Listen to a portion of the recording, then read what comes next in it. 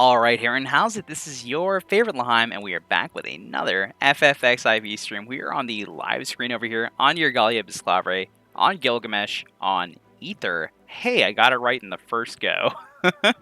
welcome, everyone. I hope my audio isn't a problem right now. If it is, please let me know. I did have to swap back to Streamlabs OBS from OBS. I'm at OBS Studio. I'm having a little bit of issues with that right now. I'm going to have to do like a fresh reinstall, but don't worry about that. That'll be things I do off stream. But if there are any issues with the audio or any other things with the stream, let me know and I'll do my best to fix them as quickly as I can. Just sort of like a get in on it before anything goes off. Any issues with it, I did make sure I have my audio connected so I was able to be heard. That's why we started a little late today. Sounds good to you? All right, I'm glad. Thanks for sending me the little friend too. They're very, very cute. So as we do here, every time we do the Shadowbringers replay streams, we sort of like to go over the... Oh, video's clear too. I'm glad. I wanted you all to see the G-pose.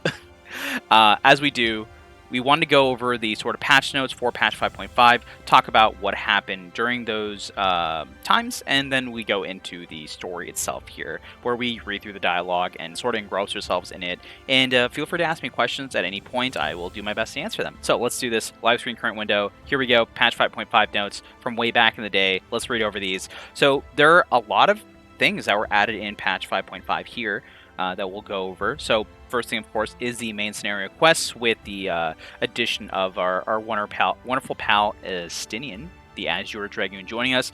The next installment of the Yorha Dark Apocalypse storyline with Tower at Paradigm's Breach, the third portion of this, which introduced us the Breach coin and helped us upgrade our gear to 530, which was really, really great. Although weekly lockout kind of stinks, but you know, they did away with that, and at the time, you know, I get it.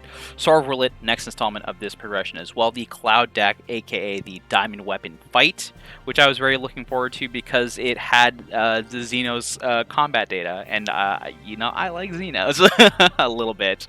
Of course, the extreme version of that fight as well. Some additions to New Game Plus, a new craftable, you know, housing wall over here. Some good old furniture from the favorite furnishing contests that they have running over here. They're getting a lot of mileage out of it. If you go over these various sort of like patches here, you'll see basically like a lot of the Shadowbringers patches introduce a lot of these things from these furnishing contests. So hey, the weapon contest just happened. You could probably bet, you know, you're going to see a lot of these designs going to be appearing for times to come in the future. So if you had a submission, hey, good luck to you. Hopefully we'll see what you made coming out in the game soon. Of course, changes to you know, additional cards added to Triple Triad. Of course, they love Triple Triad. Some nice hairstyles that you can get from the Tower Paradigm's Breach, and also a very great quality of life change that they added with this was the sort of change in the enemy reticle, like sort of like the target at the very bottom portion here, which is really great because now it clearly indicates which way the target is facing by adding additional arrows in the ring here, making very clear that, hey, if you're at the arrow point, that's for the tank. If you're at the sides here, that's flank. And this open spot over here, that's the rear. So great changes, I think, as far as quality of life. And of course, the dungeon that we'll be running tonight is going to be the new dungeon Pagafan, which I believe is still, it's still the current, most recent dungeon that we have available to us. And of course, it also introduced a rotation of the naval to the war leader change for the Unreal fights in this one. And I think that about covers the majority of what was done here. Some changes to DR and rewards from that, making it easier to do as well. Introduction of some new outfits, the Frontier cloth set over there. Some more traders for some fancy luxurious items. I believe this is where they introduced the fancy like Namazu, the golden stuff too, I think. If I'm not mistaken. So that's some cool stuff there. You had a great healer in Pagafan last night. I'm glad to hear. Who were they? Oh, you don't have to tell me. Duh. That's such a weird thing to ask. Who was the healer that you had in your dungeon with you in Pagafan? Oh yeah, dolphins and seagulls will now appear while you're ocean fishing, just like in real life, just like everyone ever wanted. Seagulls to show up while you're fishing. Oh, and of course, fets that you can do in the firmament for some sweet rewards, which are still going. if y'all want to still run those. Just a reminder, Dragon Mount. I love this Robo Dragon. Personally, I don't know. I know I like a lot of people don't, but I sure like it. Nice little gold minion for everyone that doesn't like them, but for those that work hard for it, nice, nice, nice. New stickers. New stickers for your G poses. I don't know. Does anyone use these stickers? I do. I've used them like 2 or 3 times before just to try them out. I don't know how many people actually use them though. I know some folks like to do like your character name and the server you're on, those kind of stickers, but those are like the extent of what I see. I don't see so many people using like little little bombards or Marlboros with little sparkles and little ribbons. I don't see that too much. So I mean, although this is a really cute screenshot, I think they were slightly unhinged in a good way. Oh, but they complimented your glam. That's pretty good. That's pretty good. They kept telling you to pull further. It sounds like my kind of healer. Some changes to the Duty Finder as well, and it's like that's pretty much it. Introduction of the PS5 tests for for the consoles. Cool stuff. Cool stuff. All right, that's enough going over notes here. I wanna get some story. I wanna get some dialogue. I wanna get your guy to stop pointing at whoever they're pointing at over there in the background. So let's get our chat sensor back on. And let's get into the story here. That is the long preamble out of the way, finally. Okay, so we are on our paladin, all glammed up and ready to go. Unto the Breach is the next quest here. So let's teleport to Revenant's Toll, paying that hefty fine of a K. We have 2 Breach-related quests. This is the main story Breach quest, and there's like the Tower at Paradigm's Breach, which I have not run, not because I can't anymore, but just because I haven't had the time. Which it might be something we do on the stream here as well. Run Tower Paradigm's Breach, just because like I wanna, and it's got some good gear in it, and Yer could use that gear as an upgrade here as well. We're just starting, and I already feel like I need to drink water. I already spoke so many words into the mic here, into your ears.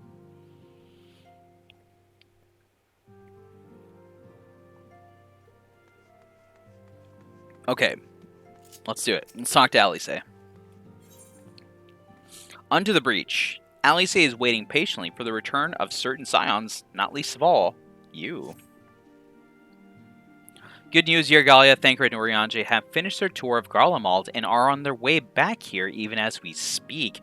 Urianger and Thancred really went real fast exploring Garlemald, although after the Civil War, I'm not sure if there was much to cover, given that place is in shambles from what we've seen in the trailers for Endwalker. As we still haven't heard anything on the towers from the Alliance, I'm hoping they may be able to shed some light on things. So, as a sort of recap up until the story at this point, we had set out to sort of spread the good news in our endeavors that we have found a cure for tempering as a result of the hard work of Alice and many others, and sort of give the Alliances sort of this new bargaining chip in communicating with their neighboring tribes and trying to find some reconciliation between the different folks and unite them under the cause of stopping Garleans, B, the summoning of primals causing untold havoc and destruction and schism between the different folks in the land, and C, the Asians, including Fandaniel, the newcomer to the show. So multiple reasons as to why this is a great idea to do.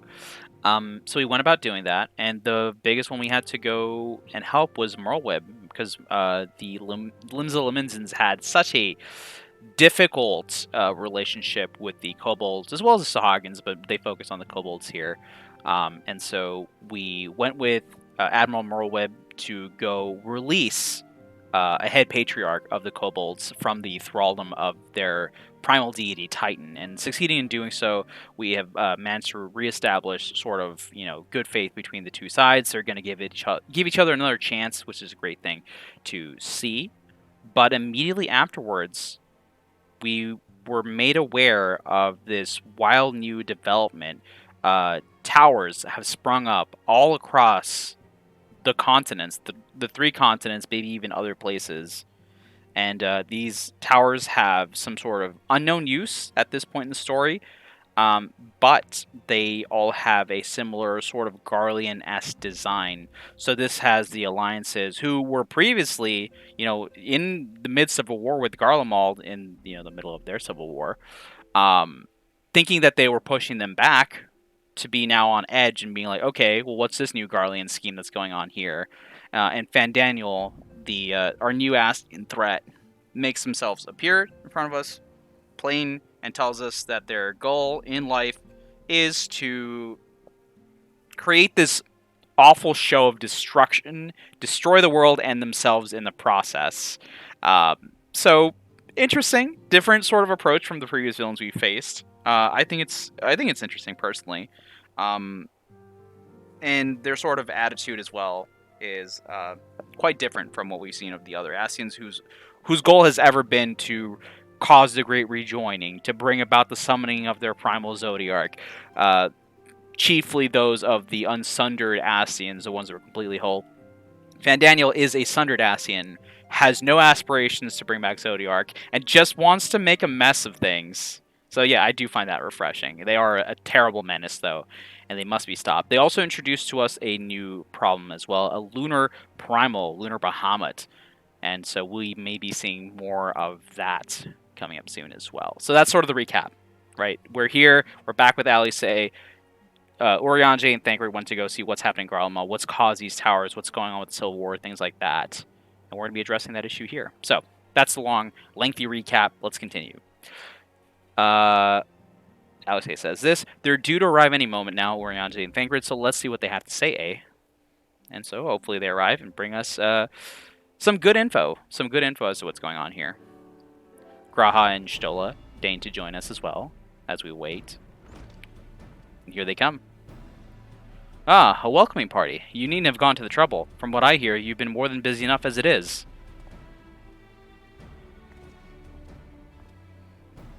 I personally can't wait to slap his stupid tiny eyebrows right off his stupid tiny face. Oh gosh. Crow does not like Fandaniel / Asahi, which is fair because I think SE did a fantastic job of creating a character that is engineered to be hated. I always find that fascinating. The ability to create a character that so easily enrages people. That's one of the reasons why I like Konosuba as well. Aqua is one of my favorite characters because she just has a way of making you infuriated. It's an art form, honestly. Anyway, the art of the troll. Honestly, you might have waited for me to return before discovering a cure for tempering. As it is, I can't even pretend to have been involved. Thancred gets no credit in this. All for Alisaie. He's a great villain, but I slayed him. Yeah, he's awful. Well, if it's any consolation, I myself was little more than a spectator. The lion's share of the credit must go to Alisaie, G'raha, and Yergalia, but I believe I speak for the rest of us when I say we are proud to have rendered what little assistance we could.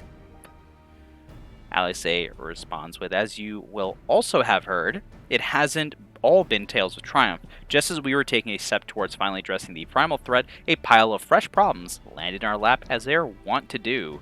Anyway, it's good to have you back, though I can't help noticing that we're one Urianger short of a scouting party. You haven't lost him, have you? I mean, losing Urianger, is it something new? We've lost him several times before.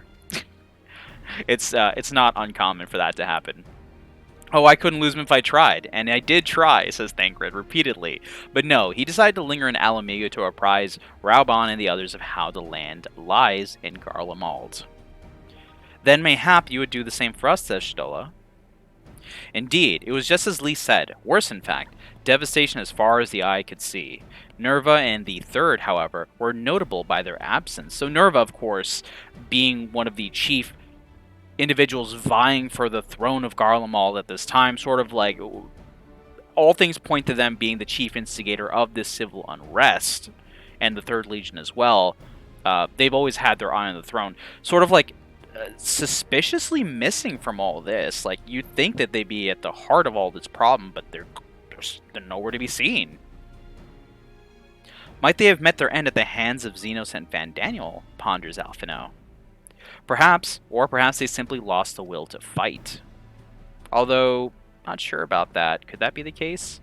You see, the capital has been plunged into a deathly silence, with one exception, the Imperial Palace. It was a busy place before the war, but it's grown busier still, with throngs of soldiers and civilians working there day and night to rebuild, or rather, transform it. But into what? Alise questions. That is a difficult question to answer. The construction is vast and unsettling to behold, like something from a nightmare. According to Urianger, certain aspects of its design were clearly devised with the manipulation of ether in mind. Magitech, in other words. Yet as unnerving as said edifice was, it was nothing next to the sight of its builders. They swarmed the palace like so many insects, working with nary a word exchange between them. No one overseeing construction, no one barking orders. It was as if they were possessed, or tempered. We wanted to investigate more closely, but given our suspicions, it seemed wiser not to take the risk. Urianger and Thancred, of course, not resilient to the fullest from the effects of tempering, so better for them not to get close, lest we lose them in this process as well. If Fandaniel could bind Bahamut to his will, Alphino wonders, might he have done the same to the people of Garlemald? Whatever the truth may be, this information is certain to prove valuable. You have our thanks, Thancred. Well, be sure to save some for Urianger, which reminds me, I have a message from Alamigo. Raban is hosting a meeting to discuss the latest findings on the towers, and he requested your presence, or our presence. Then why not leave that to us? You must be weary from your mission. No, I'm fine. Those towers have been on my mind since I first spied one on the way back, and I'm keen to get to the bottom of this. In that case, Jola says, I shall stay and begin looking into another matter as I promised Kryl. We need not all attend. Very well. I suggest the rest of us make our way to Alamigo forthwith. The sooner we leave, the more time we will have to speak with Urianger before the meeting. And so with that, we're going to head to Alamigo.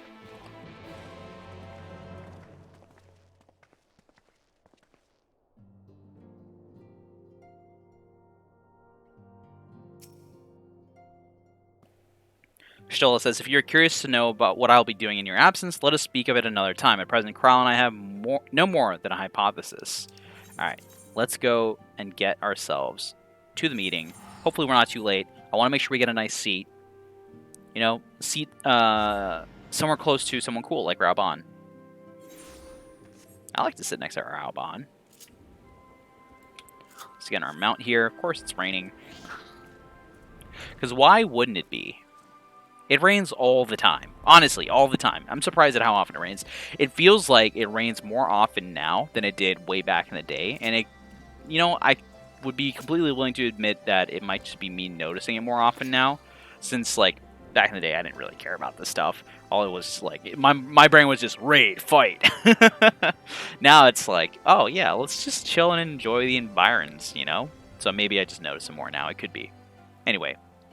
Onto the breach, let's speak with Urianger at the Almine Quarter. See what they've learned in the time that they've been hanging out in Garlemald.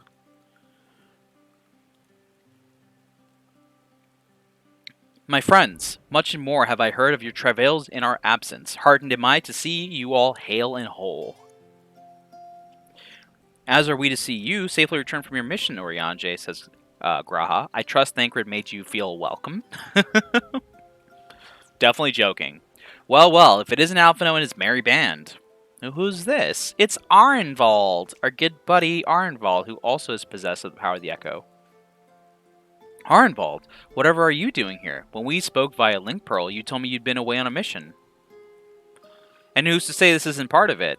But enough about that. It's good to see you looking so similar. I thought you'd have grown a bit taller after a whole year in another world, but apparently not. Well, I am sorry to disappoint you. While my soul may be a year older, my body has hardly aged, as you are well aware. And may I remind you that we Elezen are known to be late bloomers, especially in terms of our height. Mark my words, the day will come when even a great Auroch such as yourself will crane your neck to meet my eye, and I'm looking forward to seeing a time skip for Alphino and Alise getting their late start, and being as tall as Fortunal, towering over us. They're going to look real cool, I bet. Especially with new outfits and everything. I'm sure of it. Right? I'm thinking like post-End Walker, of course.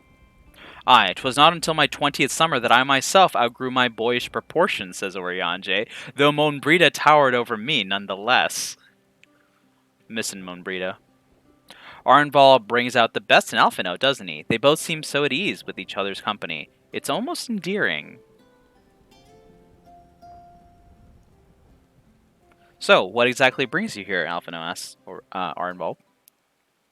Oh, for Dolan mostly. We need to go over a few things before we set out. Set out? Wait, does this have something to do with the towers? Huh? What gave you that impression? Actually, tell me later. You've got a meeting to go to. I'll see you afterwards, alright?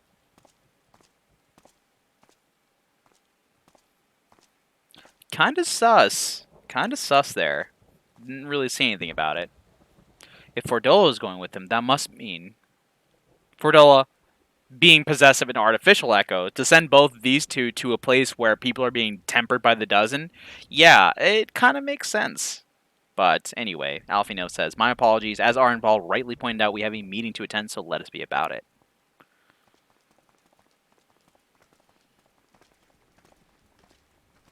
And off we go to this meeting.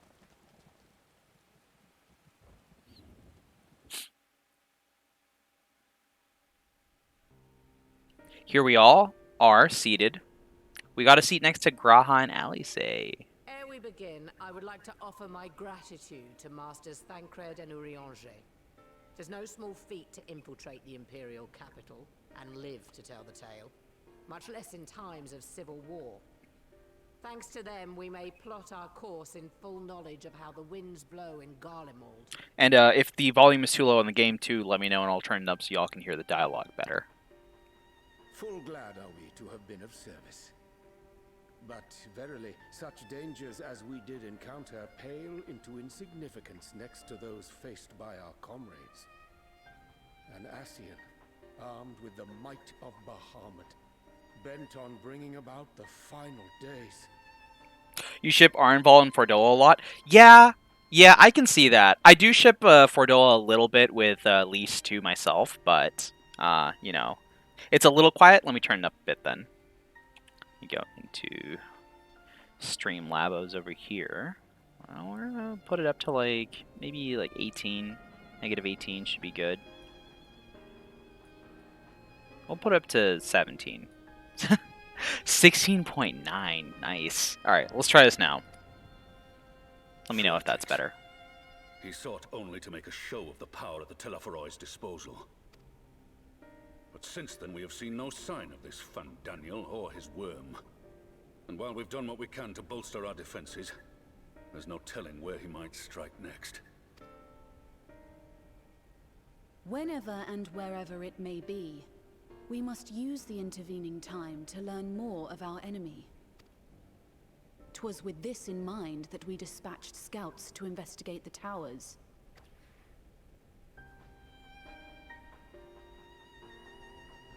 Our advance party took longer than expected to return.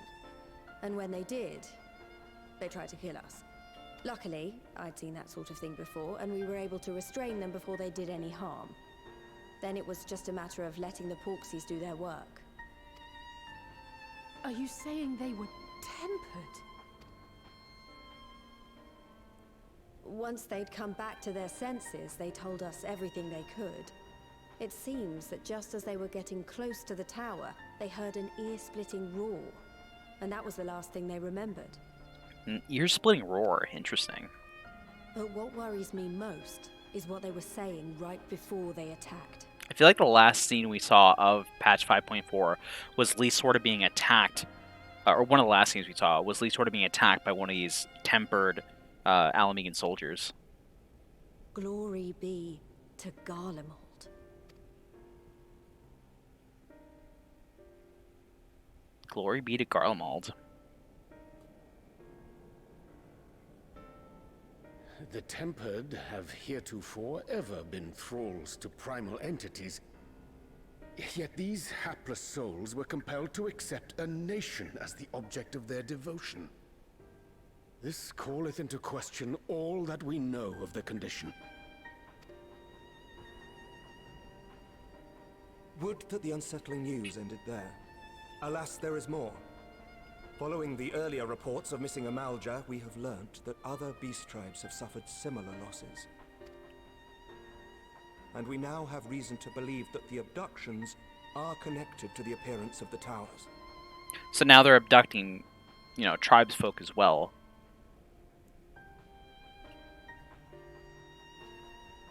Our scouts sighted black-garbed figures leading shackled Ixal in the direction of the tower in Dravania. The Temple Knights were able to intercept them before they could reach their destination, liberating the Ixal and apprehending their captors, each of whom was found to be equipped with Garlean arms and armor. So the Empire is the common thread. With the support of Xenos, it seems likely that Fandaniel has rallied a faction of the splintered Garlean army to the banner of the Telophoroi. Lord Hien reached the same conclusion when I shared our findings with Doma. Yeah, and as we said previously, this is happening literally all over the continents, the 3 major continents. The plan had been to march At on least. Garlemald from the east and west in order to force a peace treaty. But the situation has changed. Dealing with the threat of the towers must come first.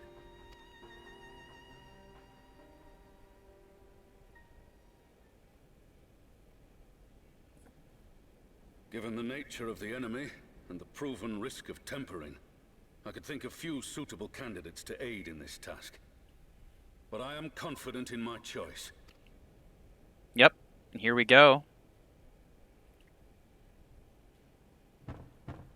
Introducing those 2 suitable candidates.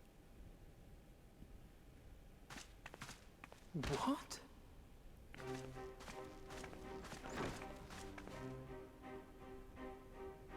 Resistant to primal influence as they are, they can investigate the towers without fear of being turned. We are glad to put our gifts to use, Commander.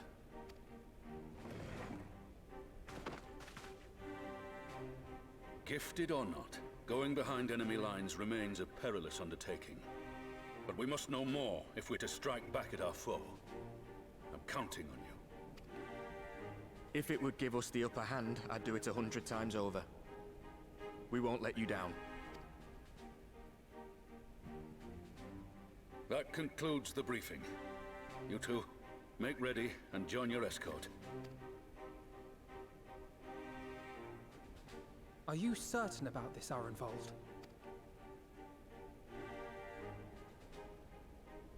I am. Come on, let's talk outside.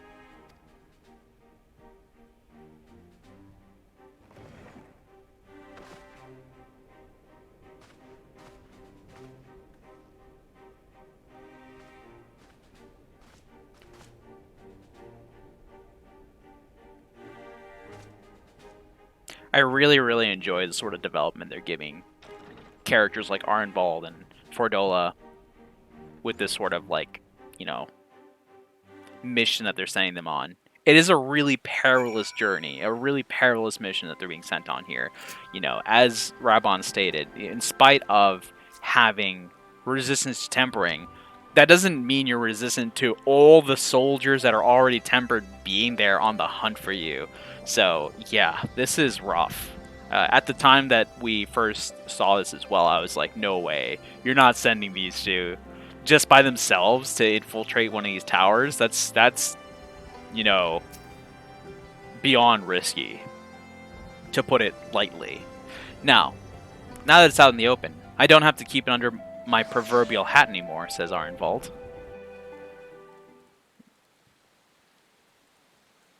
Alphino and Arenvold are very close together, especially throughout the course of the Stormblood series. I've already gone through all the formalities at the Rising Stones. Made sure to inform Jamoldva and Vmar at Ralga's Reach as well. So it's hard for Alphino to just, sit well with this. Arenvold, I admire your enthusiasm, but this is far more dangerous than anything you have done before. I know the risks. And I also know what's in store if we don't stop Fandaniel from carrying out his plan. With this power of mine, I can make a difference. If I stood idly by, I would regret it for the rest of my life.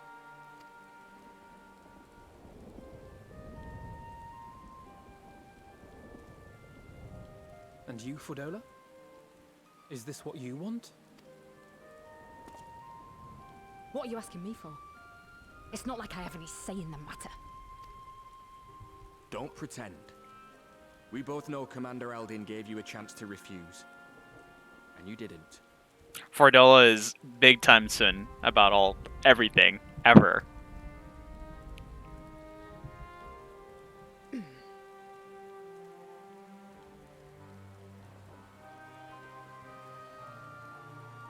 So the Empire's finished, is it? Well, that's what they're all saying. That the great and glorious Garlemald slit its own throat. And now, from out of its twitching carcass crawls the Telophoroi with bloody Xenos at its head! I fought for Garlemald. Killed for Garlemald. What was I part of? I need to know. Whatever it is, I need to know. Yeah, I love that they gave the Alamegans a distinct accent as well. I like when they do things like that, like regional accents and dialects. You know, are very cool to see.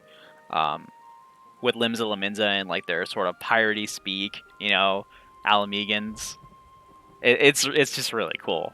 It adds a sort of like depth, another layer of flavor to make the world more real, because you know that's how it is IRL.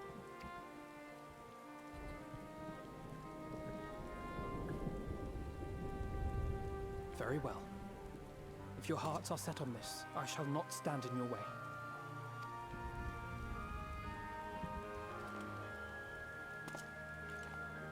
The fist. The fist of friendship.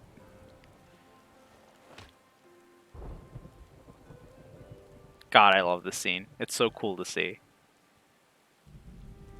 And then just makes me cry. Display of camaraderie, I have a question. Which tower are you planning to investigate exactly? Cry for what happens. Well, the one in Girabani is said to be tightly guarded. It's patrol after patrol out there, apparently. We'd be spotted before we got anywhere near it. Which is why we've set our sights on the one in Paglthan instead. There shouldn't be anything like as many Imperials to worry about down there. The attention to detail is incredible in this game, honestly. Someone pointed out in Dravania that the time stop spell around Alexander also stopped the river flowing around it. Yeah, it's really great attention to detail like that. That makes games like this great. People think it's like just the big things that would make a game great, the things that stand out. But no, it's really everything. All the little things put together create a rich environment, an immersive world. You know, you can't have an immersive world where like, you know, like things like this just don't matter. Like it doesn't make any sense. So I really love the amount of effort that SE puts into this game. Like each of the devs, like they really do try hard to make this game stand out from the crowd, and they do a great job of it. I just like wake up and clap for SE every day, honestly. I could have given them a round of applause every time I log in, because they deserve it. Even so, I doubt the local Amalja will look kindly on it if they catch you sneaking around in their territory. Do you see like that shadow like moving past you? The fact that time continues to flow while you're in a cutscene, you know, the sun and moon are still moving, the world is still functioning, it's getting brighter outside, things like that. Like, ugh, I love it. Fordola and I had a chance to learn the lie of the land in our previous forays there. We might still find trouble, but at least we won't lose our way.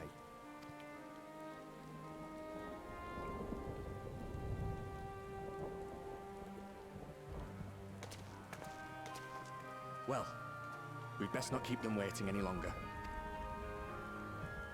Mayhap when all of this is over, we could take another trip to Loxeld. I would have you know I've become a rather capable swimmer since our last visit. Ha! I'll believe that when I see it. Though, to be fair, getting into deep water does seem to be a scion's lot in life. Take care, eh?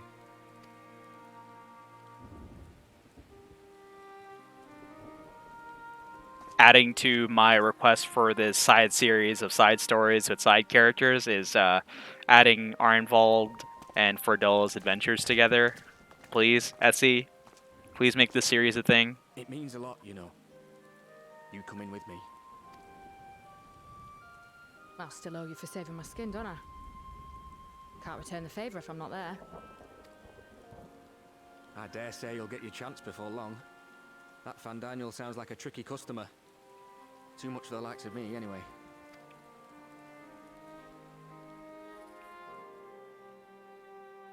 But we both know I'd just be another soldier if it weren't for my gift. And I need to be a damn sight more than that given what's coming. And like these shots, these camera shots have gotten so much better too. Arnvald and with like their best friends, Alphino and the Warrior of Light in the background there, like it's such a great job they've done. Hold a candle to a hero like the Warrior of Light or Alphino for that matter. He might look like he's 12, but he's seen more action than most people see in a lifetime. He might look like he's 12. No, the fact is I'm nothing like them, and maybe I never will be. But I'll be damned if I don't try.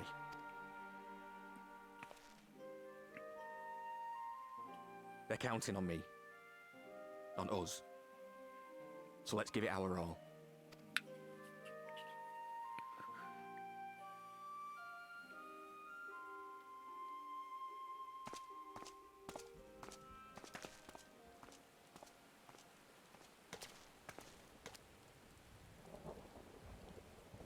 He does not want for conviction, that much is certain.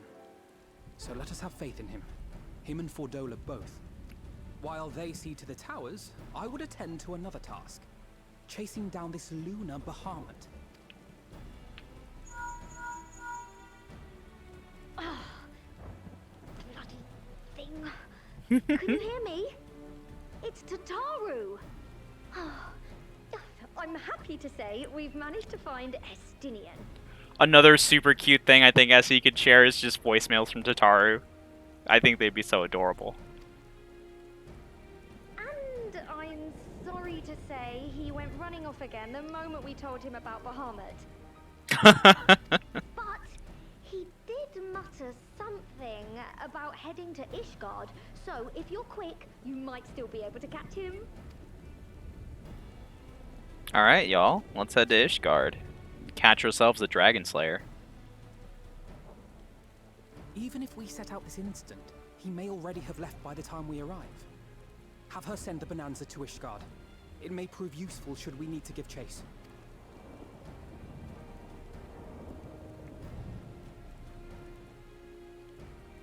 Gladly. I'll see to it as soon as Kryl and I get back to the Rising Stones. Good luck. While you go off on your dragoon hunt, Urianger and I will return to headquarters. We have much to tell the others. Especially sharing the information network information to Rial and the gang. Our elusive friend. May we all meet again ere long.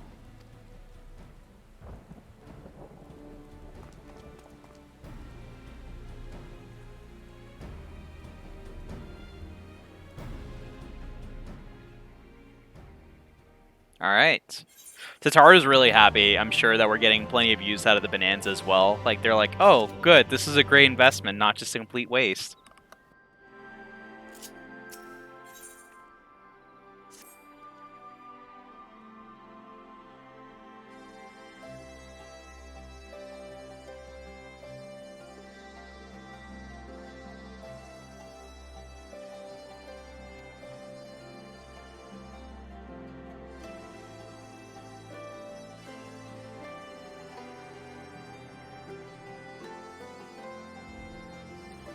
Sorry about that. Had to talk to someone there. Also, still getting weird text messages from not my phone company. Anyway, Alphino, whatever it is that brings him home, we must hope it will keep him there long enough for us to help bond him. Come, there is no time to lose. So, without wasting any more time talking about it, we're gonna go to Ishgard here. Hopefully, Estinian hasn't jumped away, or high jumped away, or spine shattered. Dove away. Point is, I hope he's still there. Let's go and see. Oh, they're right here to the north. I have not touched any firmament stuff here, as you can tell. All present? Good. Let us split up and search for Estinian. Since we're relatively new to this place, says Alice, Graha and I will look around the open spaces, the squares and markets and whatnot. You and your Galia can delve into the nooks and crannies. Seems like a good idea. Very well, let us reconvene at the airship landing later, with or without Asinian. Good luck. I think I shall begin with the Sky Steel manufactory, so perhaps you could try the congregation. Lucia may well have heard the news of our friend's return. I mean, first place I'd look, if they're like, go look for Asinian, is I would look at the congregation of our nice most heavenly, because that's the place I think he would be. And then after that, I'd probably check the House Fort Tom abode. Just because I want to go say hello to the fam over there. And also, just, you know, maybe he's there. He likes to hang out with them a lot, which is, there's some good folk to hang out with. This person's name is straight up trigonometry. That's fun. Hey, Lucia. Good evening to you, Warrior of Light. Lord Amaric sent word that you would be attending the meeting in Alamigo, so I gather you have not come in search of him. So, what... Hold on, that just made me think of something. So what then do we owe the pleasure of your visit? I feel like Sir Amaric was just like excitedly telling Lucia that, you know, I'm going to go to a meeting, and it's going to suck, but you know what? It's going to be great, because the Warrior of Light's going to be there, and I've been looking forward to seeing them for so long, and it's going to be the best thing ever, Lucia. Are you as hyped about this as I am? And they're like, yes, Sir Amaric, Lord Amaric, this is really great. And he's like, I'm freaking out! What do I wear? Oh, Amaric. I see another story I want to see, how Amaric just fawns over the Warrior of Light as they're helping in the firmament, just like looking from his window, his office that just happens to face the firmament direction, and he's just looking down there. It's like they're hard at work building my Ishgard with their own hands. I cannot thank them. I am so indebted to them for the rest of my life, and I love it. Yeah, I love this upcoming cutscene so much as well. I'm very excited to share it. I see. No, we were not aware Sir Asinian had returned to Ishgard, but as I expect you remember, he is wont to come and go as he pleases. Mayhap he came seeking an audience with Lord Amaric, only to find him absent. In any event, I am afraid I cannot help you. Perhaps one of your companions has fared better. I'm quite certain Sir Amaric, just, you know, as soon as he caught wind of the Warrior of Light was participating in the firmament stuff, immediately had all of his stuff dragged from his original office to the one that does face the firmament area, so he could, like, you know, peek out his window every now and then. Suffice it to say, he got no work done during that point in time, to the chagrin of Lucia and many others, and the houses of Ishgard.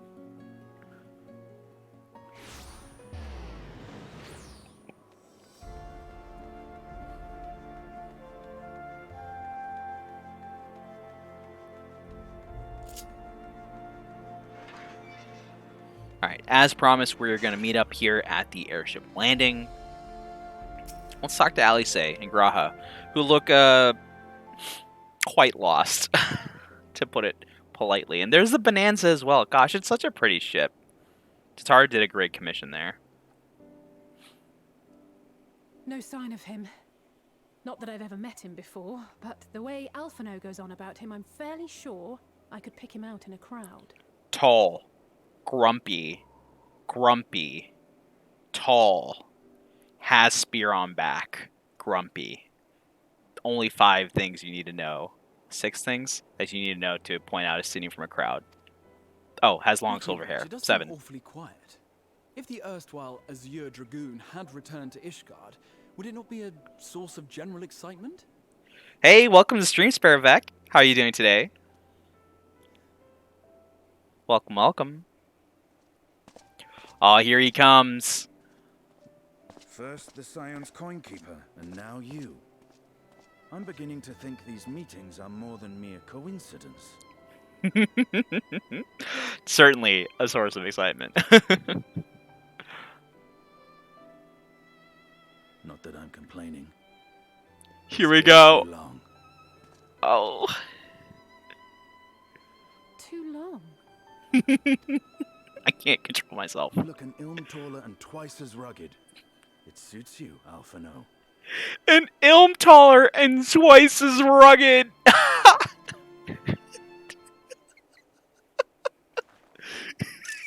This is awkward shaking of their head.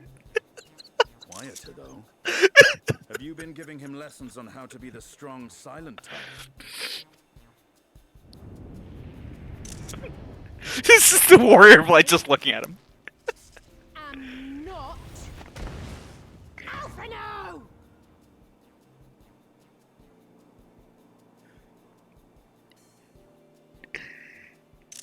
If the two of you are such firm friends, perhaps you should remember what he looks like. And what do you mean, rugged? Ugh!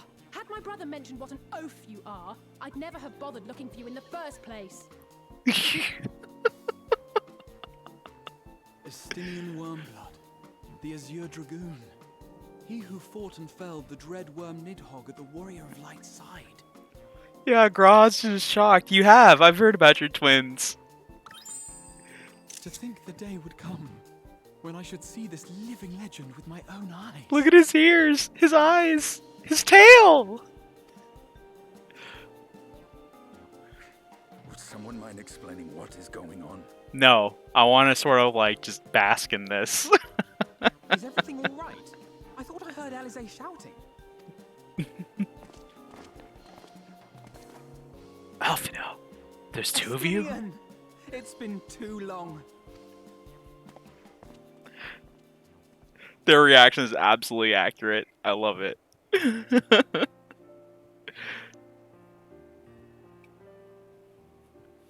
No, it's quite understandable. That was hardly the first time we've been confused for one another. Nor, I suspect, will it be the last. I think maybe like come time skip and they get their grown up, looks. They might go to greater lengths to sort of like look more distinguished from each other too, just so people don't make this mistake over and over again. That was the moment that won you over to Alice. Oh, I'm so glad. Alice is so great. I mean, I love them both, honestly. I, for one, will not be making that mistake again. What I will say, for the second time today, is that you've grown. Inside and out. I can tell. One can't remain a spoiled little lordling forever, you know.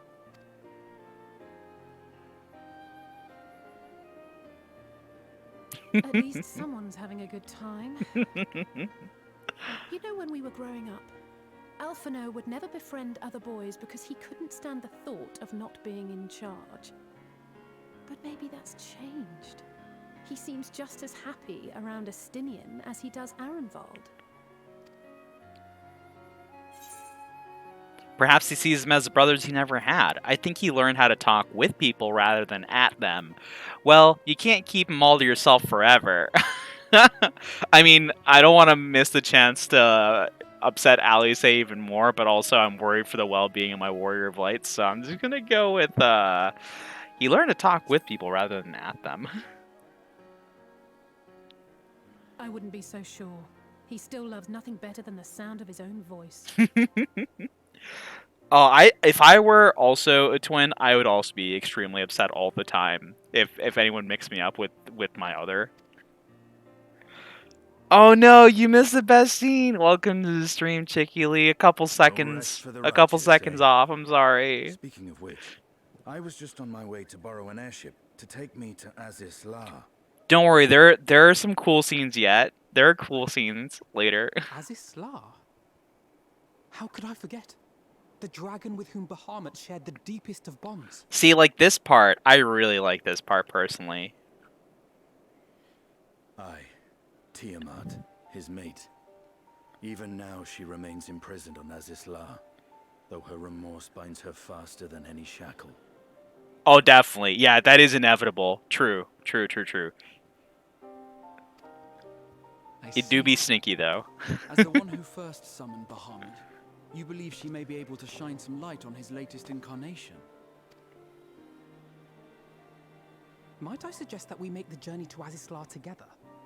I'm not sure if Tataru mentioned this, but we Scions have an airship of our own now.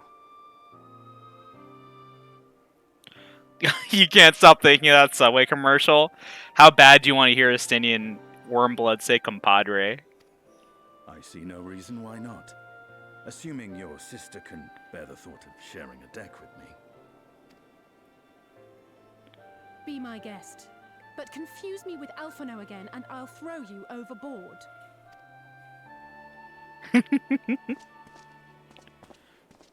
Ugh.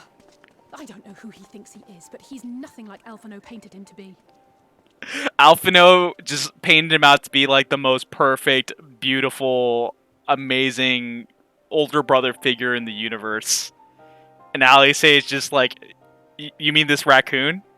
Is that what you're talking about? The one eating the banana peel? I imagined him either. Based on what I had read. That's of him, Justinian? I think I was expecting someone a little less blunt.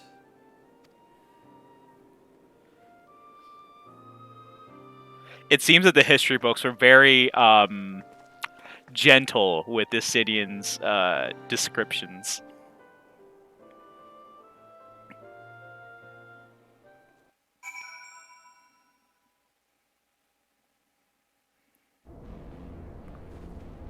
Justinian has a full-on.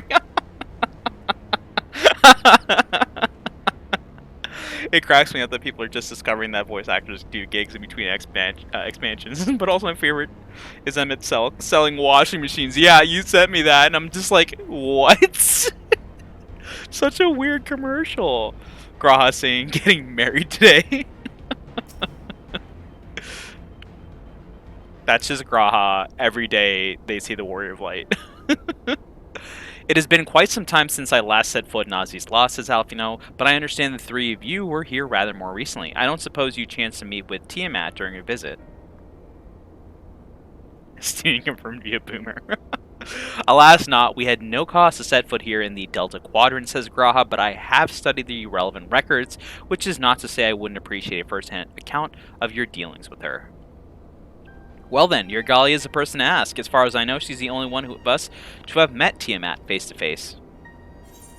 Tiamat's cool. They're just really sad, and I feel so bad for them. And also, I will reiterate, on times off on some of my alts, I like to come like say hello to Tiamat because they're so lonely. I love them. Apparently, Gra's VA is currently in Bridgerton and plays a nobleman. Like that tracks. Yeah, I can see that. All right, even now she remains a prisoner of the Allegan Empire. Let's just say it helped that Midgardsormr was there to introduce me, or just a bunch of ellipses. She's still trapped. I mean, by choice, but still. Ever since the end of the war with Mericidia, yes. To have been held captive for so long. I too have met with Tiamat, says Justinian. Say the word? Which word? I don't know what word you're talking about. I said nobleman. Tracks. I said all the words. I'm out. After the Dragon Song war came to a close, I came here to speak with her, a worm who had fought her own war against man in another age. I wished to know if she had yet harbored thoughts of vengeance and asked as much. She said no. I love Tiamat in 14. They're so cool. My hatred for your kind was extinguished long ago. What kind of nobleman? A Bridgerton nobleman. Be descriptive. Catboy. But the guilt she feels for resurrecting Bahamut burns on undimmed. It torments her even now. Listen, this isn't the monster camp, monster prom stream with Booba. I don't have to say the lewd words. Behind, I choose all my words carefully, and you're disrespecting by not saying them all. Okay, well, I don't want to disrespect you, but fine. Let me go back and read it. Why y'all do this to me? Apparently, Graha's VA is currently in Bridgerton, plays a very horny nobleman, and, like, that tracks. Because I respect you. I said horny because I respect you. Oh, I'm glad no one clips this anymore. I see. Then your original reason for coming here was out of concern that Tiamat had been forced to summon Bahamut. Pretty smart, Justinian. Nidhogg is a part of me. I feel his emotions as my own. and I know that he would not allow his sister to be made a tool of evil. I don't think anyone did, Chicky Lee. In his absence, it falls to me to watch over her. Estinian's really taken his duty as the sort of inheritor of Nidhogg's spirit. Real good, taking care of the other dragons as well. And you see this as well in the Dragoon storyline. If you played it through the capstone story after the role quests, it's really touching, honestly, the way Estinian's outlook has changed on dragons and how he's more of like this. He's still a dragon slayer, but he would rather not do the slaying part if at all possible. He's more willing to find compromise and agree on things rather than take to fighting so eagerly like he did before. You love the emphasis on it. I tried my best. I want to entertain. Your clipping legacy lives on. Is that it? We'll see. We'll see. We'll see how many clips there are by the end of the stream tonight and how bad I'm going to look to myself. Okay, I could just take the money here, but honestly, I want the pizza because I think it's I like pizza. Honestly, who doesn't like pizza? Can I be blamed? I don't think so. Alright, let's talk to Estinian one more time. Righteous indignation. Estinian is ready to lead the way to Tiamat. Tiamat awaits. This way. Lead on, lead on. Okay, look, I'm trying to redecorate my FC for Halloween, so I might not get all the clips. That's fair, which is also great news for me. I can now be a little bit more lax about the things I keep myself from saying, you know, and not worry about it all being caught on a live stream and memorialized for me to be haunted by it for the rest of my days. Never living it down and just waking up every day crying about it, like I did about this the with Care that other time on the Genshin stream. Yep, that went over my head, and that is was that one clipped? I don't know if it was. You know another way that's fun to torment live. No, don't do it. No, don't do that, please. Please, no. Anything but that. Don't do it. Please let me raise channel points. Maybe let me make it more expensive. I am not prepared for this. Tiamat's here. Please, not in the presence of Tiamat. My sire's mortal companion, what bringeth thee back to this forsaken place, child of man? It's plain she knows naught of recent events. Perhaps you should enlighten her.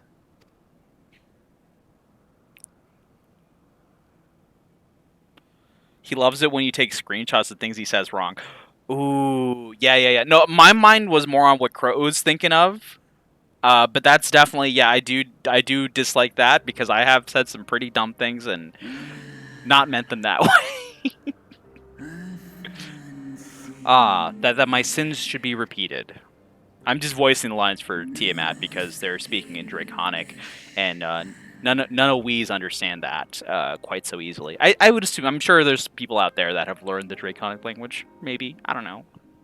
But I haven't, and I don't think y'all have, so we're gonna read these lines. I sense not the faintest stirring. As to who could have called him forth, I know of none, save the dragons of Mericidia, our children. No, don't do it! Don't do it, Crow! Not right now! Ah! I can't. After the cutscene. Okay. Thank you. At least that. The Icon claimed their souls when first he manifested and robbed of their will. They became tools of the Allagan's dark design. So this is sort of harkening back to the Binding Qualls of Bahamut storyline. If y'all haven't done it, if y'all don't even know it exists, it is the Realm Reborn raid series that I highly recommend you going back and doing. Although it will be a little bit difficult to run nowadays because it, for some reason, doesn't fall under the normal raid series.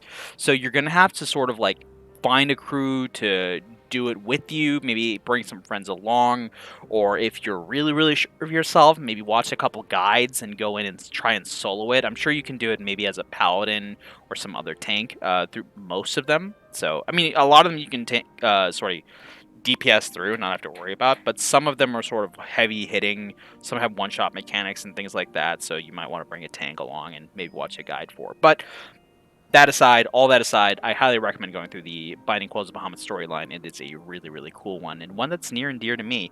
My gosh, there it is. I'm gonna keep reading, and I'll think of it. I'll think of something here. I'll think of something to compliment myself about here. It's like getting shot, but with goodness. Neither alive nor dead, existing only to preserve Bahamut's corporeal form. Yes, the dragons in Mirror City are at the mercy of this Ascian. There can be no other explanation, says Tiamat. Accursed Ascians, vile minions of darkness, exclaims Tiamat. Again, you would profane the memory of my beloved and strip our children of their freedom, their dignity. Are there no depths to which you will not stoop? Gosh, I feel so terrible for Tiamat here. They don't deserve this. Rise.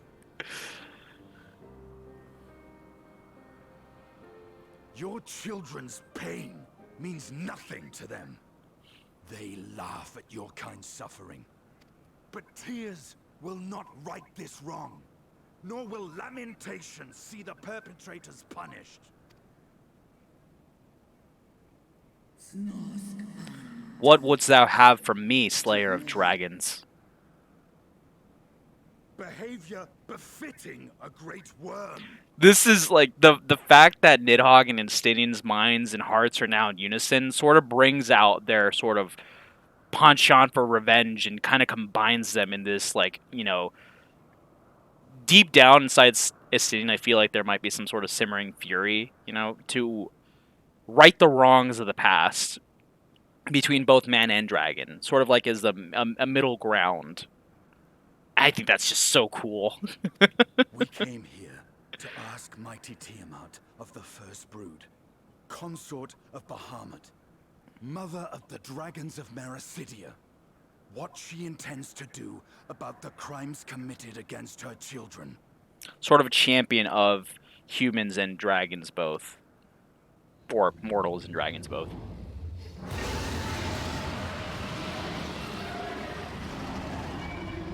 Benefiting a compadre. Befitting a compadre, yeah. Were I free, I would answer thine insolence with fire, but words shall have to suffice. Recall, mortals, that it was I who did first summon my beloved, praying with all my being to bring him forth. You who contend with icons cannot well be ignorant of the consequence. You too were exposed to his influence. That you are yet in possession of your own will is testament to the indomitable strength of your soul.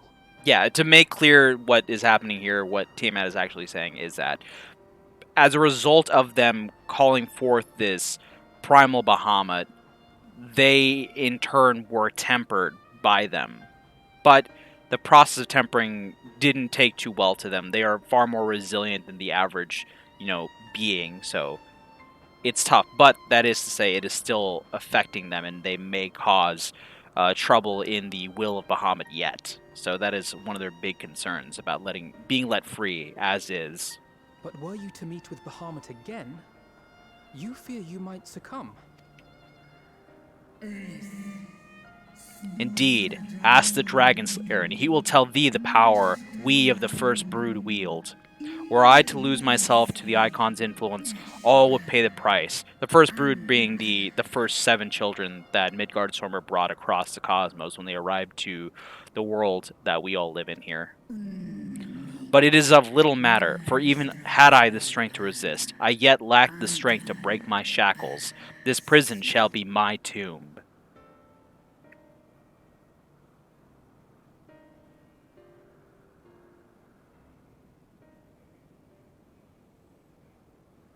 On the matter of Bahamut's influence, at least, I believe we can be of some assistance. If you're afraid of being enthralled, don't be. We have a cure. And while we've never tried it on one such as you, its basic principles are universal.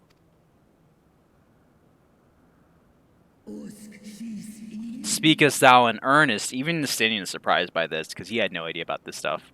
going into it. There is no future for those bound to the past. That you committed a terrible sin, I do not dispute. But if you feel remorse, you may yet make amends. We offer you that chance. Take it, or you will forever remain a prisoner, not of these cruel shackles, but of your own guilt. A chance to make amends, to lay Bahamut's memory to rest. Tiamat considers.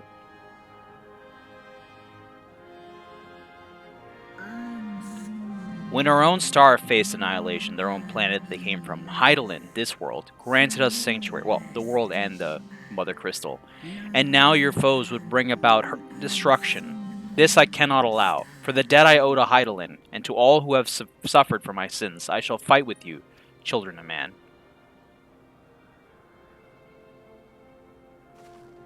I'm sure Midgard-Sormr is happy to hear that too.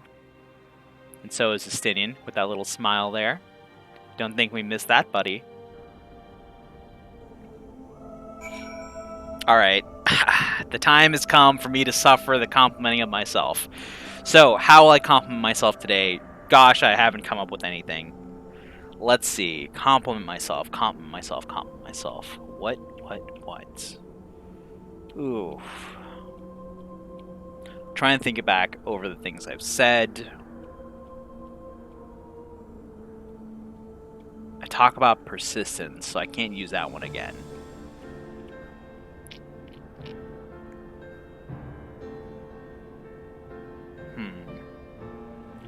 I've thought of legit 15 ways you compliment myself in the last 5 minutes. That's impressive. Please bestow upon me your powers, for I lack them severely. This is why the compliment yourself thing is such a big challenge. Is that like it's hard? It's hard because I don't want to sound conceited either. Because like I don't want to be like I'm just tooting my own horn for the heck of it. I don't think like I'm the best at anything. So I can't like honestly just say like, yeah, I'm the greatest, whatever, because there's always someone out there that's better than you. Dragon Ball taught me that. Thank you for knowing the word I forgot this time. No worries. And I would compliment myself for that, but that is also a blessing and a curse. This sort of like autocomplete in my head. Okay, how about this? I'm a pretty understanding person, and I kind of like sort of I understand my friends, or at least I try to. I want to know about them and the way they think, so I can be a better friend for them, and just to make our relationships better. So I go to great lengths to try and understand my friends and other people too. Like I try to understand everyone. Excuse me. So, if I had to compliment myself, I guess that's the compliment I'm going to give myself. I am an understanding person. Trying to sort of get people's approach and the way they handle and think of things as well, which again can bite me in the butt because I can assume incorrectly as well. So not always the best, but I do try and make efforts to, maybe even if I make mistakes, sort of adjust myself from that point on, come to better conclusions and assumptions. But there we go. That's a compliment. I hope that was all right. Let's talk to Graha now. Alright, Graha says, while Porxies have been shown to be effective in curing the temper, Tiamat must be considered a special case. She is far, far larger and immeasurably more powerful than any subject treated thus far. Were we to remove her restraints only to find that the process had failed, we would be hard-pressed to contain her. Fighting Tiamat would be equivalent to fighting Bahamut, or fighting, Nidhogg, Hraesvelgr, these powerful, powerful dragons, even Midgard-Sormr. So yeah. I don't think we do well. Suffice it to say, the amount of preparations needed to fight those enemies are quite a bit. Then, before going ahead, says Alice, we should learn as much as we can about the exact nature of her condition. Do you suppose we can find that information here? Why, yes, says Graha, we can. We can indeed. The Allagans kept detailed records on all their notable captives, and I know exactly where to look. We shall leave that to you, then. In the meantime, the rest of us can turn our thoughts to the removal of those shackles.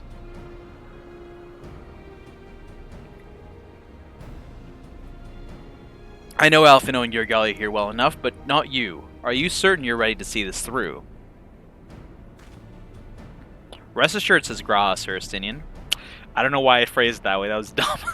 Rest assured, Sir Estinian, says Graha, that I am both ready and willing to give my all for the sake of this star. And if you have any doubts on that, you can ask us. We will certify and say that Graha Tia is willing to do literally anything for the Warrior of Light and the sake of the world.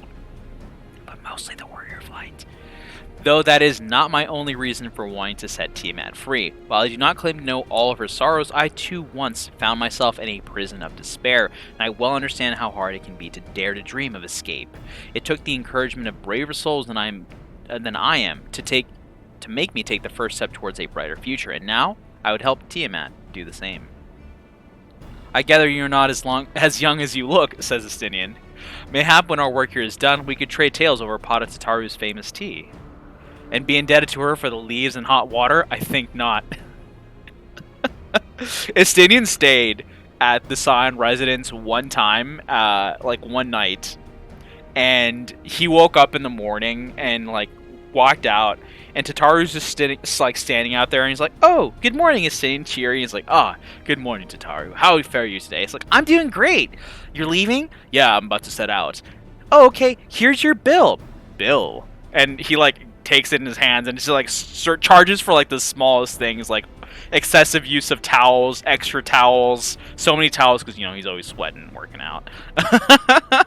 Ran water for too long, ran hot water for too long, took some bubbly out of the fridge, drank water from the fridge. It's like, what? Estinian, who has never been charged for staying anywhere his entire life, is just freaking out. It's like, I get to stay in Ishgard for free. What is this? Graha, guess I'll die, Tia. Graha, horny nobleman, Tia. So, since that point, Estinian's like, no thanks, I'm not staying anywhere near Tataru. I believe the nodes governing Tiamat's restraints are located in the sector known as the flagship. Ah, yes, we are familiar with this as Alphino, the Aetherchemical Research Facility in particular.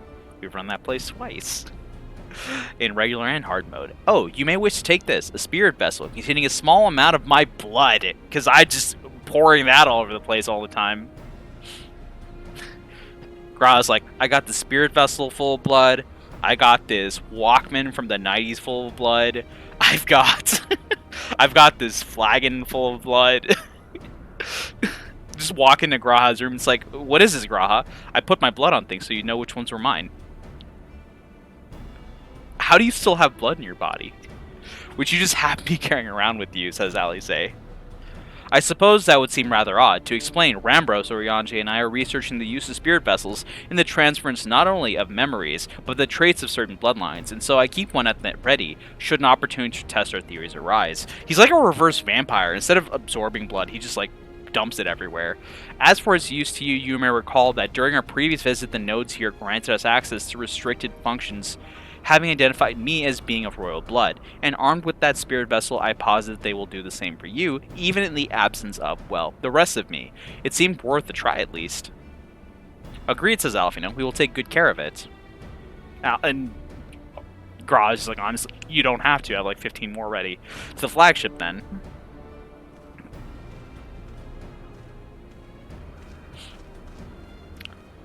Old Graha 3 sleeves, Tia. Alright, we're going to fly on up to the Aetherchemical Research Facility. Crow, what did you call this mount? I forgot what you called it. You said it yesterday, and it already slipped from my mind, but it was funny. It's the Golden Magitech mount. Pissbot 5000. Beautiful. Beautiful name for this thing. We got it on the random roulette, and I feel like that's like the biggest coincidence with the Urions. The Pissbot 5000. Amazing. If you want your own Pissbot 5000, all you need is 500 commendations, I think. Alright, let's talk to Alfino here. Wow, look at these mana cutters that just happen to be here. Let us split up and search the flagship for the node that controls Tiamat's restraints, but should you find a likely candidate, do not be tempted to make any adjustments. It would not do to accidentally release some manner of experimental monstrosity, nor less Tiamat herself in current state. Our objective at this stage is simply to identify the relevant node or nodes, and then, just learn as much as we can comparing nodes before proceeding. It also gives immense joy to hear you call that out aloud. After those Monster Prom streams, I'm getting more comfortable with saying the bad things on the streams. I don't know. It might be that. Just receive your own Pissbot 5000 and change your life. Only 500 cons plus shipping and handling. It's wonderful. Hey, if anyone's out there selling a weirdly named vacuum cleaner, let me know. We'll do a collab. You can do a sponsorship here, and I'll say your weird vacuum cleaner robot names. These nodes, or whatever it is you call them, why do they quiver so? Quiver so? They're afraid of you, Sidian, that's why. For 500 small payments of bits of your soul, you too can hope strangers like you.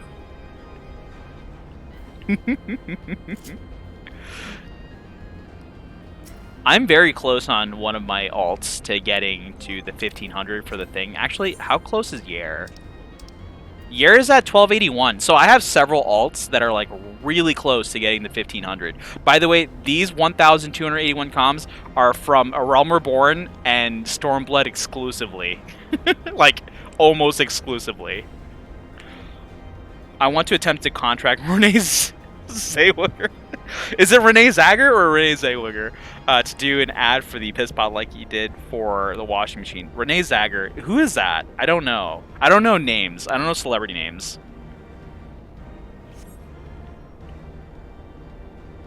I know, like, I don't even know Yoshi P's real name. I've always called him Yoshi P.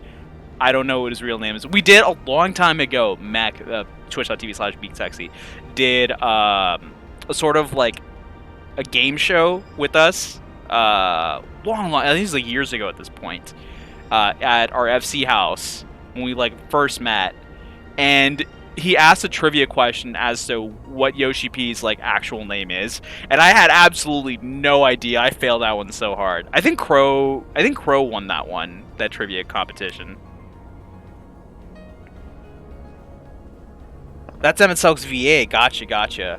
Didn't seem like that long ago. It was fun. I do miss that. I remember afterwards getting some prizes so we could do it again. So maybe we can do it again sometime. I think that would be great. Alright, blip bloop. Warning. Scheduled Dragon Restraint maintenance due in negative 2020 years. Failure to verify system integrity may result in unscheduled specimen release. Ooh, that might be bad. That might be bad for us. See another egg-looking node over there. The malodorous node. This node's stanky for some reason. Friction between metallic components detected. The temperature increasing to critical levels. Please replace damaged parts or retreat to a safe distance.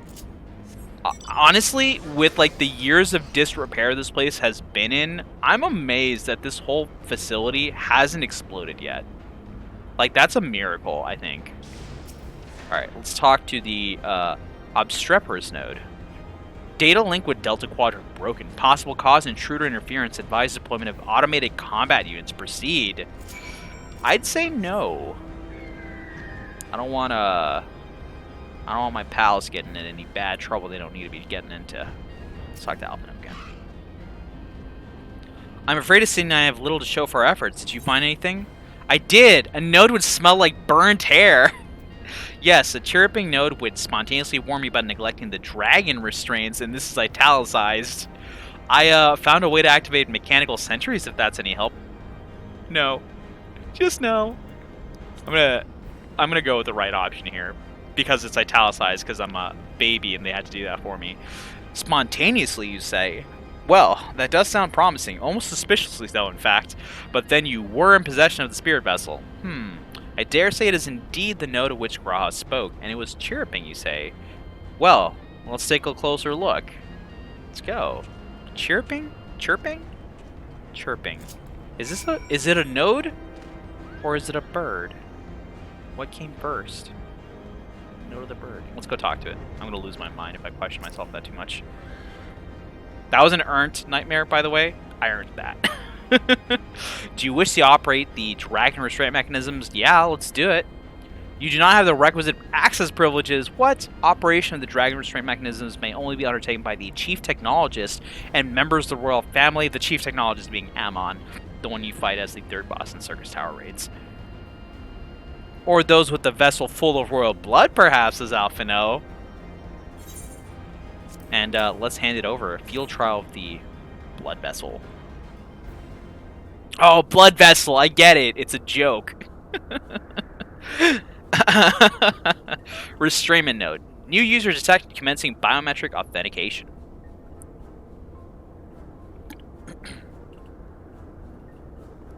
Authentication complete. User identified as member of the royal family. Please state your name. I can give any of their names too. We can give our names or theirs. I'm going to go with the Stydian Wormblood. I just want to see what the Stydian says when I say this. Make a grumpy face while I do it.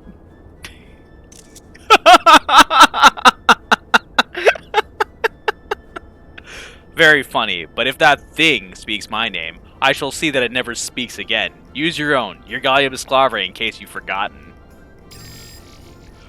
Username changed. Welcome, your Gallia Bisclavre. You may operate the dragon restraint mechanisms when ready. He just stares at her. Yeah, he's just like... That's your best impression of me? Error. Unable to disengage restraints of the specimen. Tiamat. A system update is required. A system update? What do you suppose it is asking of us? I could hazard a guess. To smash it to pieces, just like Alice would have wanted.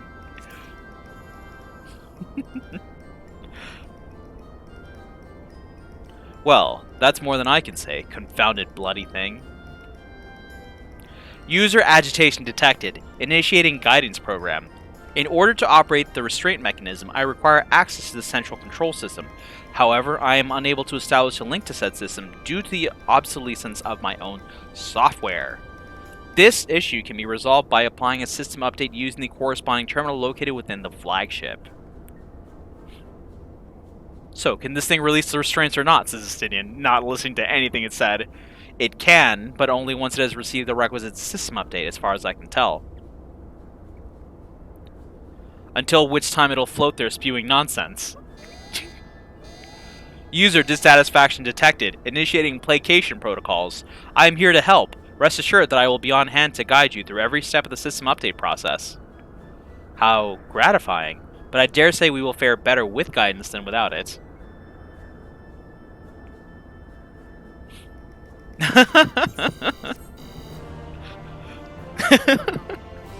This is just like...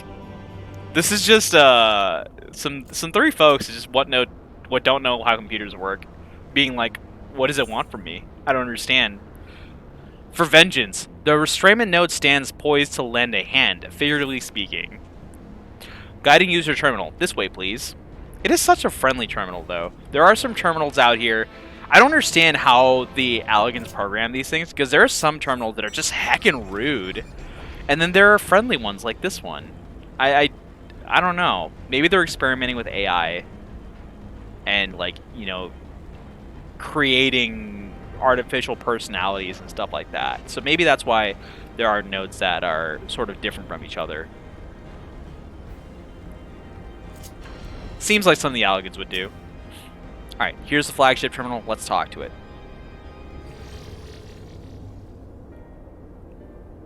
Let's see. According to Terminal, the central control system is presently employing software version 56.135. Dare I ask which version you are employing? Why? Software version 42.002, of course. Warning, errors detected in the data management system. Estimated time required for update, 5 years, 1 day. That is rather longer than we were hoping. Aren't there any other options? For instance, using this terminal to operate Tiamat's restraints instead? The proposed method is indeed an option. Please be warned, however, that the procedure may have changed as a result of the system update, and my instructions may no longer be accurate. Well, I can't imagine it will have changed all that much. As long as we pay due attention to any discrepancies, I dare say we shall be able to muddle our way through. Don't bother trying to explain. Just tell me if we've made any progress, says Stidian, not understanding anything that's happening at the moment. I would say so, yes. It does require that I remain here to operate the terminal. I shall inform you via link pearl once I am ready to release the shackles. It might be best if you left the spirit vessel with me. I may yet have use for it. Rest assured, I will be certain to return to Grahatia once this is over. You know this would have been a great time for? It would have been a great time to have Nero around. Nero Tolskeva could have figured this out. Probably faster than Sid could. Just a little more work and Tiamat will be free. But before you go any further, there is something I would know, says Estinian. When Tiamat and her kin fought against the Allegan Empire, both sides were but dancing to the tune of the Asians. And it was the same in Ishgard, where they stoked the fires of conflict between man and dragon from the shadows. All that the Asians touch turns to ash, and thus have you made it your mission to fight them.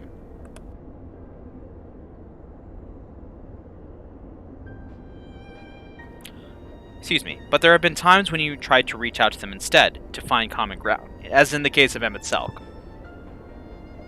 And I guess like one time Elidibus. And so I must ask, what do you intend to do with Van Daniel? Will you try and reach out to him too?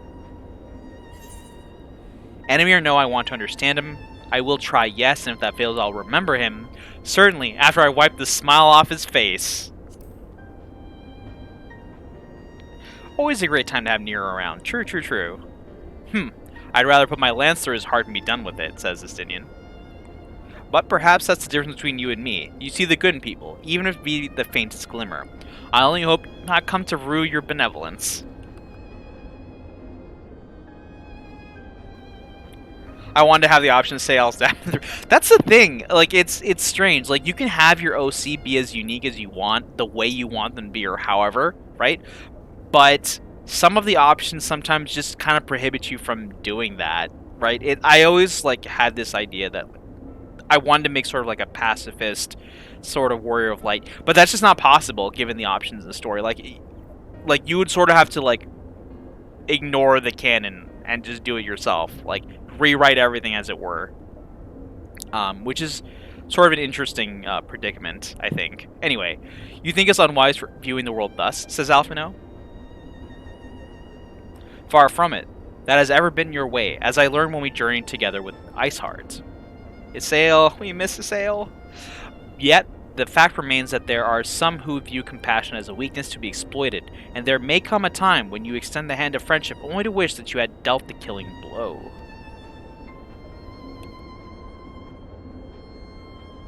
So, save your mercy for those who deserve it. And I feel like this is maybe foreshadowing, too, for something that might happen in the future, and has me a little bit concerned. I might be worried for a moment where we try and show someone some sort of compassion and they betray us instead. Maybe it's Xenos, maybe it's Van Daniel, who knows.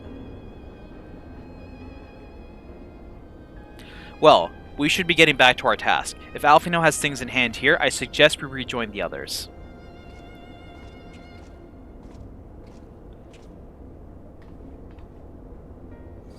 One of those Thanos you should have gone for my head moments. Alright, let's go talk to Alice. Be on our mount here. Oh, we got the little panda.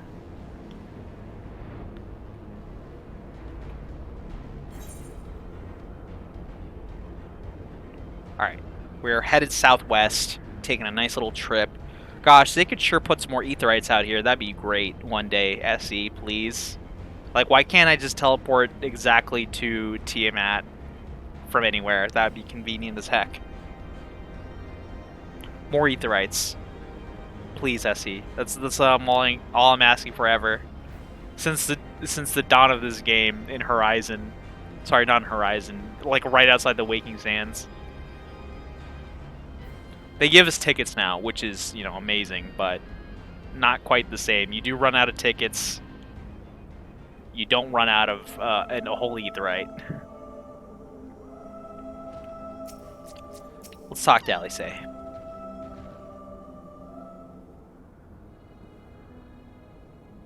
Yassine told me all is well, but nothing more. Honestly, it's like getting blood out of a stone with him. Graha's like, it's easy, isn't it? I take from Alphino's absence that he's needed elsewhere.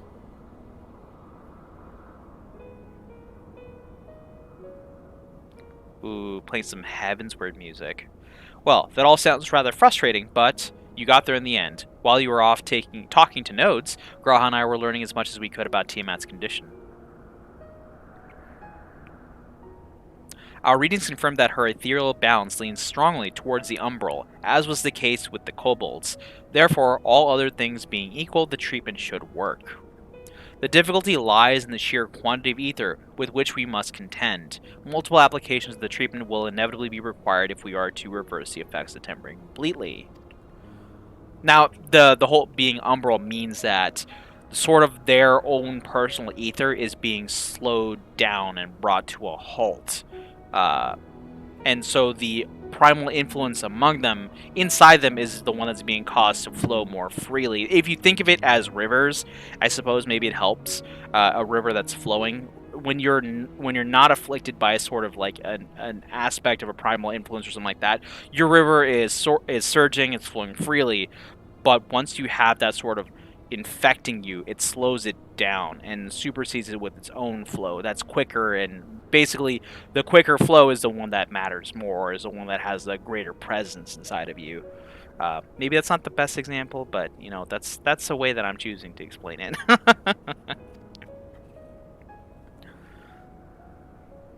Although this endeavor will ask much of us, we do have one reason to be optimistic, namely that Tiamat shows no signs of fanatical devotion, suggesting a milder case of tempering than that suffered by the kobolds. Once the river of what makes you stops flowing, that's it. It's over. You'll start seeing changes to your body and stuff like that that are potentially irreversible as well, once the primal influence is flowing at its max capacity. Tiamat saw Bahamut as an equal rather than a god. Might that have made a difference? That's true, that could have potentially done something there. Now that you mention it, it very well might. She would not have believed it necessary to defer to his will. But enough talk. It's time to put our theories to the proof. Tell Alphino to disengage the restraints ethereal dampers. I'm counting on you, Angelo.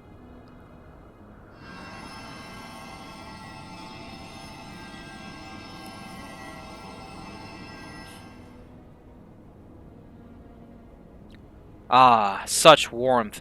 The frost that shroudeth my soul doth begin to thaw. But what are these?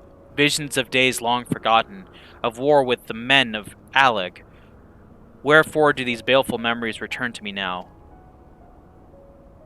Could it be that the process of restoring her soul to its pre-tempered state is awakening ancient memories? Or might the opposite be true? If so, by helping her to recall the past, we may be able to speed her recovery. Irgalia, she trusts you. Speak to her. Ask her to tell you if time has passed, says Graha.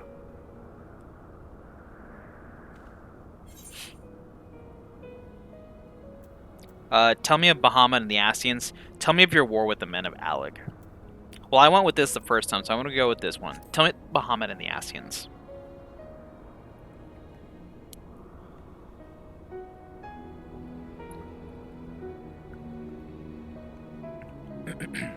Ah, Bahamut, my beloved. Would that the peace we found in Mericidia could have lasted for eternity, but alas, it was not to be. The Ascians saw to that. In all creation I know of none more wicked. It was at their behest that the men of Alleg first came unto Mericidia, unto our home.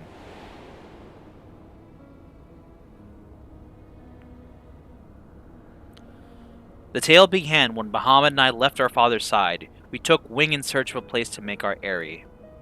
Pretty much like their nest or home. Beyond the southern ocean, we discovered a lush and fertile land. It would become known as Mericidia by the children of men, though many years were to pass before they crossed the seas.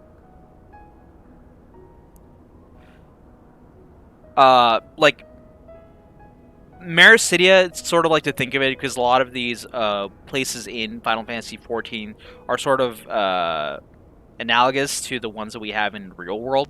So the region of Marisidia is sort of like the Pacific Islands, Southeast Asia, Australia, those sort of areas, more or less.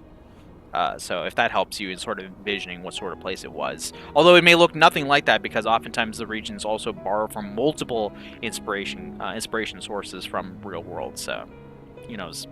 Anyway, upon our arrival we were welcomed by the peaceful people of the forest, kin to the trees, surrounded by nature's bounty. Bahamut and I had found a place to raise our young.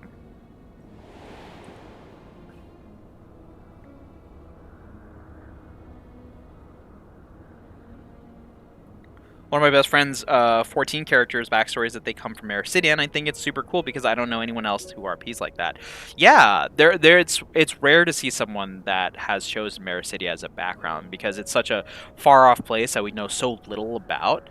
But with the stuff that we have right now, which is such a testament to the storytelling in this game, is that your mind races with ideas of what those places and locales and the people and cultures and societies there could be like.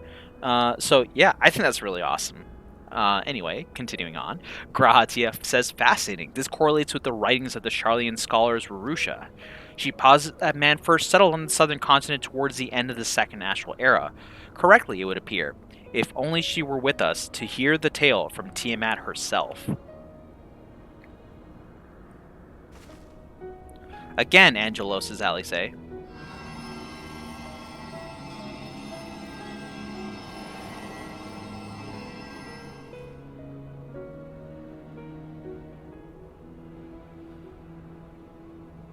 If you remember doing the fights of Zervan, you would remember sort of these sort of character models from that, these enemy types. They were described as like the Scourge of Marisidia, the Will of Marisidia, the Wit of Marisidia. So these are the folks that live there alongside these regular looking folks too, the ones we're more accustomed to seeing. And they were of course wearing Dalmatian drapes, so you know they got the good stuff there. When the first children of man arrived on our shores, no foot did they set in those places over which we held dominion. Such was their fear of dragonkind, and as they kept their distance, so did we let them be. So the dragons basically showed up first, and then people started appearing afterwards.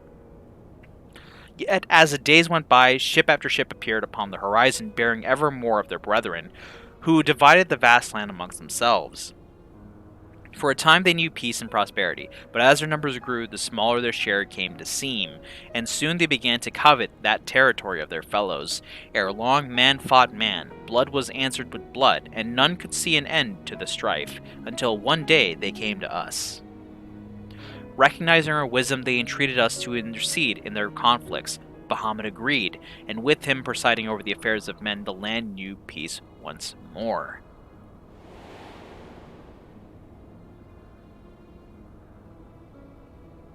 Alas, those golden days of harmony too were fated to end, for the men of Alec slew my beloved, and I, in my rage and sorrow, heeded the envenomed words of the Ascians.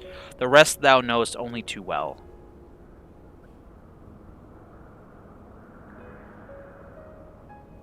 But your tale doesn't have to end there, says Alice.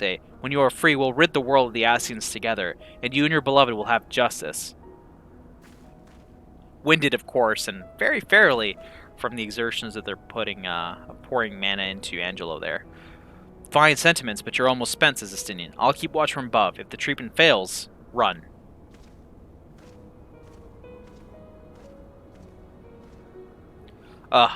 Thanks for the vote of confidence, they say. I swear, when this is over. Keep going, Alice. The magic is working, says Graha, cheering.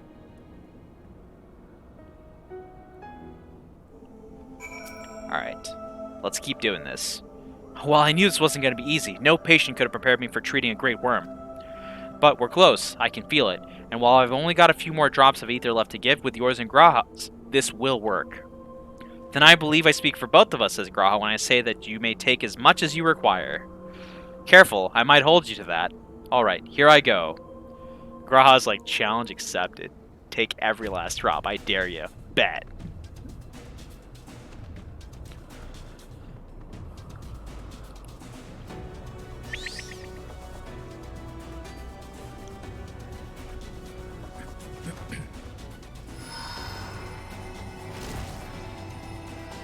There goes the funneling of ether.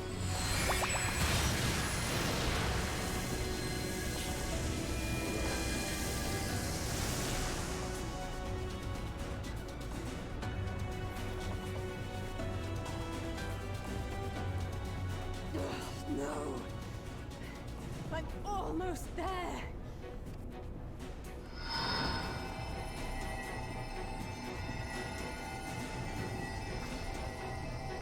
And now we're passing our ether along into Alizé to help them.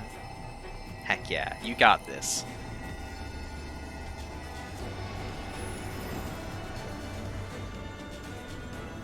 This is it, Angelo.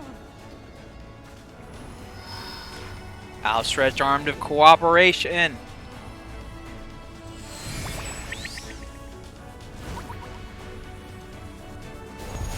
That's such a cool shot.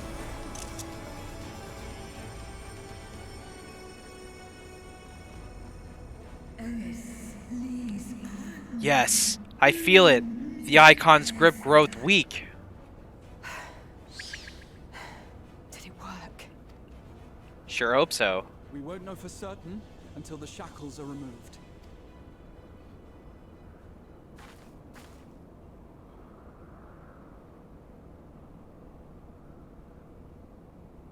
Giving Alphino the order to release the restraints. Answer me this, children of man. Can my kindred be saved in like manner? Many have been subjected to the Allagan's dark arts, their flesh irrevocably altered. For such tortured souls, I fear there can be no salvation.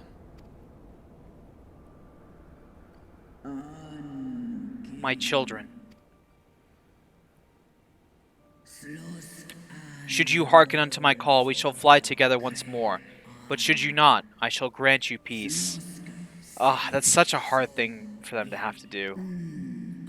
Better to die than live as a tool of evil. You too would wish this, I know, and I shall do as I must. When that time comes, you won't be alone. We'll stand by you. And again, this is something that they do cover in the the Binding Quell Bahamut storyline, which, gosh, knowing that and hearing this, it makes it all the rougher. Thou hast my gratitude, little one. It's such a nice thing when like a big old dragon calls you little one. I don't know, it just makes me feel a little warm inside. It's time.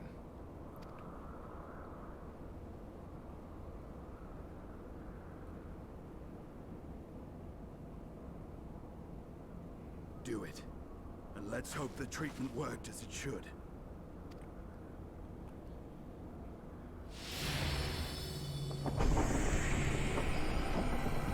Being straight up pinned down like that is nuts.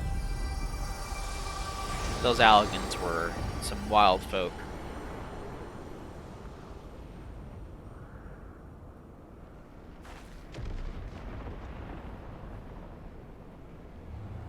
Behold, Tiamat in her full magnificence.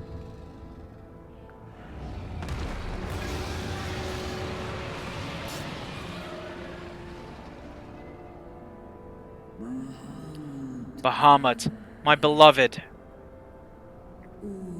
For vengeance and atonement, I rise.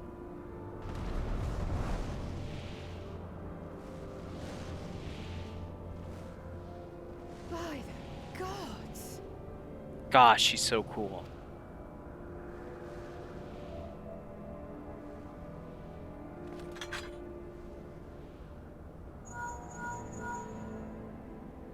Urianger, your timing could not be better.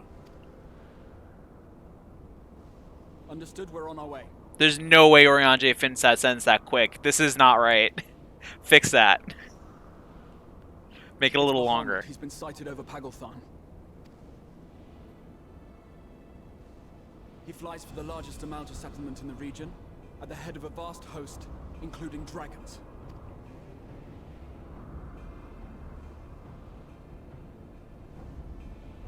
Did you hear all that, Alphino? You'd best rejoin your comrades. I'll make my own way. You'll make your own way? What's that gonna be? Awaits. Shall we?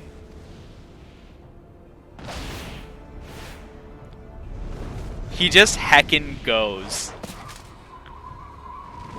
He trusts Tiamat to catch him, too. That's such a... Oh, man. Estinian wouldn't have done that when we first met him. But now... Dang. He can feel it. Having Nidhogg inside him, he could sort of sense, I think, the intent of dragons, perhaps. That's speculation, though. I can't say. Shall we, compadre? Alright, Graha, let's talk, buddy. While I'm sure you're desperate to join Estinian and Tiamat in battle, oh, I am. 'Twould be wiser to gather the full strength of Scions first. The foe we face demands no less. Alright, fine. Smoked chicken, pineapple salad, broad bean curry. I'm gonna take the smoked chicken, because I might need it for some content that I may or may not end up doing. The Flames of War. With Lunar Bahamut bound for Paglothan, Graha Tia is determined to call upon the aid of your fellow Scions. And before anyone calls me out for using smoked chicken here, but not anywhere else, using boiled eggs elsewhere. I have so many boiled eggs on Malice. I have already sent word to the others. We are to rendezvous in Ul'dah at the Hall of Flames. Let us collect Alphino and be on our way.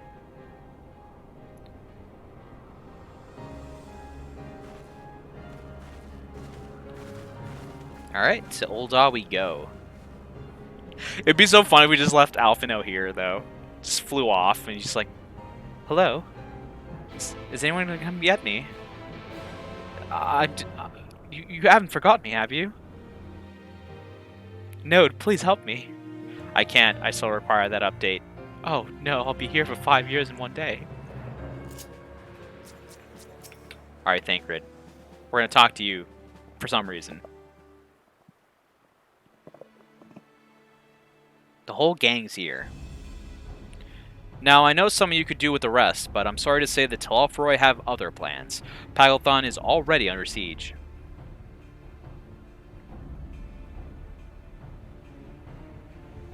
Happily, the Immortal Flames arrived just in time to join the defensive effort, with Marshal Tarupin at their head. We love Marshal Tarupin. Well now, given the failure of the peace negotiations, I was uncertain how the Sultan would respond. 'Tis good to hear that Ul'dah has not abandoned the Amalja. Honestly, great stance to take. Abandon them? Do we not profess to be their friends? Hey! It's the Sultana and Papashan.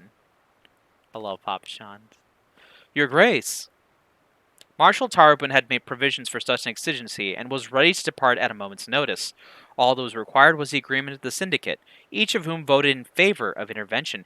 That is amazing to note, by the way, that the Syndicate all favored this decision.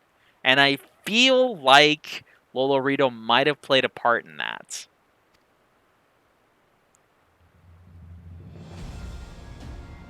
Nor is Ul'dah alone in this resolve. The other alliance nations have likewise dispatched their troops to Paglothan. Yet even with our combined strength, we shall be sorely tested, for we face not only the might of an Imperial Legion, but Lunar Bahamut and his draconic horde besides. Tiamat's children. Fight as we may, victory is by no means assured. But not all of the omens are grim. Our forces report that despite their proximity to Lunar Bahamut, none of the Amalja have shown any signs of tempering. Strange. What primal would turn down the chance to claim new thralls?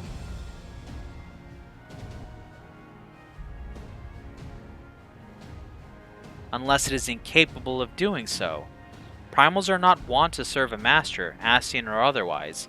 It may well be that Lunar Bahamut differs in some fundamental manner from those we have previously encountered. If that were true, anyone could fight him, and Yurgali and others like her wouldn't have to shoulder the burden alone. Be that as it may, Lunar Bahamut remains an incalculably powerful foe whom our soldiers will struggle to best through mere force of arms. With the aid of the Scions, however, I believe they will fare rather better, assuming, that is, you are ready to take to the field. An airship awaits to bear you to the front. Pray set forth as soon as you are able.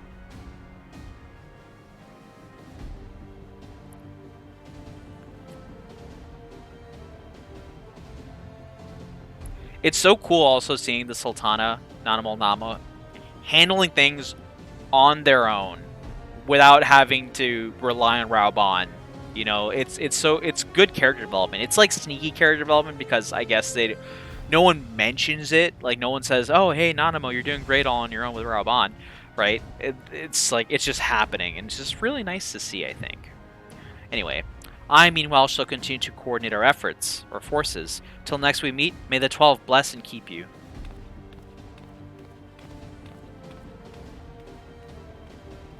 It was kind of her to speak with us personally. You may be certain she has no shortage of other responsibilities. Well, I for one am inclined to do as her grace requests. Lest we forget, Arnval and Fordola are in Pogglethon on reconnaissance. The sooner we save the day, the better their chances. Indeed. To the airship, then. That's always been like a sort of thing for the Sultana, is that they've always been sort of kept sort of oppressed, I'd say, by the Syndicate and their decisions. Like, they couldn't do anything they wanted because they always had to appeal to the Syndicate. But now it seems that they've gotten a way, way, way better control over things in their own court, which is pretty heckin' awesome to see. The Sultana deserves it, and they definitely earned it as well. They put in so much work into making Ul'dah a great place for people to be. Alright, let's get to the airship landing here.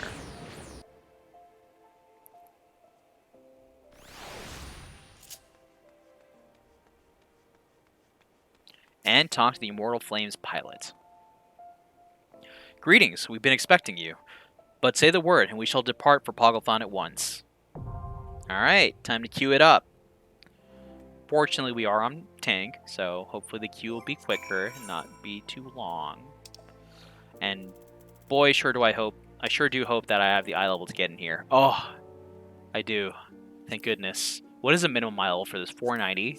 What am I at? Oh, that was an instant pop. 503. Cool, cool, cool. We can get in there. I picked up Exarchic weapons as well since the last time we streamed, and I did upgrade a lot of my gear to 490 from Puppet's Bunker, except for these pants. These are still 430.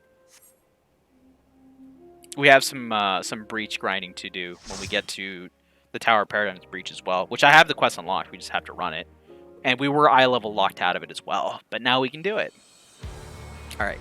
As usual, to make our fellow party members here suffer through the cutscenes with us,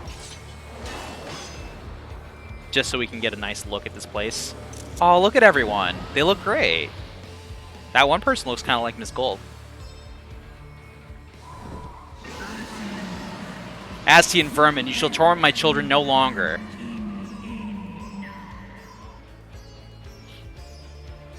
Angie.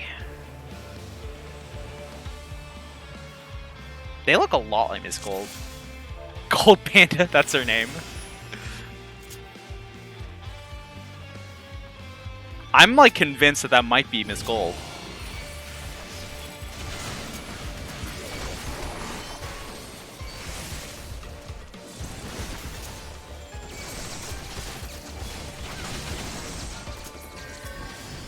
I'm gonna run up to the Debris over here.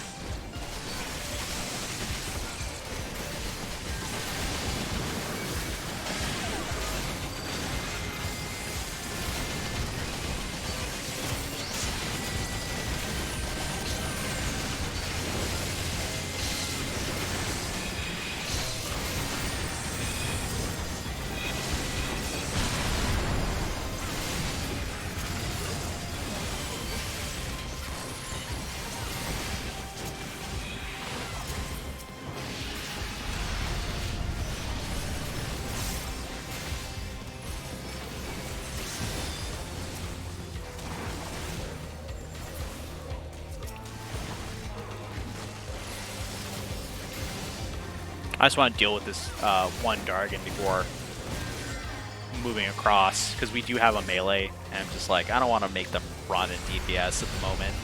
Alright, taken care of. Let's go.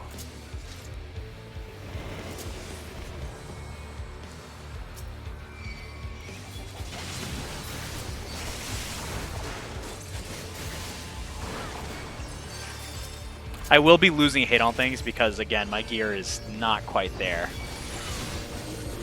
Which is rather unfortunate for my party members.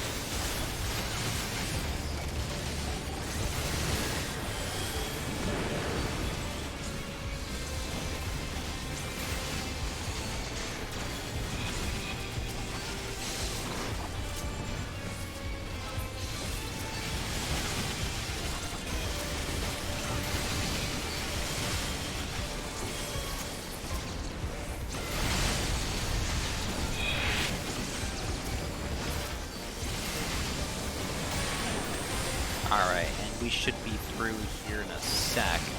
These Tilo dragons have so much HP. Is that gold? I don't know. I feel like it is. They look like them and their name is there. I feel like it might be. I'd be laughing if Gold was watching this right now, just enjoying me being like so confused about them. Gold has a ninja. It could be. Who knows? Like, they played ninja before.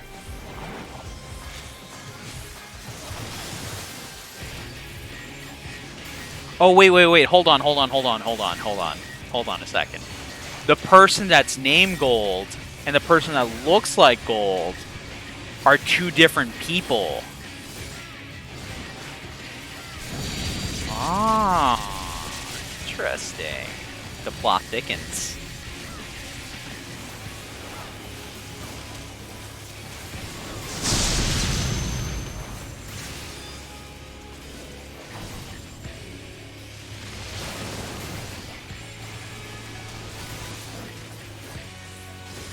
Who knows? I don't know. This is Thunder Call. I forgot what this one does. Oh, this is like the front and back thing. No, this is just the balls.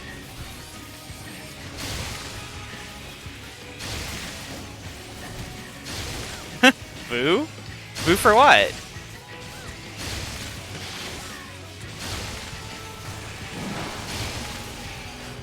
Oh.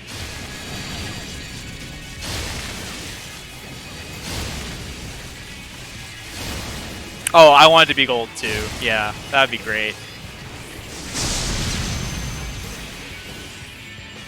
Do I have? No, I don't have anything for this.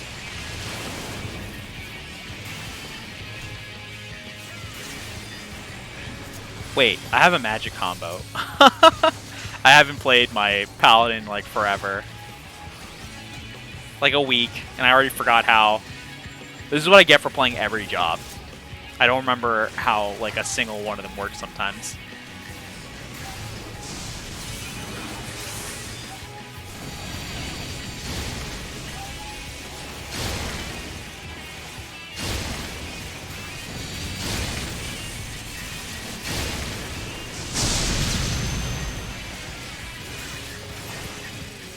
Alright, I'll take care of. Ooh, aiming stuff? I won't be using this for a while, but you know what it is? It's seals. Ooh, we get an accessory, but not as good as what we got on right now. Is that the Azure Dragoon? The amounts are in trouble. Let's split up. Okay, I'll go this way. You go whatever way you went.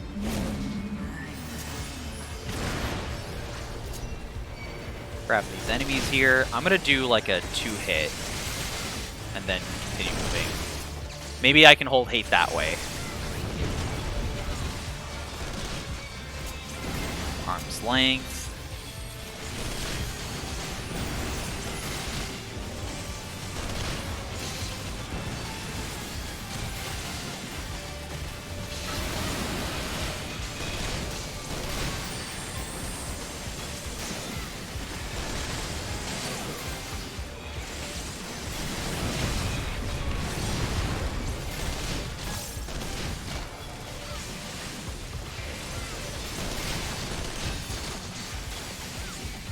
I mean, regardless, the healer's pretty acting good. Wait, are you teasing me for playing every job? Because I'm making excuses. I got it. I got it. Sorry, I won't make excuses. I'm bad. Oh, no, you don't. Let's grab these two here. I will admit, I have not like tried learning Paladin as hard as I should have, probably, for this.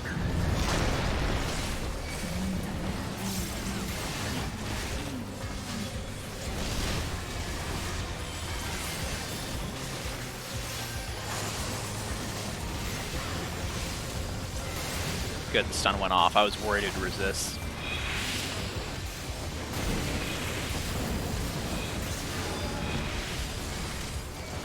The hardest part is just remembering that I have a magic combo and to use it.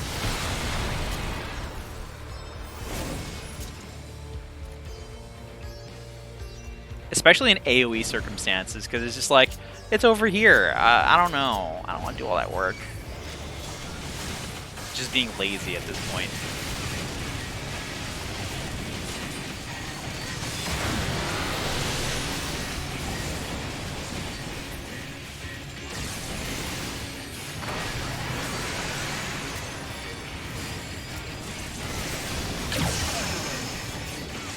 I feel like those enemies should get blasted by that. Drag him to the ninjas. Oh no, they set it down over there! They moved it. Oh well, let's get over here. Get tossed up.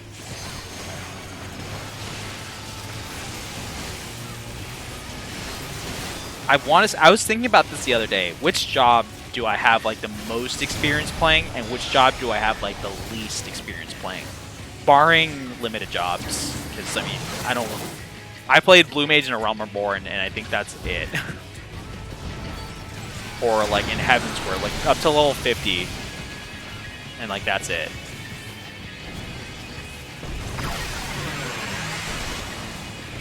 And I think the job that I might have the most experience with is either Dragoon or Dark Knight. And I mean at level 82, because like I have lower level experience with more jobs as well.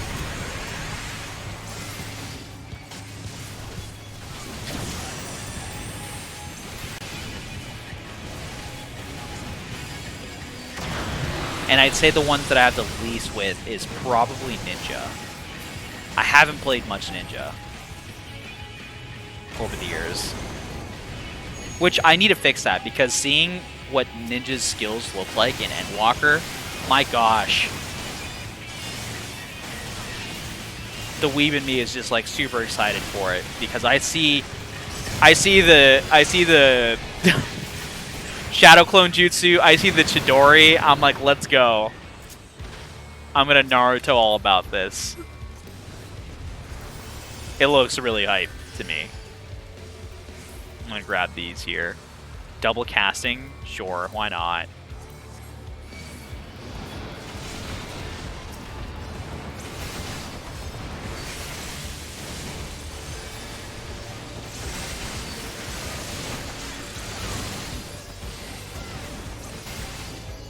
So yeah, I think I'm gonna play some Ninja at some point.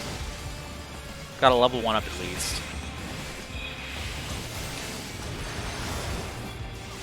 I think the furthest I might have gotten Ninja is level 50.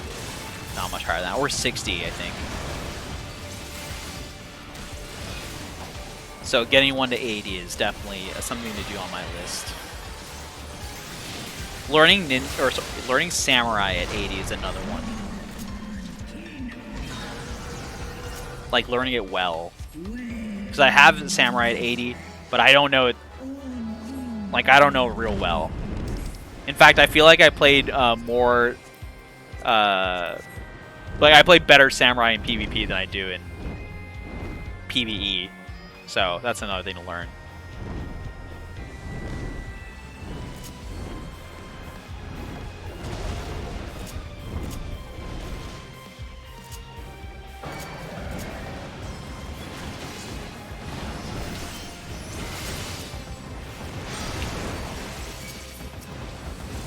I haven't played a lot of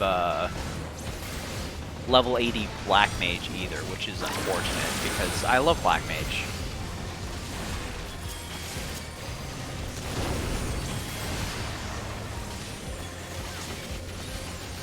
And I'd love to experience like all the changes it's gone through.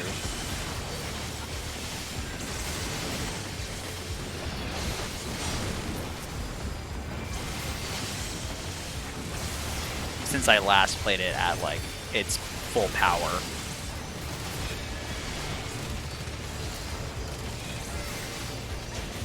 Any other jobs?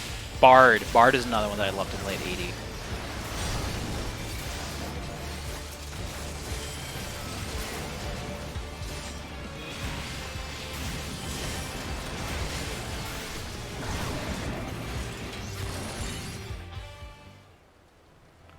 Alright, let's watch this cutscene of Lunar Bahamut descending in their epic fight with Tiamat here. The Teletherium, Lunar Bahamut.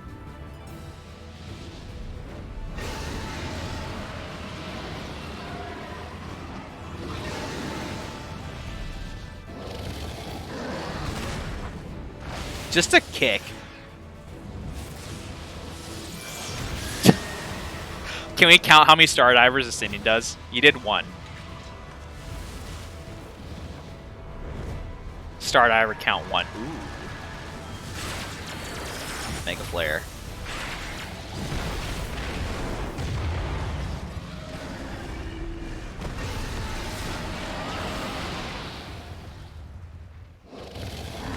Terra Flare? Terra Flare.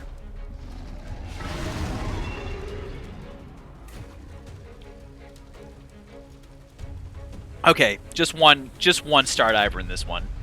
Disappointing. I'm used to seeing a stadium do like 30 of them.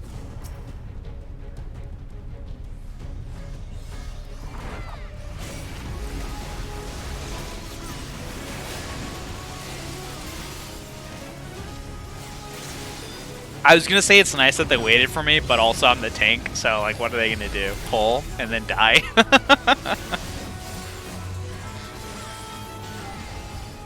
That said, I'm pretty sure a DPS with the healer paying attention to them could tank this pretty easily. Especially these folks will look like they know what they're doing real well.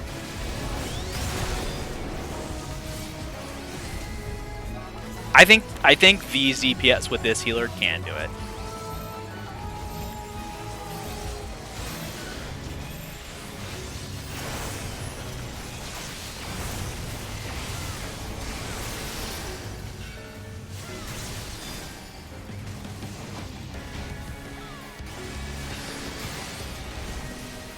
Yeah, this fight is pretty easy. A lot of the mechanics in this are avoidable. It's like the constant rate damage that's like a little bit annoying, but not something you can't just heal through.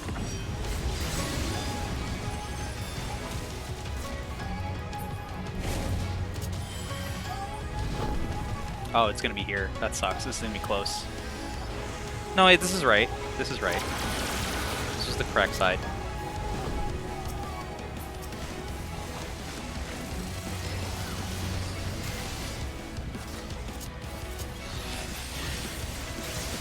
Intervention on the healer, so I don't take as much damage from that. Although I think they did benefit themselves too, which is S'more. This corners or center? This looks like center. Yeah, it's center.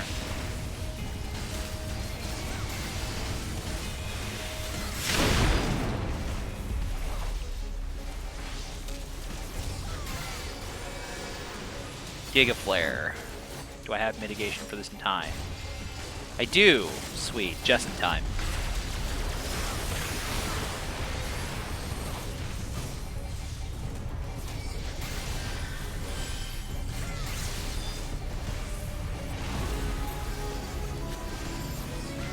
Warn. Passage.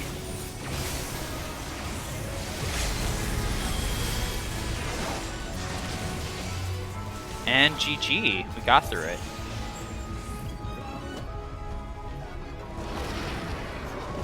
Really easy fight.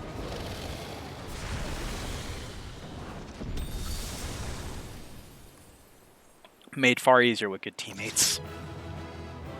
I'm taking a screenshot so I can send this to Gold and be like, how is this not you?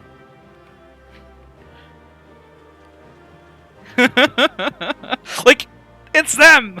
Who else could it be? Alright, let me calm the... I guess we'll give it to the ninja there. Striking. Didn't get it. Alright, let's get out of here. Hey, we got comms.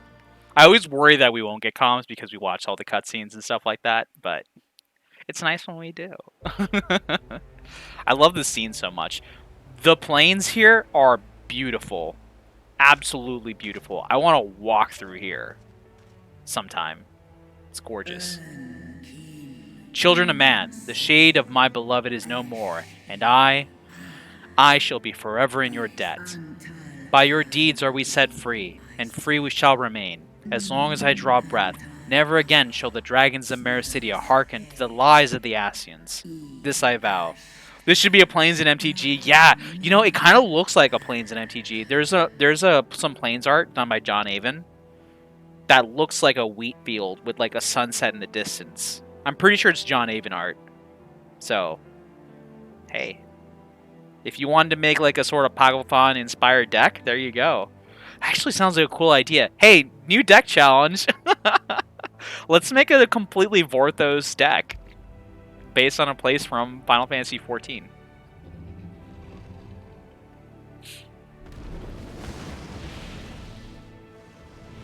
There's some pretty good ones for the Raktiga Greatwoods for forests and swamps, I'm sure. Warriors, the dragons chose their friends well.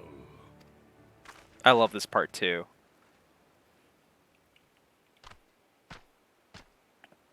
Long have our peoples waged war, but no more. Absolutely, buddy. Your fallen lie beside our own. By our words and deeds shall we honor their sacrifice. This is just a reminder to myself more than anything that the Amalja storyline for their tribe quest is really good, and I need to do it at some point.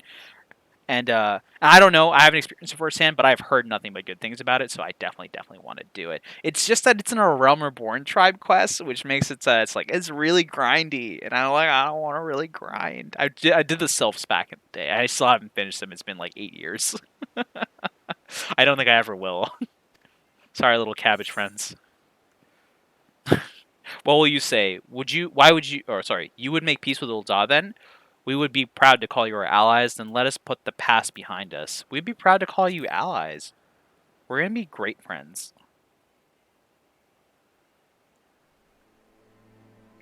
The enemy of our enemy is our friend. And you have proven yourselves worthy of our trust. It is the Garleans who are deserving of our fury. Yeah, them and the Asians, they all suck. Not all of them. I shall see that my brethren learn the truth of this day, and rally as many as possible to the cause, till we meet again. This is just a cool shot. Thancred's smirk. And thus did we make allies of the Amalja. Sure did, buddy. It would certainly seem that way. The Sultana will be pleased. Let's go and give her the good news, shall we?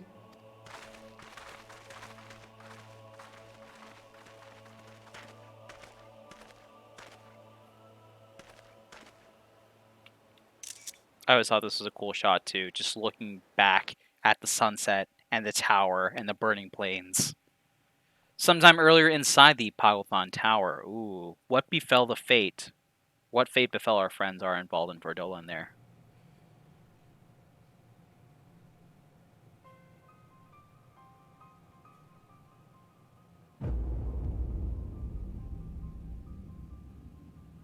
Yeah, this cutscene is rough. So as you can see here, this sort of array that they have bound the Amalja into. And they're sort of siphoning their ether. What in Ralga's name happened here? The gods only know. But you can bet these poor sods aren't here by choice. And forcing them to, you know, give worship, I guess, is the best way to describe it, to an influence. Like a primal deity of sorts. Quickly! We've got to get them free!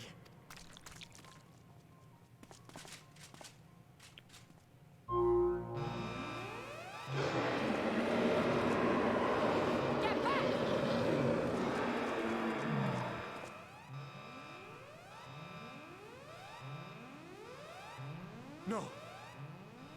What have I done? It's too late for them. We're leaving.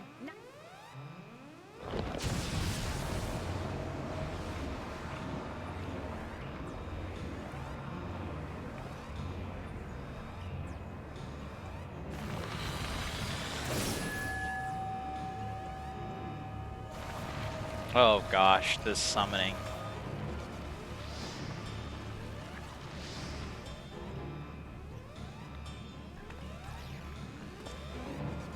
If you remember the events of the Coils storyline, the individuals trapped here, bound here, are in a state of constant pain and agony and suffering, so they continue to cry out and worship sort of this primal influence.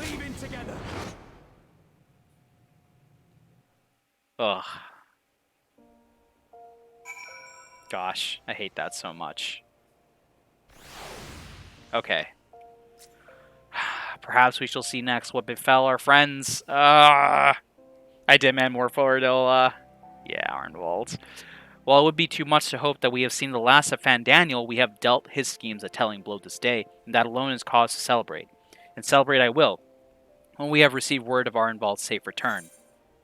The Flames of War. We're going to take some crit here. Crit's always good. Alright, we can enter with our trust party if we'd like at some point, but that'll have to wait. When the dust settles, Alfino is minded to share his account of the events that unfolded in Paglothan with the Sultana.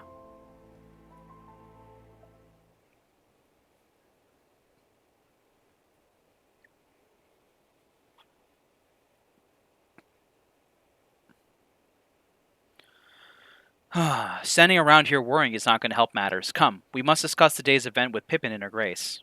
Marshal Tarupun Pippin. Brave scions.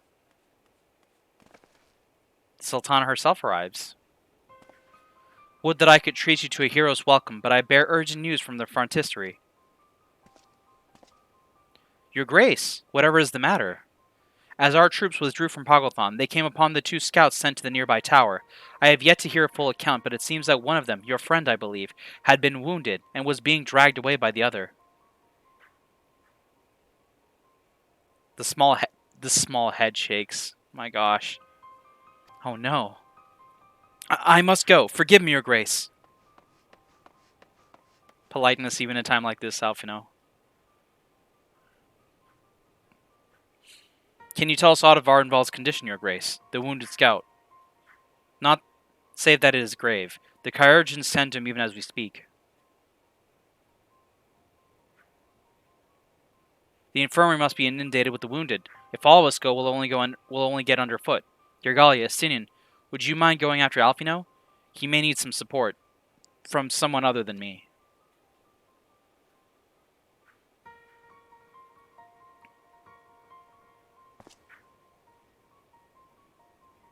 Very well. Thank you. The rest will see that the relevant people know what took place at Paglothan.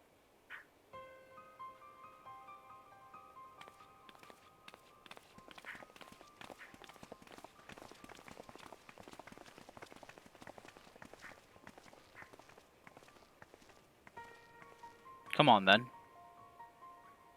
Alright. Let's make our way to the frontistery and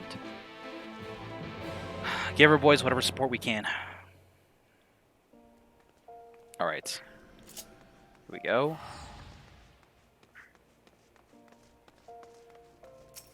Taking the lift. And we're going to go to... Husting Strip will not put us near an Aetheryte. Ruby Road Exchange... Sorry, Husting Strip will put us near an Aetheryte, I think. Ruby Road Exchange won't. We're about to find out.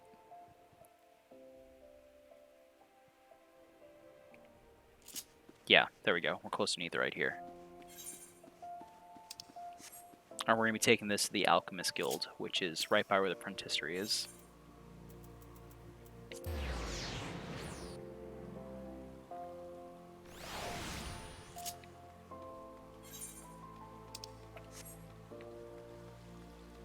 Alright, let's speak to the Frontistery Chirurgeon out here. Fordola's standing here as well. Arms crossed. And Engi. Another one come to see the lad in silver armor. Master Damulo is attending to him as we speak. If you would be so kind as to wait. What did Master Damulo say? Tell me his exact words. Enough, Alfino. This isn't helping. Let the Chirurgeons do their work. But... You're right. Forgive me.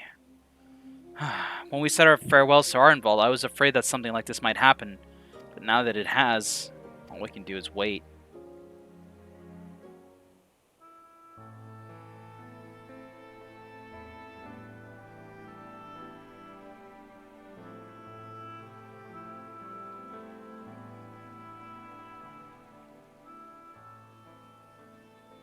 Fordola, have you been waiting here all this time?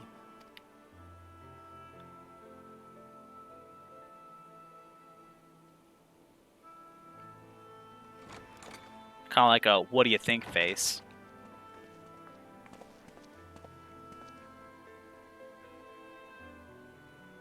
We have done what we can. The rest is up to him. May we see him? I do not think that wise. You must let him sleep.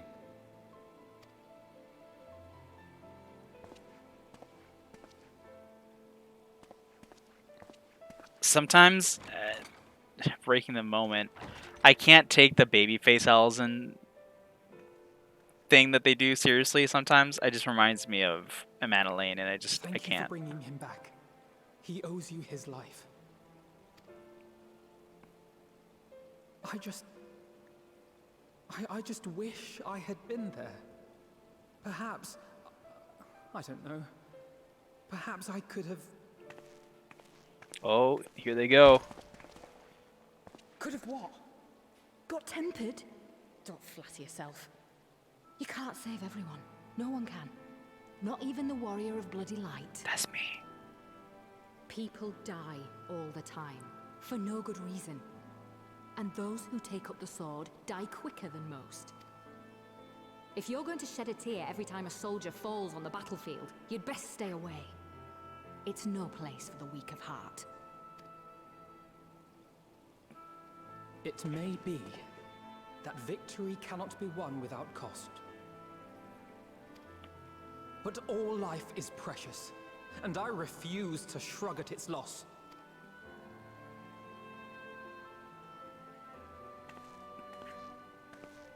All life is precious! Oh, you need to grow up, little man. Before your sparkling ideals get everyone killed. Again. Just asterisk. Again.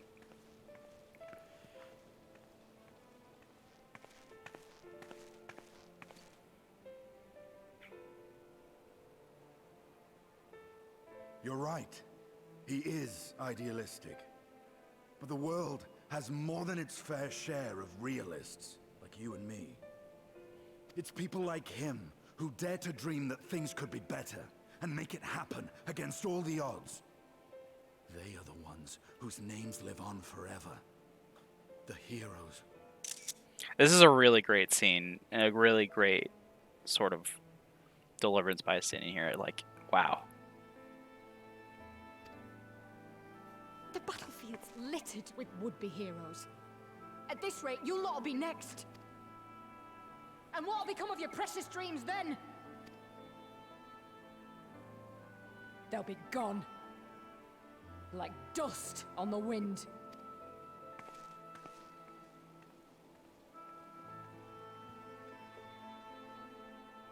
Dreams worth fighting for don't die so easily.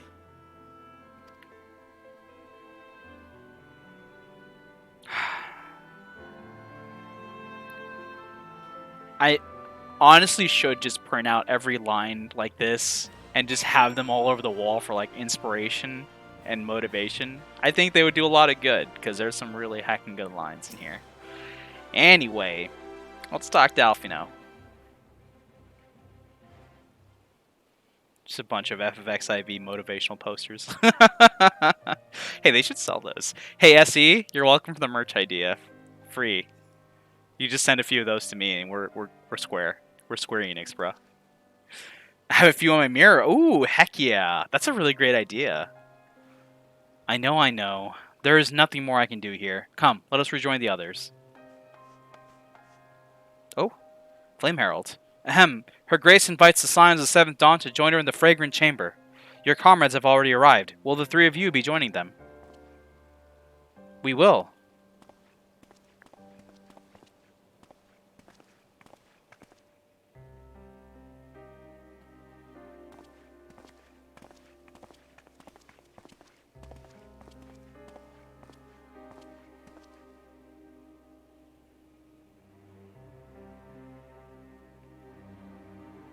I like the quiet understanding with the Stinian there too.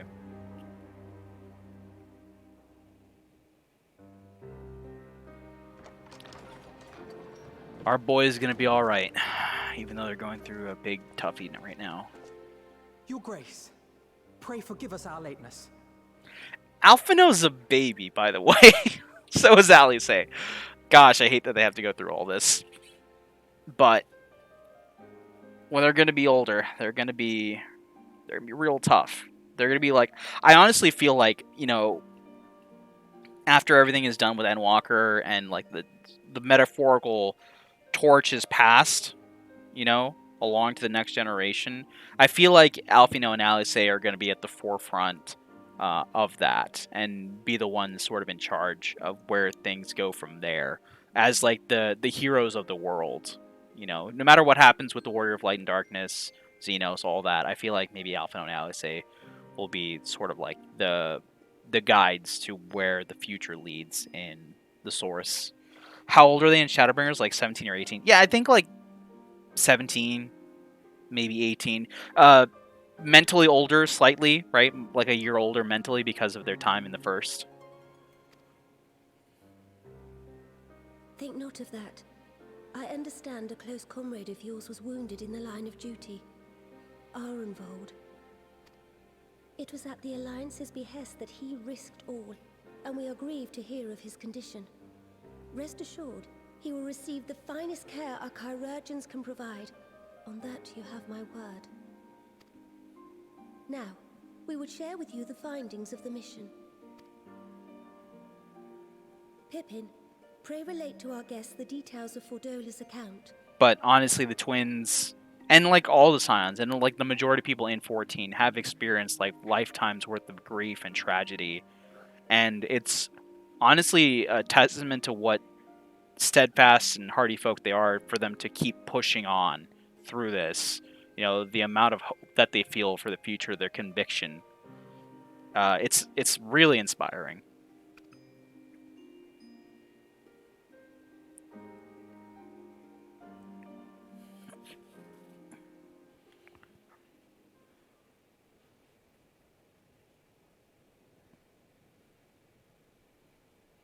First Bahamut, now Ifrit.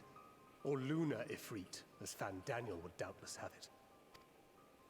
'Tis now all but certain that the towers were conceived to facilitate the summoning of primals by those imprisoned within.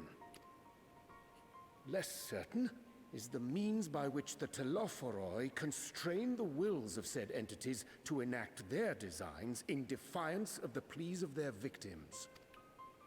Mayhap they do not. If mere proximity to the towers is enough to make loyal servants of the Empire's mortal enemies, it stands to reason that the same is true for those held captive. They invoke their gods for the good of Garlemald, and in their disturbed state of mind, summon a primal whose form reflects their own alteration. It all begins to make sense. Upon closer inspection, I realized that the towers bear a striking resemblance to a much larger structure which Urianger and I observed from afar during our visit to the Imperial capital. Which I believe is the same structure that we see in the Endwalker trailer where Xenos is standing on top of. Assuming it too is capable of believe. tempering those in its immediate vicinity, it would go some way to explain the swiftness with which the Telophoroi managed to rally so many Imperials to their cause. While the situation in Garlemald is indeed troubling, I fear we have more immediate concerns. Ifrit was not the only primal summoned. At approximately the same time, observers at several other towers bore witness to the emergence of further such entities.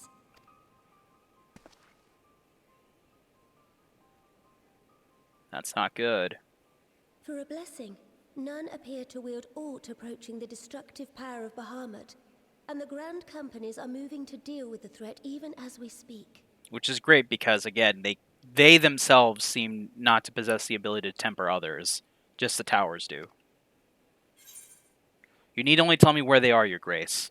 The Grand Companies, Your Grace. Is that wise? Point me in the direction, and I will go. Though we are aware that the task will not be easy, we would call upon the Scions only as a last resort. Pray, conserve your strength for now. Again, very different to how they handled things in the past. It's like, Warrior of Light, you good to go? Okay, we're sending you out, whether you are or not. Now it's like, rest. Recuperate. I feel like SE might be telling themselves that too. They're the people working hard over there. It's like, hey, y'all, take a little break sometimes. After all, it was not so very long ago that you rid us of Bahamut.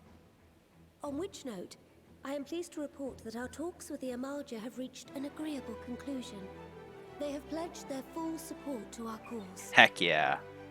It is our hope that this historic agreement will encourage other tribes to join us at the negotiating table. And I know that I speak for all of the Allied leaders when I say that we will welcome them with open arms at such time as they do. Of course, this was only made possible by the feats of heroism performed at Paglfan. Moreover, we shall not allow the sacrifices of those fallen in battle to have been made in vain. As hope leads to victory, shall victory lead to a new dawn for Eorzea. Yeah. May these words ever be our guide, Your Grace. Now, if you will forgive me, I must consult with the Syndicate on the matter of our new allies' integration. Till next we meet, my friends, I bid you safe travels and blessed respite. Thanks, Your Grace.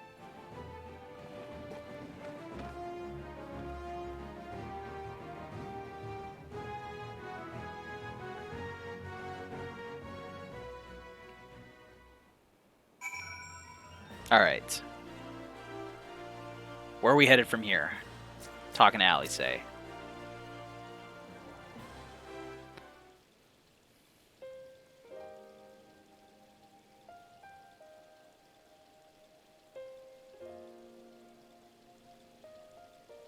Right then. Unless anyone has any objections, I think it's about time we return to the Rising Stones.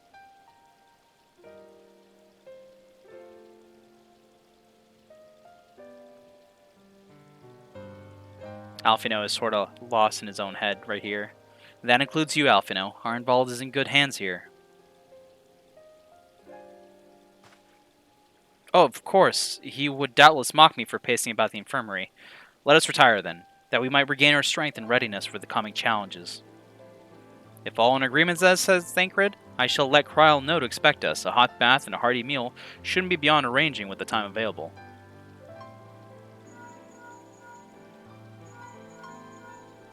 Alphino is not looking forward to having a bath. Stinky. It will be good to be home. I have some thinking to do.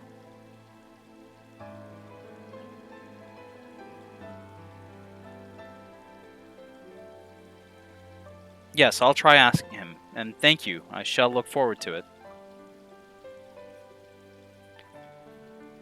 Our comrades eagerly await our return, and Kryl in particular has a few matters she is keen to discuss, one of which concerns you, Estinian. I believe it or not, you will join us, won't you? Fine. It's so interesting to see Thancred once again be not the broody one, and let let Estinian take up that role. You know, Thancred stopped being the broody one after his whole thing with Reen and Ranjit and everything was over. So someone has to take up that role, and good thing Estinian came around to do it. Really? I thought you said you were avoiding that Baldes woman, Kryle.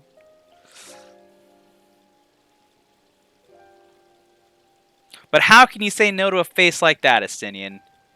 If I refuse, she would only pursue me. Let's get this over with, shall we?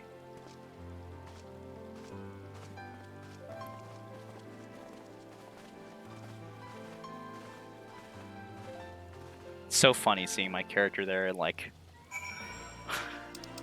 pumpkin orange with bunny ears, standing among the heroes in like armor and robes and such.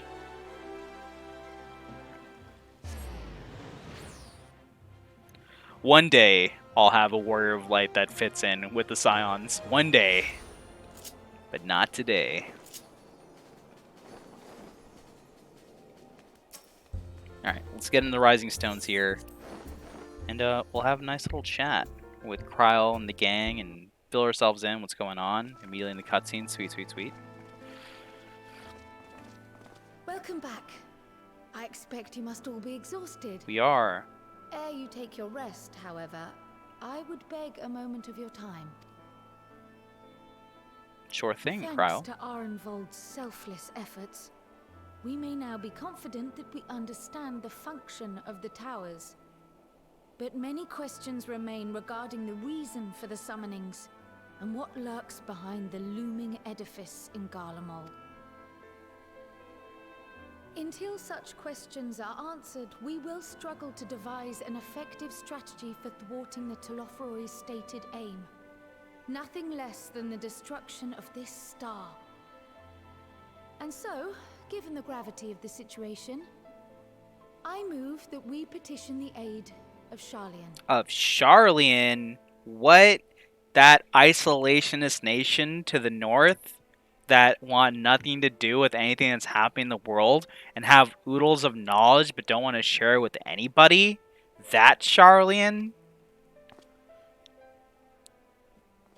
'Tis possible the ancient knowledge preserved within their archives may hide a clue to our enemy's methods. But given Sharlayan's established policy of non-intervention, our former colleagues are not like to aid us in its discovery. Yeah, that I well Sharlayan? remember what they're like. The Forum's barefaced refusal to assist you in the days prior to the calamity must rank as Sharlayan's most shameful act since the Exodus. But were the final days to be reenacted, it would spell doom for us all. Surely even they cannot turn a blind eye to that. Ooh, yeah, that cutscene that made you angrier than anything is coming right up. I trust we are all of the same mind on this matter. Urgent as it seemed, I took the liberty of petitioning the Alliance for leave to act as Eorzea's emissary, and have since received their blessing. I presume your role as a student of Baldessian will carry some weight with the Forum? Nothing carries weight with the Forum. Not even the Forum. One can but hope. If truth be told, our organization has been a shadow of its former self ever since the disappearance of the Isle of Val. But the name does still retain some degree of prestige. I only pray it will be enough. Yeah, not If even the there are Forum's no own flesh and objections, blood. I shall depart for Sharlayan at once. But before I do, I should also mention the other matter to which I would devote some time during my stay. What's that gonna be, Kryle? After hearing what transpired in the first, I began to question the true nature of Hydaelyn's blessing. A topic I have discussed at some length with Y'shtola. We were wondering, when was the last time Hydaelyn spoke to you directly? This is an interesting question here. Near the end of the Dragonsong War, that day in the Crystarium, or none of these. Directly was the end of the Dragonsong War. That day in the Crystarium, everyone heard the voice of Hydaelyn.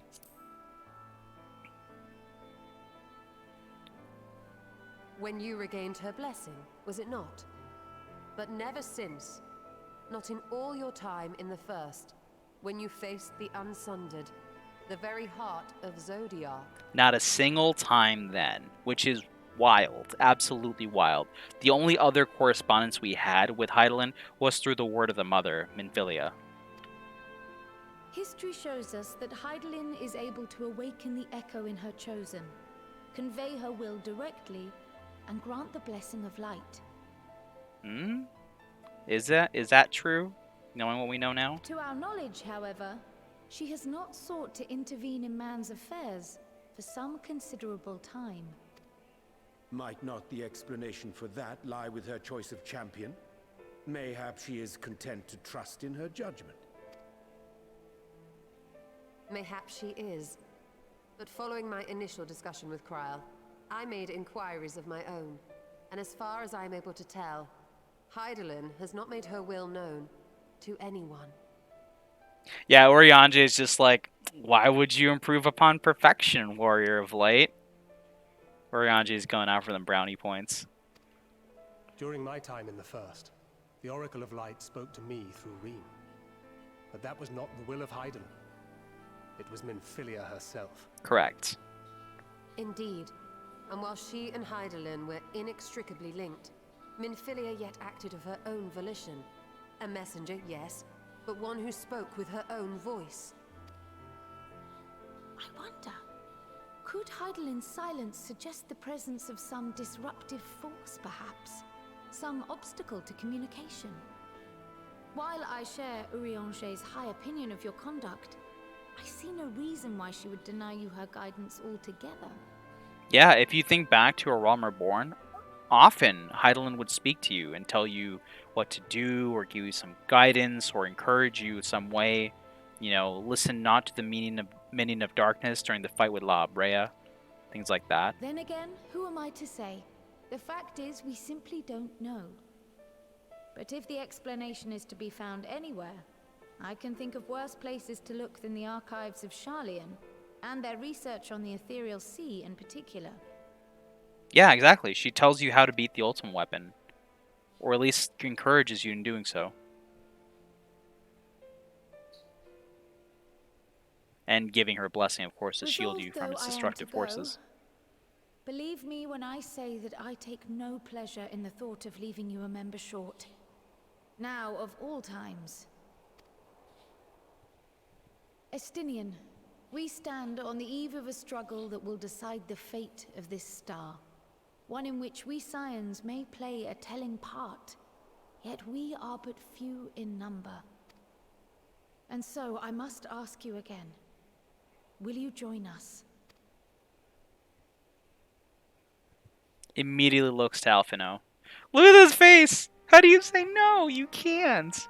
You see the world the way you want it to be. I see the world the way it is. You are idealistic to a fault. But I know you would never turn your back on those in need. Never close your eyes to their suffering. And somehow, your deeds lend truth to your words, giving the lie to my doubts in so doing. Yeah, I mean, Estinian has been a doubter from the start. He very much doubted that we could make it through Gervania. He doubted that we could reach an accord with the dragons, see eye to eye with each other. He doubted that things would change. He doubted that the Dragon Song War would end with anything but bloodshed and war, and the full extermination of dragonkind. But we proved him wrong. I have seen others draw strength from your belief. In Ishgard, in Alamigo, you inspired them to stand up and fight. To win, no less. And even when you lost those you held dear, you carried their spirit with you and made their memory your guiding light. The burden of so many hopes and dreams would be too heavy for most to bear. But you bear it willingly, as you have shown me. Some dreams are too important to let go. If you have need of my strength, it's yours. After all you've done, how could I refuse? Thank you, Estinian. Whatever challenges await us, I shall not falter. You have my word. He's so happy. Look at Graha smiling. And now, I may bid you farewell. Safe in the knowledge that all is as it should be. In this little corner of the world, at least.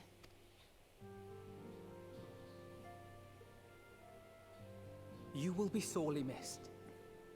Tread warily in Charlian, and do try not to let the Forum embroil you in their politics. A forlorn hope, I know, given the individuals involved. Papa I shall do my Leir. very best. Farewell.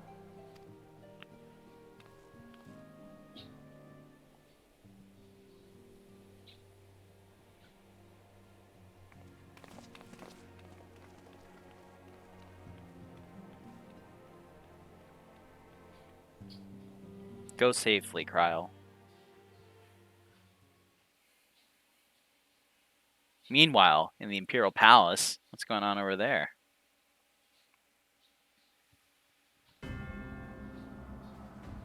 Look at all these weapons. Where'd he get an Ironworks weapon?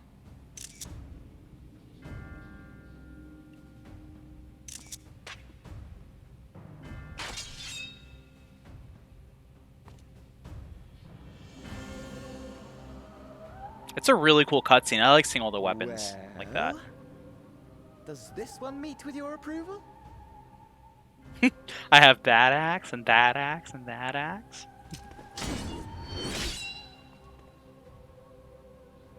Apparently not. Or could it be that you're still upset about the dragons? I really wish he'd aimed a couple of inches to the left. Just a couple. It would have been fine. You are unwise to remind me of so costly a failure. No, that's my job. It will not affect our plans, I trust. He's so pretty. Oh, hardly at all.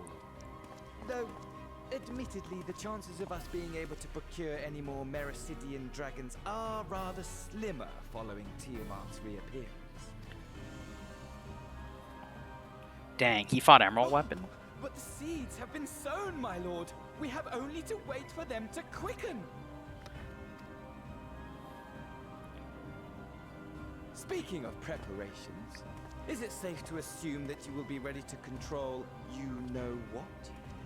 His throne room looks like my inventory. The hour draws nigh. This nation, forged for Ascian ends, will finally prove its worth. A mighty empire, now no more than an instrument of this star's destruction. What a pleasure it will be to put it to use. Yeah, and Fandaniel's body is older than Xeno's. Which brings me back to our earlier topic. My lord, while I appreciate that it is not an easy decision, it really is past time you chose your weapon. There is one that I have been meaning to test. Picks up Fandaniel and starts swinging him around. Ah, this is it. Well, not quite what I was expecting, though I will say, it does seem rather apt.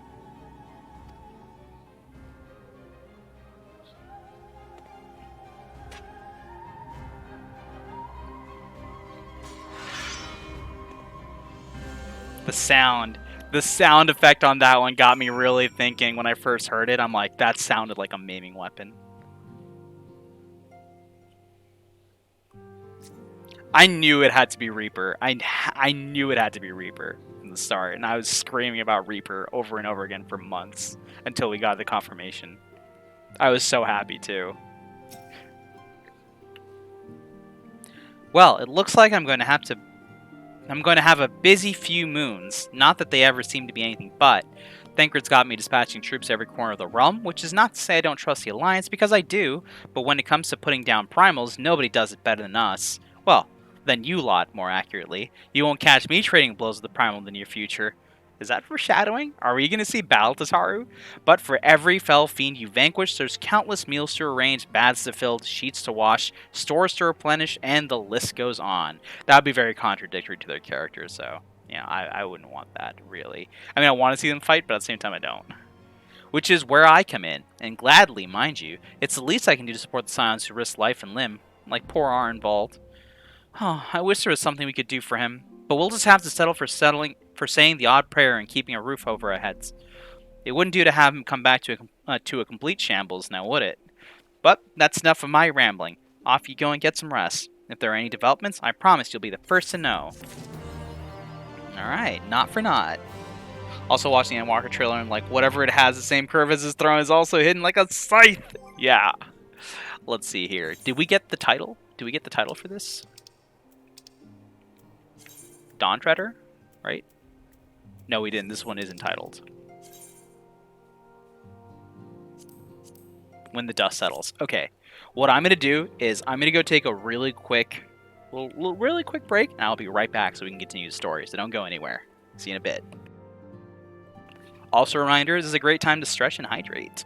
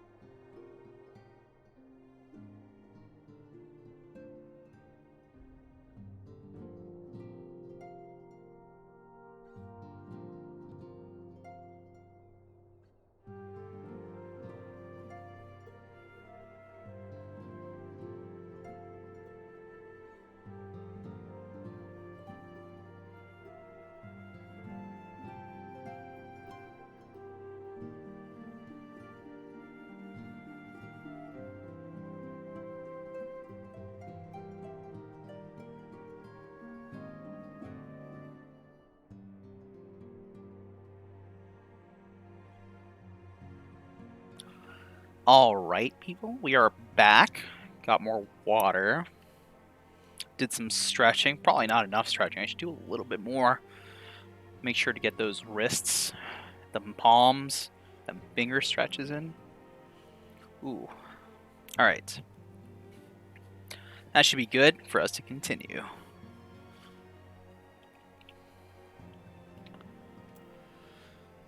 Alright, let's see. Let's talk to Alice here. The company we keep. Alice can tell you're itching to take the fight to the Telophoroi. And here you break your back, so I don't believe you stretched. I did break my back on the way to getting more water, so I did do some stretching along the way, but not a whole ton.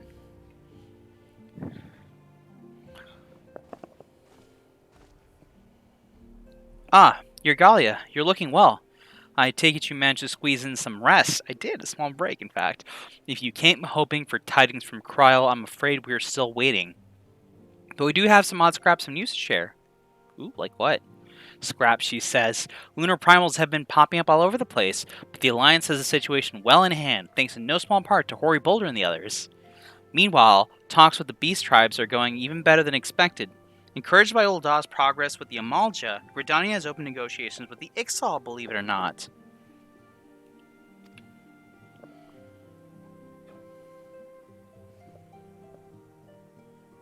Which to me is sort of amazing because it seems to me that, like, Gridania, as open and nature-friendly as it is sort of the... It feels to me as the most xenophobic of the three nations that we start out in, because of a couple of the storylines there. The Archer and Lancer storylines in particular sort of play that up. So, yeah, there's that.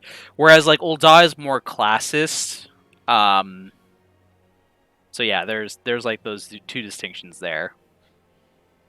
And I feel like of them, Limsa isn't, like... How should I put it? It's not quite discriminatory, but it is cutthroat in that, you know, they will betray you at any turn kind of folk. So if you aren't watching your back, you know, no one else is going to watch it for you in Limsa. The Carpenter storyline is too. Yeah, thank you for telling me. I wouldn't know. But that makes a lot of sense too. Alright, let's see. All of which is very encouraging. But with the Telophoroi still out there, it's not as if we can afford to lower our guard. I do definitely need to do... I'd like to do more of the crafting storylines to learn more about the characters in the world a little bit better.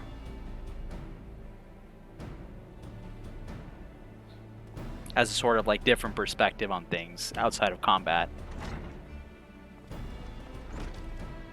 I did get a lot of that from the botanist storyline, so that was nice. Begging your pardon, but I come bearing an invitation from the Alliance.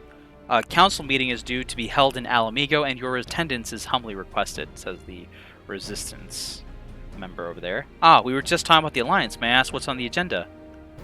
I believe the intention is to share news of recent developments and discuss what measures might be taken to combat the Telophoroi in concert with our new allies. The Beast Tribes have also been invited. It is hoped that they will join us in the fight against our common foe.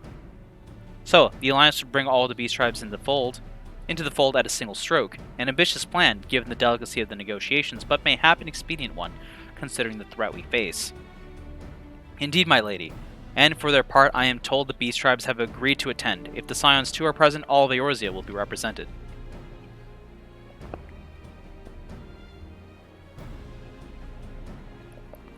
To arrange such a meeting must have been quite an undertaking, not only diplomatically, but practically. Pray inform the Alliance that we would be honored to participate. We shall make for Alamigo without delay. Then I will bear your answer thither with all haste. We look forward to receiving you at the Royal Palace, says the Herald. And off they go.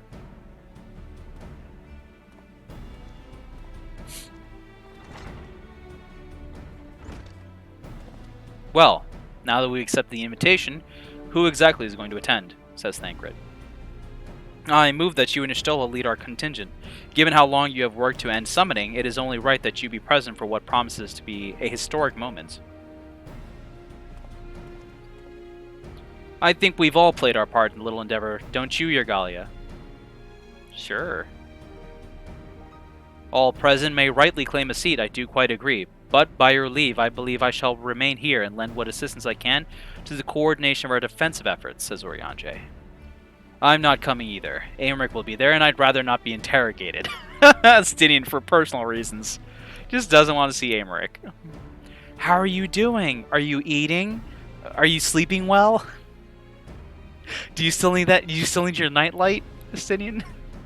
Very well then. While those with the mind to hold the fort get on with holding it, I suggest the rest of us make for Alamigo. Shall we? Yeah, he doesn't want his boyfriend to harass him. It'll be too embarrassing in public.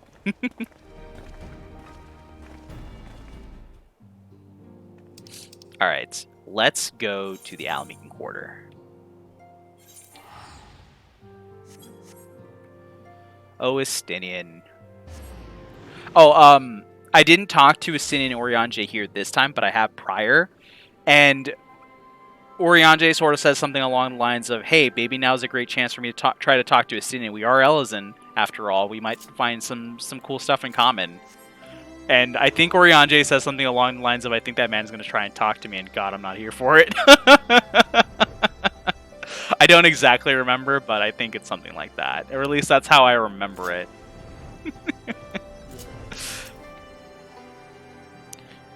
We've been expecting you, says the Resistance Guard. While some few guests have yet to arrive, the Alliance leaders are all present. Shall I show you in? Please do, my friend. Please do. I'd love to see everyone gathered here together today.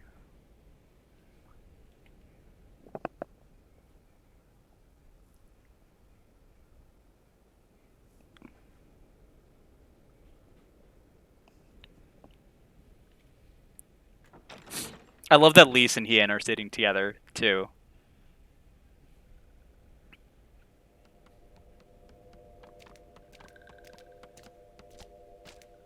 Hey everyone, welcome, welcome.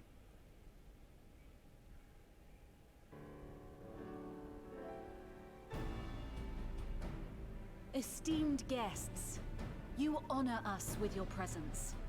As there is much to discuss, let us begin. I sort of wish they did something like they did with the meeting that they held in the Royal Menagerie, or sorry, the Royal Alamigan Palace with Lise, where they said, "Hey, do you see how no one's occupying a throne over there? Cool. We're all gonna sit together in a circle like this." I sort of wish they did something like that here to sort of like better accommodate the tribesfolk that are making the effort to come visit as well. Like everyone gets out of their seats and they sort of like stand together instead. Information on our taken brethren you have, yes? Hear it we would. It does. It's like it's not a big deal, but I feel like the meaning there is significant. But anyway.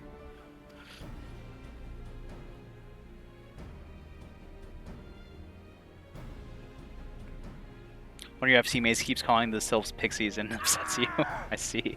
Beyond forgiveness these featherless ones are. With rivers of blood shall they pay. Freed our people must be. We too would see your kin liberated. But ere we attempt their rescue, we must first find a means to negate the risk of tempering. Without that, we will be unable even to approach the towers, let alone contend with their defenders. Yeah, mixing them up with the pixies seems to be a thing that folks seem to do a lot. I feel like they just... It's a hard distinction to make, I guess. They probably just see them and they're like, oh, this is the 14 version of pixies, I suppose. If all else fails, I've always found cannonballs quite effective. That's pretty funny, Merlewhip. And what of the prisoners? Would you see them slaughtered? Think for a moment. Ponder, consider, think. If Merlwyb truly intended to bombard the towers, she would have done so by now. Remember, we came here to find a solution together, did we not? It's pretty heckin' cool to see the Patriarch Zada take the Admiral's side here, kind of like back them up. After what they've been through. Y'shtola spoke of defenders. I but offered a means to clear a path, should you require it. Given the enemy's capabilities, we will all need to play our part if we are to have any chance of success. For if any here should give less than their best, it will be to the cost of every living being on this star. A paragon, the Empire, our very gods. How can we hope to prevail against such odds? That our foe is formidable, none would deny. But our strengths are many and varied. In this chamber, I see masters of strategy, masters of magic, masters of the land, the air, and the sea. And together, there is nothing in creation we cannot overcome. Hey, don't forget Masters of War. I'm over here. Hello? That's me.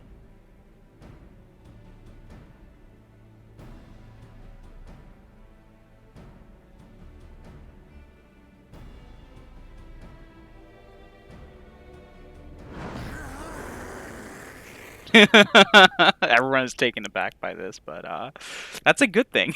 Not a most face. You can't see it behind the chat censor. Oh no, you can. Oh, it's a great face they're making. I beg your pardon. What is it, Soulwalker? Do you not express your passion thus? So, I think it's just so nice. A little city without gills, perhaps? Suffice it to say, I am proud to be counted amongst Eorzea's finest. We Sahagin will play our part. That's so cool.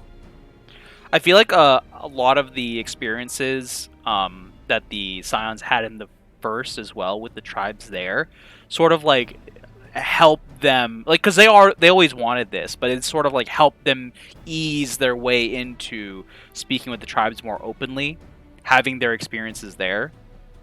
So I think that's cool too. We kobolds have not forgotten the crimes the Overdwellers committed against us in the past. But today we look to the future as allies united in purpose. Sort of seeing that some sort of reconciliation or cooperation can be achieved at the end of the world, you know, they're like, hey, we can do that here in Eorzea as well. If we can do that in the Source. It's not so far of a dream after all.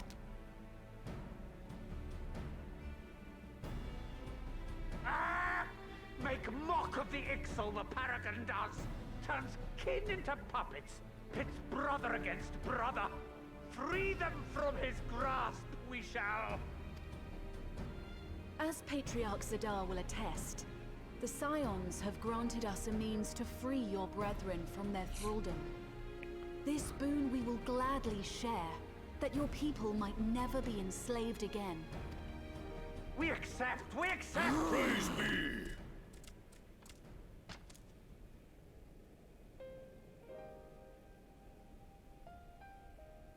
It's really cool seeing them all talk together like this.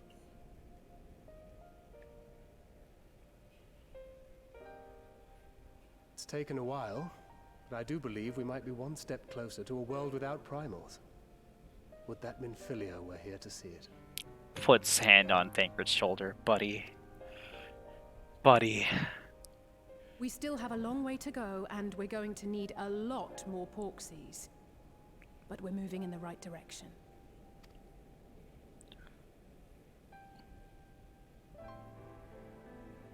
If I may have your attention, there is one other point I would like to raise. As we can all agree, freeing those held captive must take precedence over every other concern. But experience has taught us that none save those with the capacity to resist tempering can hope to enter the towers unscathed. And even once inside, a still greater threat may yet await them, that which we call a primal. Needless to say, if we are to succeed, engaging with such foes can only ever be considered a last resort. And so I move that we seek to prevent them from being summoned in the first place. You're so mad. I'm so sorry. The Halloween costume idea you had has two potential perfect tops, but they're level 80 healer or caster. Oh no. Yes! Both prayer and ether are needed for the ritual. Should either one be denied, the summoning would fail. Well, maybe it's a good thing I've been encouraging you to do your healer. And reminding you you're doing really well at it. Indeed. And so we must endeavor to discover the source of the ether on which the process depends. Do so, and it may present a way to halt the summonings, or perhaps even neutralize the towers entirely. You don't like that idea, huh? A promising proposal. While you are conducting your investigations, however, we will need to remain vigilant, lest the Telophoroi commit further abductions and summon primals ere we have the means to prevent them. To stand a better chance of keeping our enemy at bay, we would do well to coordinate our defensive efforts, sending reinforcements to assist our neighbors when needed. Can I help you get to 80 Astra before Halloween? I can try. I can try. I mean, you're almost there. I think you do it. Overwhelmed were it not for our newfound allies. But say the word, and we shall come. We'll call it mod privileges. I see we are all in accord. But what are we to call this proud fellowship of ours? I submit that the honor of naming it should go to the scion whose brave efforts have done so much to unite Eorzea. What say you, my friend? Aymeric reliving being 14 years old, 12 years old, 8 years old is like, what do we name our cool band, y'all? Alright, I'm gonna put you on the spot. You gotta name it now, Warrior of Light. Ooh, lots of PvP. You should have said so sooner. I'm in. I gotta name this thing? What are we gonna name it? I would call it the Grand Company of Eorzea. I would call it... one moment, please. Aw, no, everyone's allowed in this club. Punches Aymeric in the face. But that's the name I... Stole your idea, Alphino. Get destroyed. Fine choice, for there is none here who does not love Eorzea. That was a beautiful reaction. I think last time I chose the other option. Aye, in that we shall ever be united. United in our gratitude for the realm that gave us life. Just imagine Hilda punching Aymeric perfect, because that's exactly what happened. Those two. Then let it be recorded that on this day, the Grand Company of Eorzea was born. Thanks to the Warrior of Light who came up with that name and not Alphino.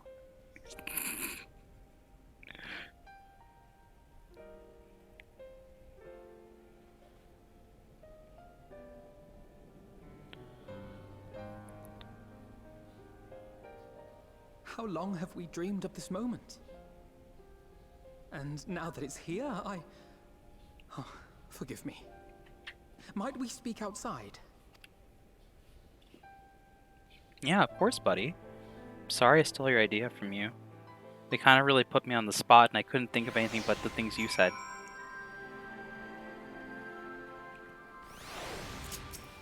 Alright, let's talk to Alphino. I'll make sure they know it was your idea. Well, now you're out of earshot of the other delegates, I hope you'll forgive me if I speak my mind. Bruh, you could speak your mind whenever. Let me begin by saying that I have dreamed of this day since the moment I first set foot upon these shores. That I was as heartened as anyone to see the people of Eorzea pledge their solidarity. Yet, even as they uttered their declarations, all I could think about was the conflict to come, the sacrifices that would be made, and the lives lost, inevitabilities that I still struggle to accept. But, at least now, there is hope. The formation of the Grand Company of Eorzea is the first step. The first of many. Many and more, says the Elder Seedseer. Elder Seedseer, how might we be of service? I seek Master Alphino's assistance in a matter involving Gridania's neighbors, the Sylphs. I know that you and yours have long kept a weather eye upon the crystal trade, and the better to predict the coming of primals, and so you'll be familiar with the Sylphs of the Ash Crown Consortium. Through their dealings, they have cultivated relations not only with the city-states, but many other communities besides. Communities such as the Beast Tribes. Just so, it is our hope that we may make use of the Sylphs' established lines of communication to coordinate the efforts of our new fellowship. Yet there remain certain practical differences between a trade consortium and a grand company. If the Sylphs are able to perform the task effectively, they will require the Council of one versed in the operational aspects of an armed force. Having led the Crystal Braves before, an armed force founded with the self-same goal in mind, no less.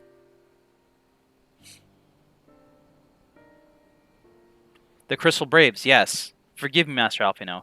I know there was a painful chapter in your life, but the experience may yet be made to serve the realm.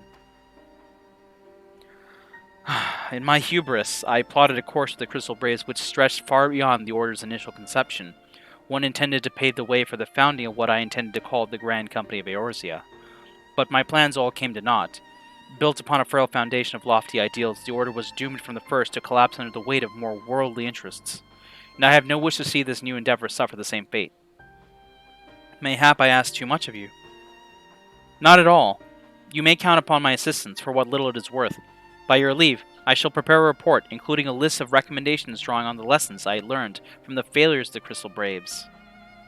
You have my gratitude, Master Alphino, and my trust. When your report is ready, pray share it directly with the Sylphs. With your guidance and the earnest efforts of every goodly soul gathered here this day, I have no doubt but that our fellowship shall emerge from the shadow of the Telophori and flourish. Until next we meet, my friends.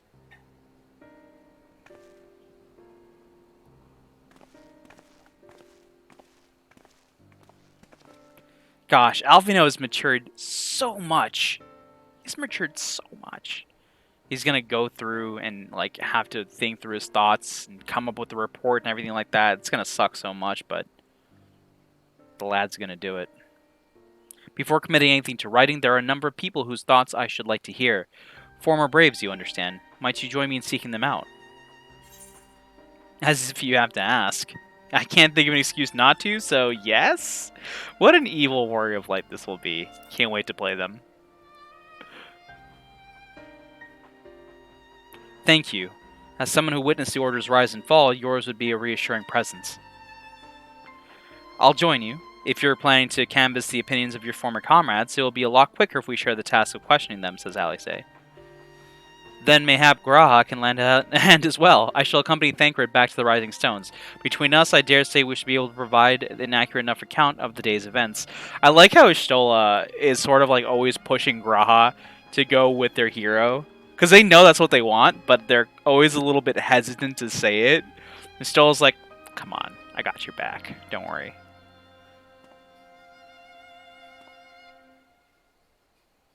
We should be glad of your company, Graha. I shall explain the details on the way.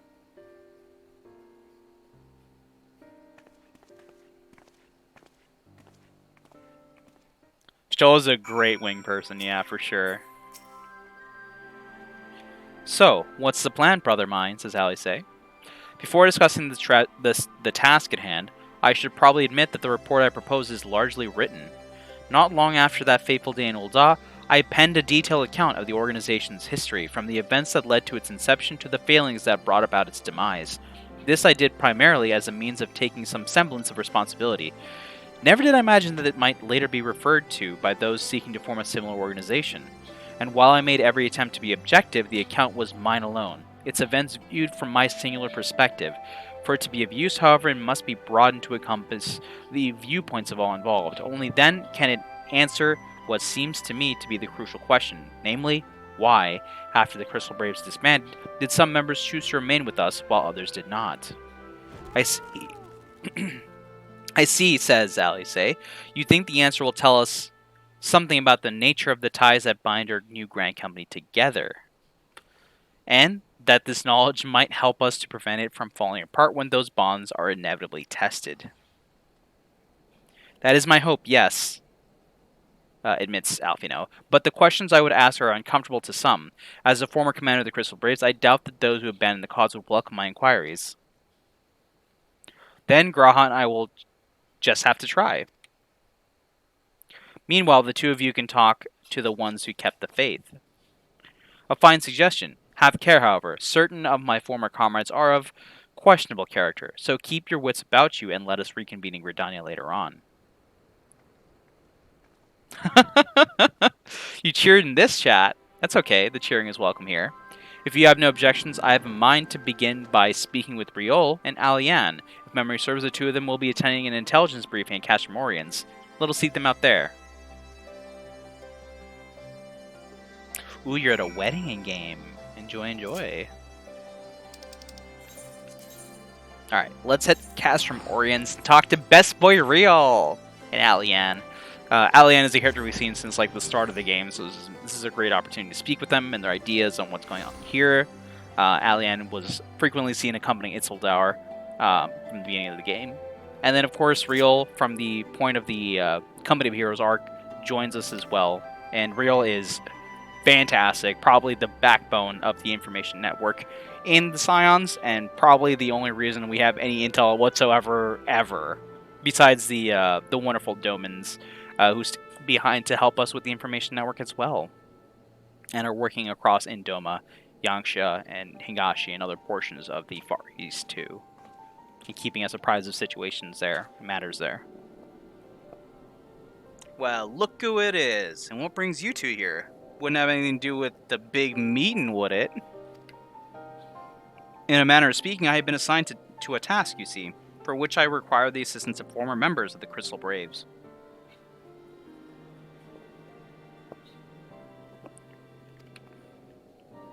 And then he explains exactly what they are looking for here.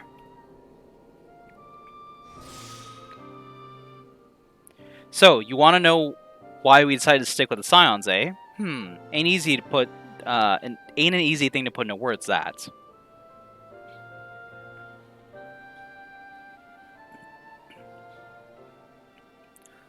As Real will attest this, Alian, I spent a long time agonizing over my failure to alert you to the traitors in our midst.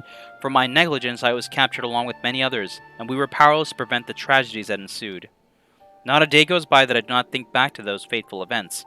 By joining the Scions, I hope to redeem myself, and I will continue to serve the cause for as long as I am able. But that wasn't my only reason. When we were finally reunited at the Rising Stones, you refused to blame anyone but yourself for the fall of the Crystal Braves. And in spite of everything that had happened, everything you had suffered, you took us back without a moment's hesitation. We would not have blamed you had you turned us away, but when you gave us your trust instead, what else could we do but to repay it?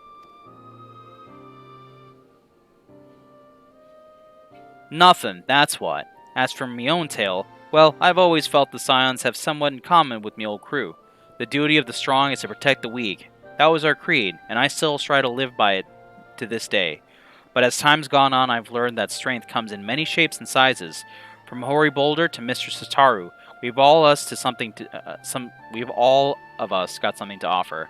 It's a little tough reading Real's lines. And not one of us is doing it for personal gain, because we believe that there's some more important things than that, things worth protecting, which is what being a Scion's all about. I'm at a loss for words. Thank you, my friends. To hear this from you means a lot more than you know. Forgive me, Yergalia, could you? Oh yeah. Give us your thoughts on the Crystal Braves, and why do you think the Crystal Braves ended in failure?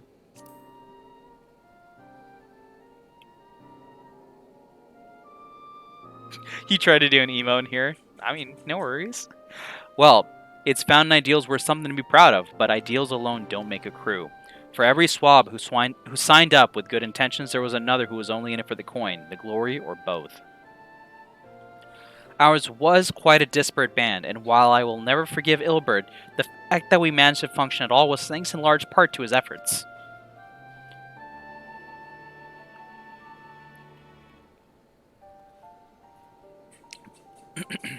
Just a pity he was doing it for all the wrong reasons, eh? Only takes one bad apple, they say, and the Braves had a barrel full of them. Not like the Scions.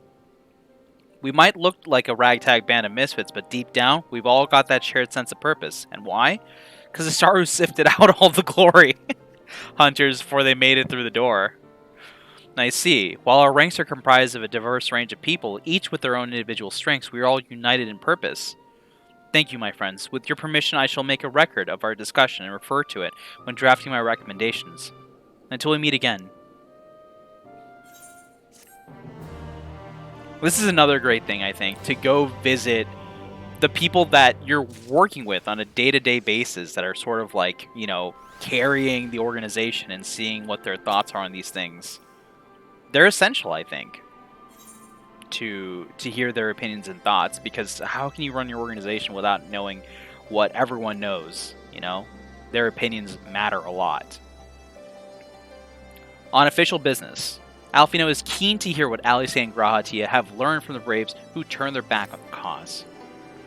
Well, I think we have taken up enough of our colleagues' time, and I am conscious that less life-affirming testimonies await. Let us make our way to Gridania and hear what the others have learned. Bye, Riol. Bye, Alian. Have a good,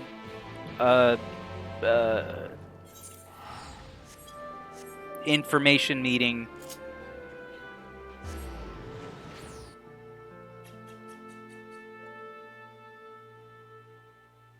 Y'all know what I'm craving? I'm craving some rice pudding real bad.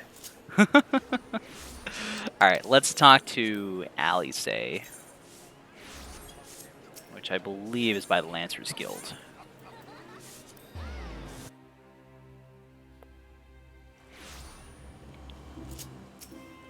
There they are. Thanks to Tataru's ever-dependable intelligence, we managed to track down a handful of former Braves without any great difficulty. You make a good rice pudding? Oh no, don't tempt me. Oh, I really like rice pudding. Some were forthright, others less so, but we heard enough to form a picture. I must warn you, Alfino, some of their comments were harsh. I can well imagine, but their opinions are no less vital to my report. I seek the unvarnished truth. And Alice hands over the report to Alfino. Thank you. I will set about adding your findings to my own at once. In the meantime, pray go ahead on to Little Solace and seek out Elder Frixio. I will join you anon.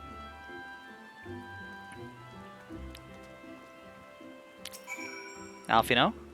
Leave me to attend my report and join the others in Little Solace. I shan't keep you waiting long. I know how playful the souls can be. You're gonna make some and send me pictures. That's awesome, but also rude. Don't do me like this. I'm gonna cry. I'm gonna want it real bad. Alright. Let's mount up. Ooh, the curl mounts. I haven't ridden this one in a long time. Mwahahaha. You'll make muffins too. Muffins and rice pudding? Jeez. You're about to have a real sweet week.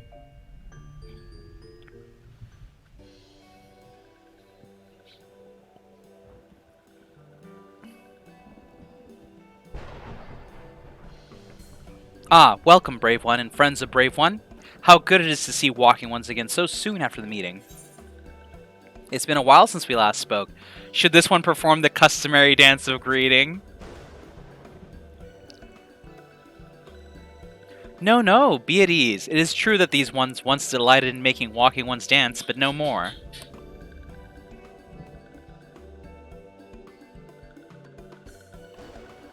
Horned One Connie Senna said that walking ones would be coming to Little Solace. Imperial ones also invaded Sylphlands and abducted many of these ones, so these ones will be glad to bear messages between fighting friendly ones. That is heartening to hear, Elder. It requires all ones to work in unison to stop the Telophoroi. These ones will try very hard, of course, but in matters of war, these ones have little experience. Any advice walking ones can provide would be most welcome. Ooh, those turmeric cookies again, too. That's a lot of sweets. I'm loving it. Ooh, another pretty silver-haired one, and in quite a hurry, it seems. This is just every scion.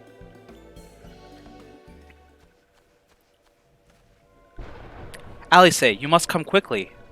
Whatever's the matter, Alfino? Don't tell me you couldn't read my handwriting. What? No! A Twin Adder officer accosted me as I was about to set out. Charlene has sent an envoy, who is due to arrive in Gridania at any moment. An envoy? Could it be that Kral has managed to sway the Forum? We shall know soon enough, but there is more. The envoy has requested the two of us attend the audience of the Elder Seats here. Really? I can't see why they might want Scions to be present, but us specifically? I can see why they might. Us specifically? Wait, it isn't who I think it is. It is. I could scarce believe it myself, but when I inquired as to the envoy's identity, I was told that it was one of Forcenol Leveilleur. Your father? Well now, the fact that a serving member of the Forum had journeyed here would be surprising enough, but him? Quite. I glean from this that they are taking the matter seriously. That may be, but why him and not one of the other 98 Forum members? Unless he volunteered for it. It has been some time since you last saw your father, has it not? Could it be that he has concern for your well-being? Perhaps, but he has always been reluctant to discuss his work with us. Indeed, and whenever we write to our parents, it is invariably our mother who replies. Nevertheless, I welcome the opportunity to meet with him after so long, even if it is secondary to his true purpose here. You're already angry. Elder Frixio, loath though I am to cut our visit short, we must return to Redania. Pray accept my apologies, along with my report. Oh, it's so cute, the way she receives it. Never mind, there will be time to talk later. This one won't keep walking once for more urgent matters. Go. The audience will be held at the Lotus Stand, where the Elder Seats here awaits even now. Let us be on our way.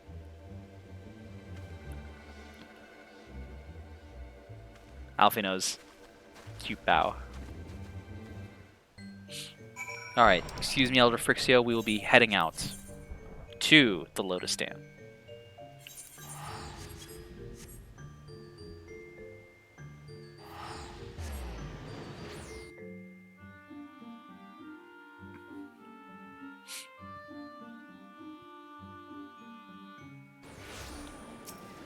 Alright, we'll take a teleport to the Conjurer's Guild. Gosh, it's wild to see so many people playing right now. It's really great. Alright, let's talk to the Silent Conjurer. Welcome, Warrior of Light. The Elder Seeds here and your friends are waiting within. Will we be able to contain our rage this time? We're about to find out. I don't think so, but we'll see. This man does infuriate me. Right good. Alright, there's Kanisena. My friends, I thank you all for coming so swiftly. Word of Master Fortunal's visit took us quite by surprise. When the Alliance granted Mr. Cryle permission to request Charlene's aid, we did not anticipate so promptly a reply, much less that it would be delivered by a member of the Forum. What the nature of the reply may be, we shall soon discover. That's the website. Twitch. Here he comes.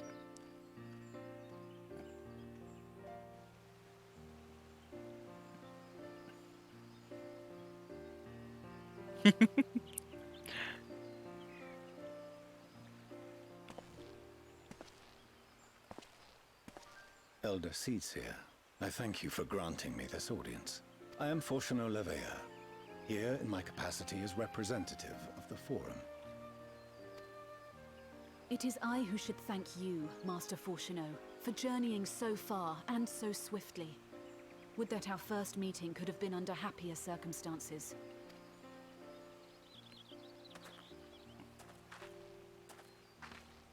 It has been too long, Father. You look well. As do you both. Emiliance will be glad to hear that you are taking care of yourselves. Emiliance is such a pretty name. How is Mother?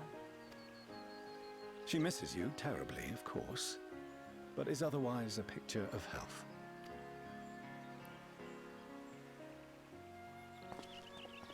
Circumstances apart, I'm grateful that our meeting has afforded me the chance to be reunited with my children at long last. And I believe I also owe you thanks for the hospitality you showed my father, Louisois, during his sojourn in Eorzea.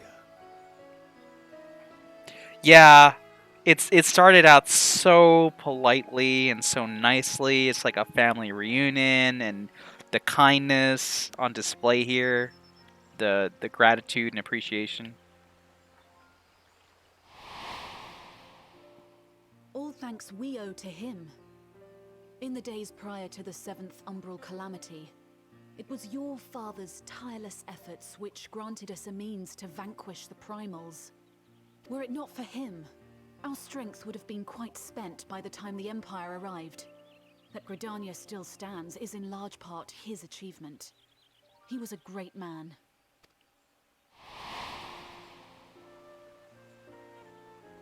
He would doubtless have been moved to hear you say so.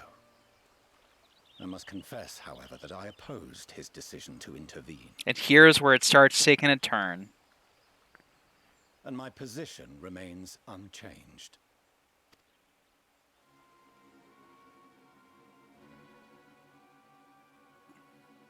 To chart the course of history, not to change it.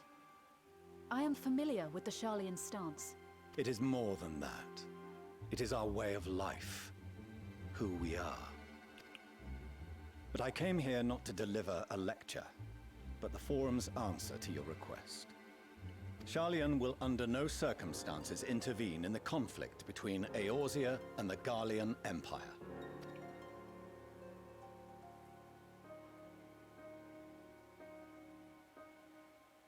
May I ask for what reason the Forum has come to this decision?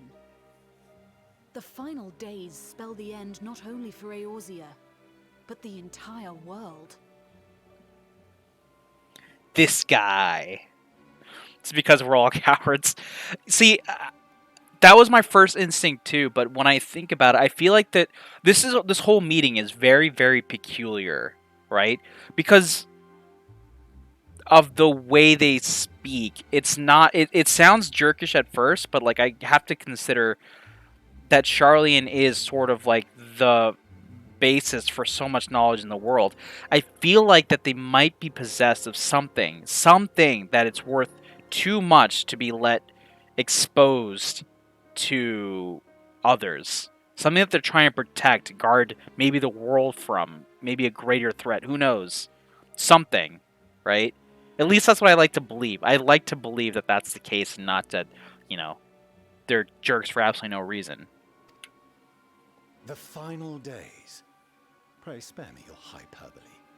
This conflict is no more than the latest in a series of petty squabbles between yourselves and Garlemald. One in which Sharlayan will take no part. If the final days were truly upon us, we would know. Father, you must ask the Forum to reconsider. See, that reaction that Graha had there, and the fact that Graha is the one in the trailer, in like the annals of a Sharlayan library researching and seeming to come to some sort of conclusion, that all has me thinking that maybe Fortunal's just not talking, out of his butt, as it were, right? He has some sort of knowledge, some sort of info on this as to why he's making this sort of decision. Yeah, in a locked room. You may feel safe on your little island across the waves, but if you imagine the Telophoroi will leave you be, you are mistaken. They mean to kill us all, themselves included. Alphino is right. We have seen what the enemy is capable of, the lengths to which they'll go. This is no time to turn a blind eye. Yeah, exactly. Like, as Crow says, it really seems that he may be actually genuinely trying to protect his children from any harm coming to them, like what happened with Louis Soir. Now, as to, he may be misguided in his intentions, right? Maybe he's going about it the wrong way, or maybe he knows more than he's letting on, right? It's something that we'll have to wait and see, I believe. If Eorzea falls, so too will Sharlayan. So if you truly love our homeland, you will join us. Now, before it's too late.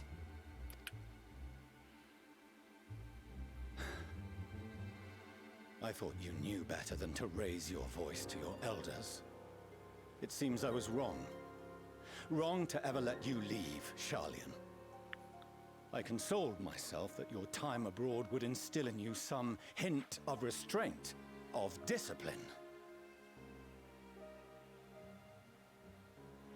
Yeah, exactly, Crow. I felt the same way, but it's hard to be sure. Like, it could have been anything, but I guess it's just something that I want to believe.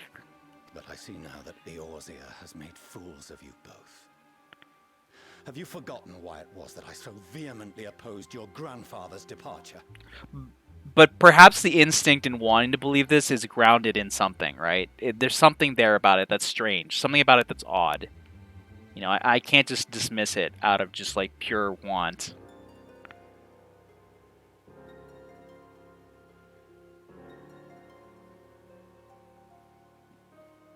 Yeah, definitely. Exactly. Just goes from, like, you know, on to off. You know, it was just abrupt. Exactly, for sure. I feel like we have similar thoughts on this. We have discussed this before too.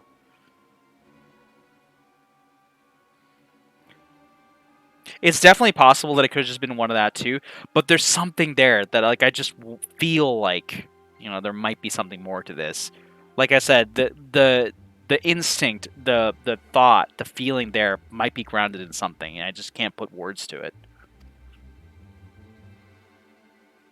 For all his wisdom, his only solution was to go to war. Death, devastation, ruin. Even those who claim victory are scarred for life. What prize could ever justify such sacrifice? We're definitely have to talk about our ideas on this, because even though our ideas may differ, you know, that doesn't mean to say that one is more valid than the other, because no matter what, at the end of the day, this is speculation, right? And it's hard to say, you know, when we have both grounded ideas based on reason and stuff like that, who's going to be right. It's all prediction, it's all speculation. It is the duty of the learned to avert such tragedy. By fanning the flames of war, you forsake all you once held dear. So I'd love to hear your ideas. Better to fight and fail than wait for the axe to fall. To ignore the plight of those who one might conceivably save is not wisdom, it is indolence. It is in your power to save us. Refuse and you condemn us all. I'm going to go with this line because I just really like this line. But, you know, but for a year, I might go with this.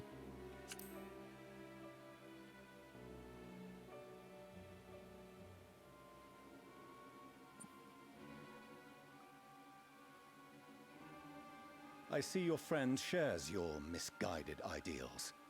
But unlike her, you should know better. By espousing such barbaric notions, you subvert the teachings of Sharlian and place all we have worked for in jeopardy.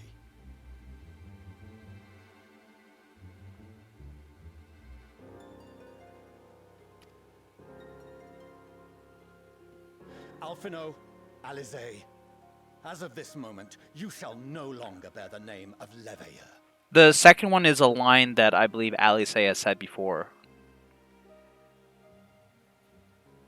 Or someone has said before.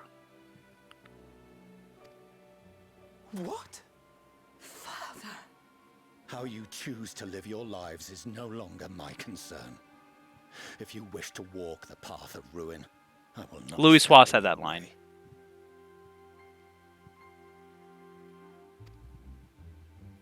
Master Fourcheneau, while Sharlian may have no intention of intervening in this conflict, we can still part as friends.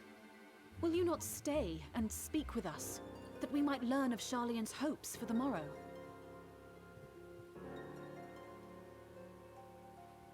You wish you had the option of punch Fortuno.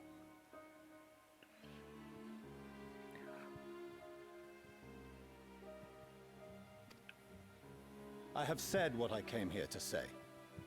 Any further discussion would be meaningless. See, this face here as well. This face is sort of like... He didn't go off in a huff, right? He could have just done that, I feel like, if that's what his entire goal was here. It seems here like he's sort of restraining himself from entertaining that idea. Like, he wants to, he would want to, but he can't let himself. Because there's something there that's keeping him from doing it. Something of more importance. How can you stand there and watch him walk away? How can you let this happen?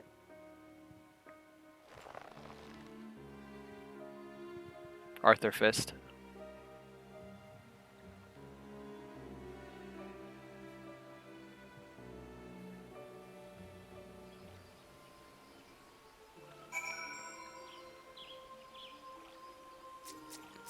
It very well could be that face too. The tired of this and these people are fools face.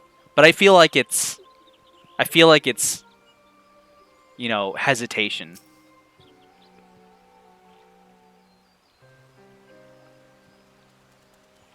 That's my interpretation personally. So that's what he came here to say. That we're all fools for having the temerity to defend ourselves against the Telophoroi. And as for the rest, like it or not, this was the Forum's decision. To watch from afar while Eorzea burns. Father was but the messenger, and as he handed down their judgment, I could think of nothing to say that could possibly sway him. I still can't.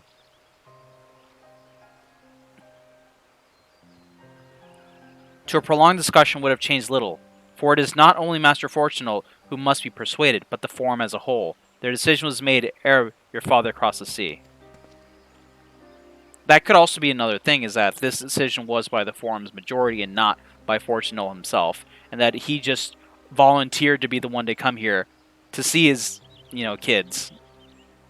Who knows? Again, that's speculation, not really grounded in anything. Forgive me, but if they had no intention of helping us, then why would they go to the trouble of sending an envoy in the first place? Why did not simply keep their counsel, as they are wont to do? Gra's asking some pretty good questions. Your Gallia, has Master Fortunal arrived yet? Says Kryl. Then it is as I feared. My efforts were in vain. I pleaded our case to as many Forum members as I could, but they flatly refused to discuss the matter. No, that's not exactly true. I should rather say that they ignored every word I said on the subject, without exception. It was almost unnerving. See, something's afoot. Could it be that they are hiding something from us? That might go some way to explain Master Fortunal's performance. When he said that they would know if the final days were truly upon us, I dismissed it as pride.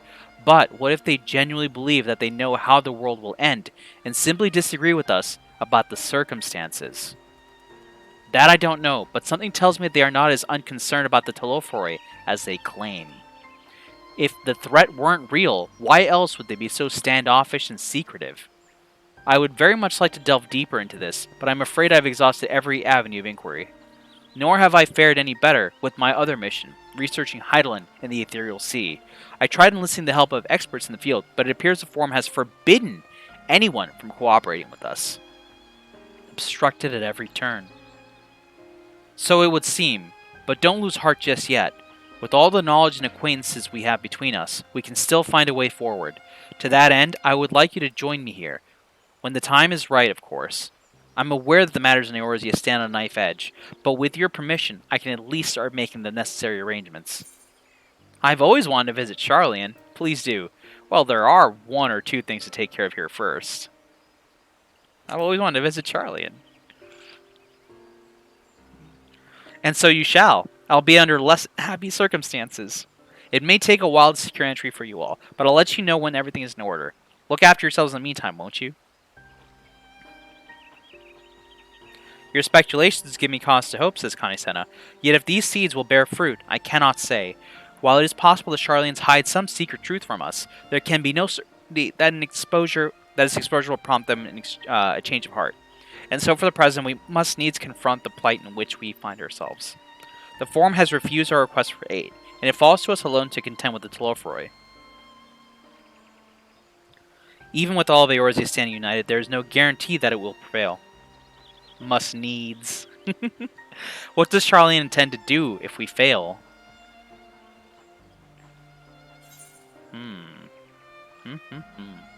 Very curious. Ooh. Ooh, can I get my muffins after all? I can get my muffin on with a lemon muffin here. A sweet and zesty muffin made by mixing lemonette rind and juice into the dough. That sounds so good. Ah! I'm gonna go with the chicken fettuccine though, because that's gonna be better for my paladin, for my paladin. Lemon muffin sounds so good right now. All right. There's gonna be a twist in Endwalker because of course there will be. So it's more likely. We'll see. We'll see what ends up happening. Let's talk to Kane-Senna here. Death unto Dawn. Kane-Senna seems determined to not let the disappointment of Charlene's rejection distract her from the task at hand. Also getting the shush emote, which we finally get after like the longest time of our Warrior of Light doing it. Yeah, let me know your thoughts of a stream. Well, I'm probably going to go eat right away after the stream, but after that, for sure. While Charlene's stance is indeed disappointing, we cannot allow ourselves to be distracted from the challenge before us. There is much more to be done. I shall begin by sharing the forum's response with my counterparts in the Alliance. Meanwhile, I would ask the Scions... Grave tidings, Walking Ones. Grave tidings. Calm yourself, my gentle friend. What has occurred? These ones who went to see Feathered Ones sent terrible news. Destroying Ones have appeared in Zelfatol. Destroying Ones and Capture Ones and even frightful godly ones. Feathered Ones didn't stand a chance and were sent flapping and squawking. When did this happen? Is it too late to help them? Too late, yes, much too late. But luckily, Destroying Ones were only passing through and continued on west. Feathered Ones who did not fight were left unharmed. West. That would be Kurthus.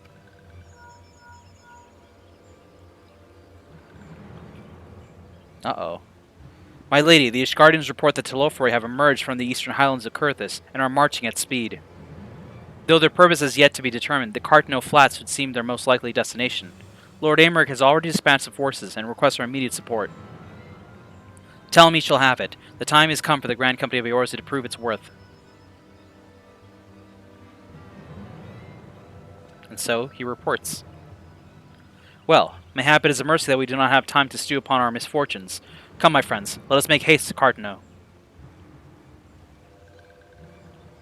Wait, this one almost forgot. Destroying Ones were said to be led by cackling robed one. This one must see that all Walking Ones know. Farewell. Floating cackling one being Fandaniel, of course. Fandaniel? Who else? It was only a matter of time before that grinning maniac showed himself again. I shall have an airship ready to bear you to Cartno. Pray, see to your preparations and report to the landing with all haste. And off we go.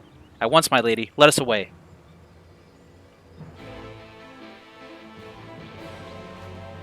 See, and I feel like now would be a great time to go grab Fortunal and drag him along with us so he could see this all happening down.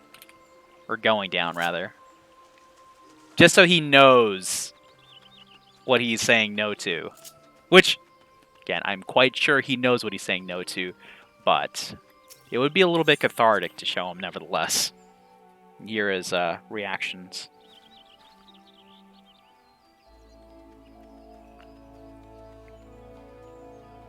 See him trying to steal his face in spite of everything going on around him. Yeah, he probably does. But let's get over to the airship landing. Actually, I think I might have just been able to teleport straight there, right? Of course I could. You always can. Alright, here we are. Let's speak with Alfino. Oh, outside the Carline canopy. Nice little distinction there.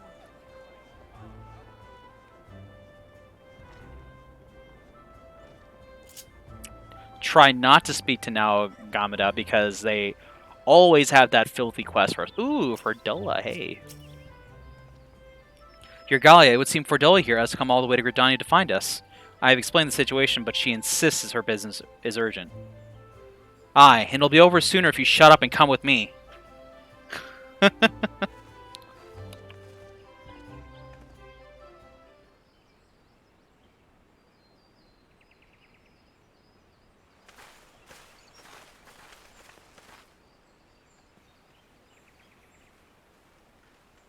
Only Fordola would speak so kindly with the Warrior of Light.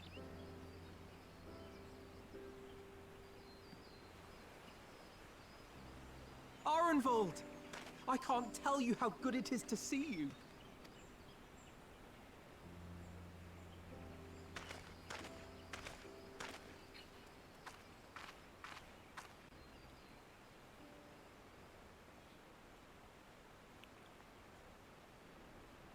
It arrived a lot sooner than expected, eh? The day I craned my neck up at you. Harnvold. Only because you're sitting down. Unless... Oh, Alpha no. Harnvold. Afraid so. The Chirurgeons say I may never walk again.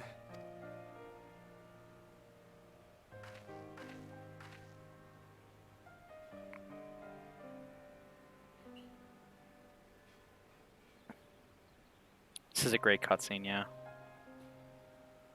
Come on, Alfino, it could be worse. Besides, I didn't come here to dampen the mood.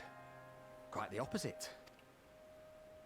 All I've ever wanted was to fight for a cause I believe in. But my fighting days are over. So I want you to fight in my stead. Be the hero I can't. You swanted, John. If Harnvold doesn't get an arc of you can be disable any hero, yeah. No, that has to happen. That absolutely has to happen. SE must do that. They've been great about this kind of stuff before, and it would only be right for them to do it. That's what they all say, though. No one ever calls themselves a hero. Even the ones who eat primals for breakfast. It's for others to decide.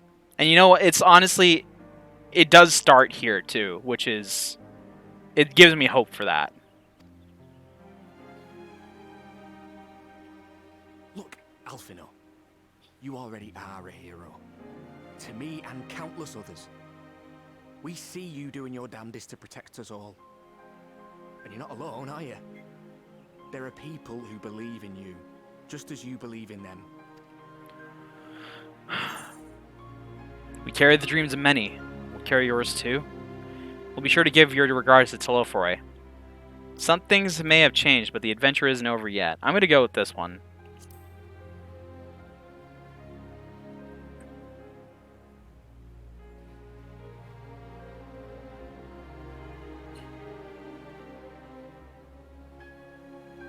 It is the best one. I know what's at stake, and how many people are depending on you. But I believe in you. Believe that you'll see it through. That's why I'm entrusting my dreams to you. Like Albert and Owley once entrusted their dreams to me.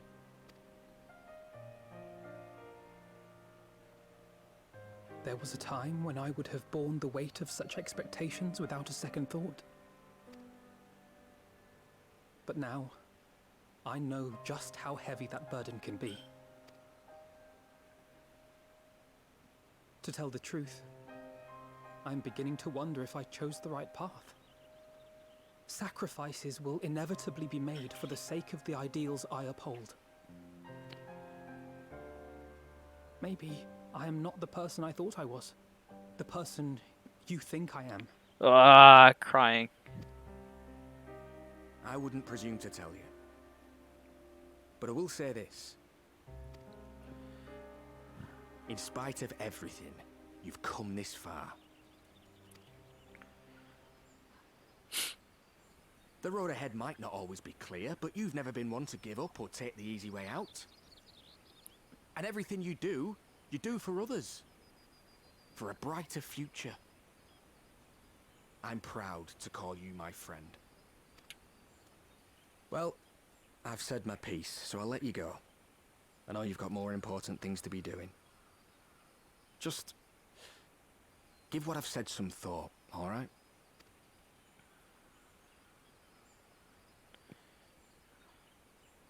Do a fist bump. Or a hug. Take that fist and bump. I shall, my friend. And we will meet again soon, I promise.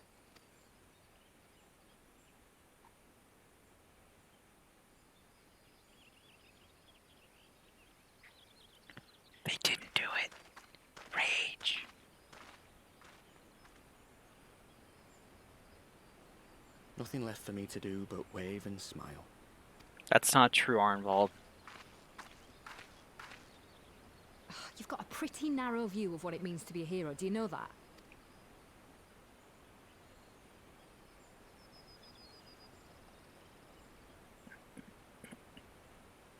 You think they're all forged in the fires of battle? That it's all about being brave and killing villains? You just stress out your healer on Zadno by living deading for Red Chocobo. You're not sorry you did it. You know what? Living Dead is different from all the other ones, because you stress yourself out when you do that one too, so that's fair. As long as everyone's suffering, right?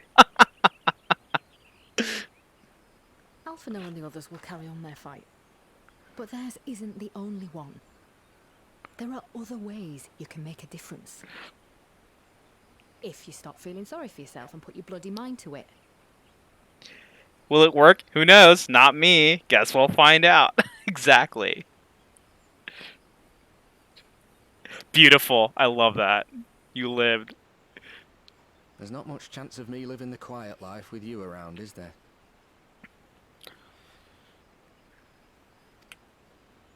If you're content to twiddle your thumbs thinking of what might have been, that's your lookout. Then I reckon you've got some fight left in you. This scene right here is right. Yeah, this is also a scene where I like wanted to ship them real hard. And I reckon you might be right. If there's a way I can still help my friends, I'll know when I bloody well find it.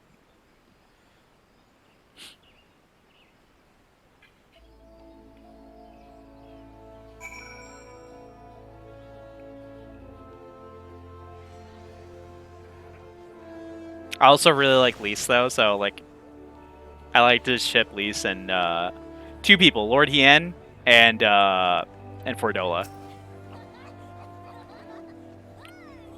You can tell me later what that was all about, but judging by the set of Alphinaud's jaw, it appears to have done him some good. Thancred and the others have already left the Rising Stones, and according to the communications officer, Amalja and Kobold forces are also bound for Cartano as we speak. They mean to keep the promise they made in Alamigo, but we must do the same, by saving as many of their tempered kin as possible. Anyway, the airship is ready to depart. We should get going. Let's do it. Yeah, set aside sufficient time for these cutscenes and punching things. Let's do it. That's what this stream's about. Cutscenes and punching things. Should put that on a t-shirt.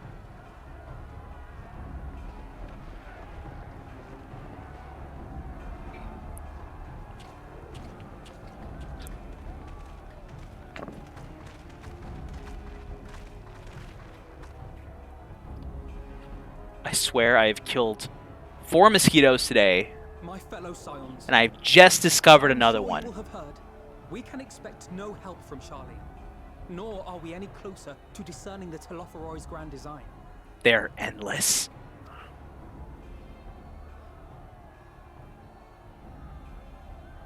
And now, our adversary moves against us in unprecedented numbers, compelling us to answer in kind. The outlook, in short, is bleak. Yet though our foes are many, and we but few, we may still tip the balance in Eorzea's favor. Of course. We will do what we always do. Deal with the ones our allies can't. Well said, Thancred. A less than daunting prospect, judging by your expression. Could it be that you've dispelled your lingering doubts, Alphinaud?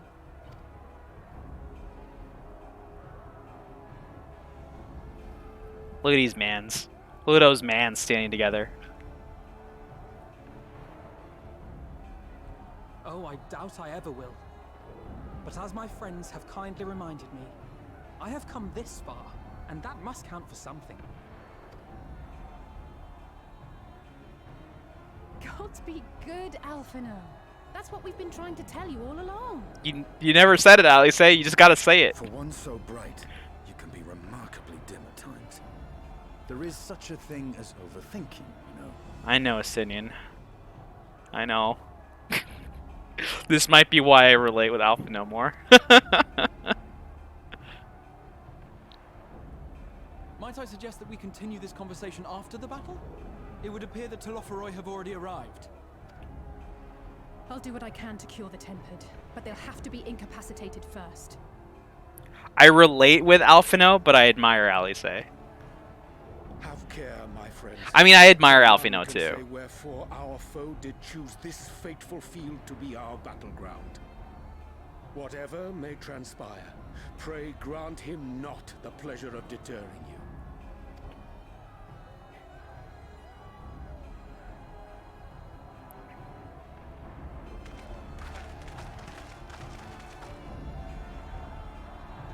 Let's do this.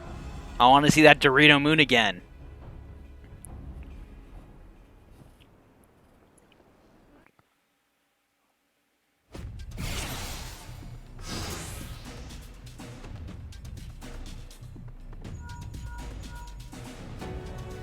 Listen well, friends. This Telefroy is sweeping across Cartno, says Kanisena. Merleweb says, as for the Astian, he was briefly sighted above the battlefield, but has since vanished. He likely intends to watch events unfold from afar. Even when... Oh. Hien says, thus far, the movements of the Lunar Primals have proven difficult to predict. Even when poised to ambush our troops, they intend to withdraw for some unknown reason. Raban answers with whatever the Telefroy's plans may be, the Primals are our primary targets. Alphino replies, understood, they will not elude the Scions for long. We're starting here with this fight. Let's give it our all. Cannot allow ourselves to be stalled here. I have my tank stance on. Nice.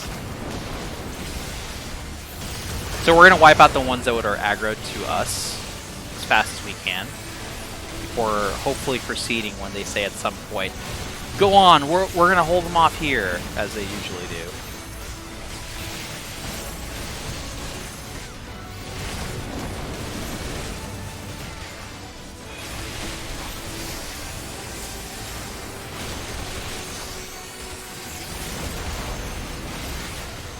And here we get to feature that new 5.5 inclusion too, of like the little circle underneath with the arrows pointing. Thanks 5.5 for adding that. You did so bad at this duty. Oh no. Was it the... I know a lot of folks struggle at the part where you have to play as Graha, or the part that you have to play as Urianger. I know folks have struggled with those two parts.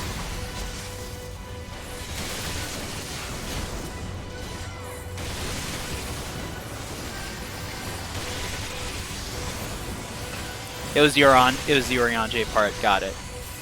But only once. Yeah.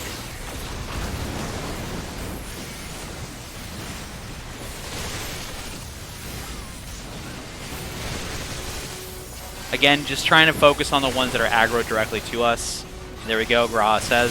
Let's keep them occupied, so let's keep going.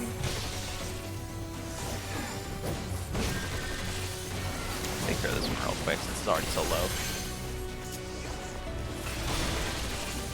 Alright, we're in Divide Forces, so we can locate the Primal more swiftly. Let's go. We're going to go with Estinian. And Alphino.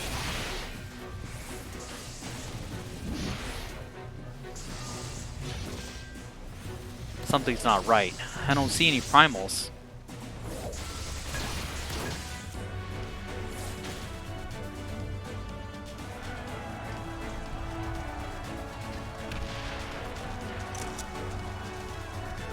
What an outfit I chose to wear to the battlefield like this. And I love this part. This is so cool. As the Scions spread out across the field, Alice and Graha take the fight to the Telefroy. I love these pieces so much. I want to have little stands like this. When do they make Scions amiibos?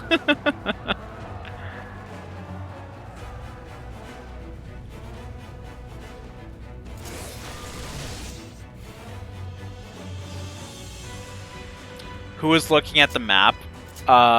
Who knows? Oh, right, I'm Alice. I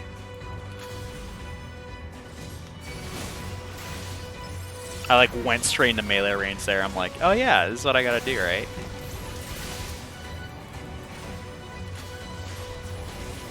Oh, and I should just use this whenever it's up, basically.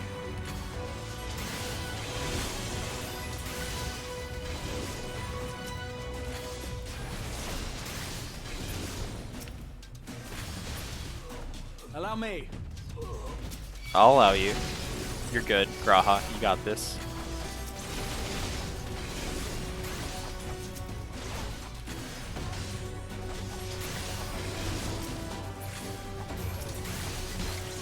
I was talking with a friend earlier about how far they could push the simplicity of this game, right? Because you're seeing all these like combos and stuff that you would just normally pull off on a single button, right? So what does that accomplish? It makes it so that you do your combo quicker, right? And it makes it so that you don't really mess up as often. And the assumption is that like you're going to be doing these things anyway, so why not just make it simpler for you? That's sort of been like the philosophy for previous changes as well. It's like you're going to be doing this thing anyway, so might as well make it free for you. Sort of like keeping up a certain buff or a stack or something like that, which are things that they've gotten rid of in the past with that sort of argument.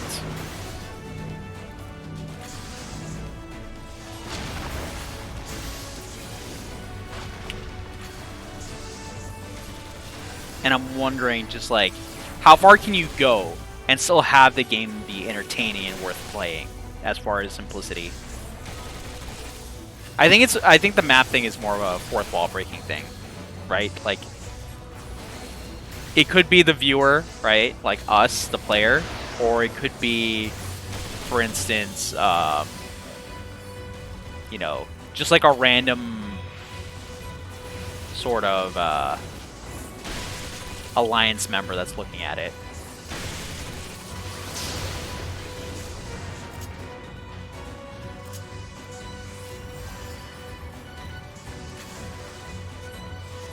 Ooh, the map bothered you. Gotcha, gotcha.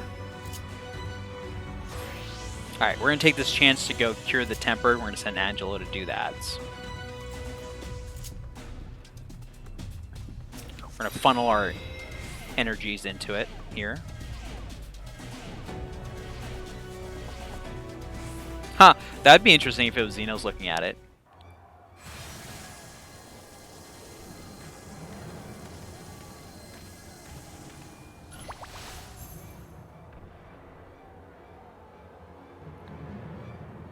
Although I feel like Xenos is doing something entirely different at this point in time.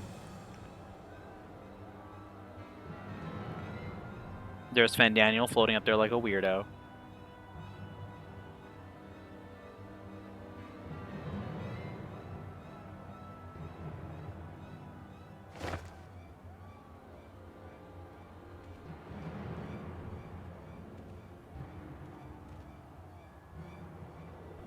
Graha's face.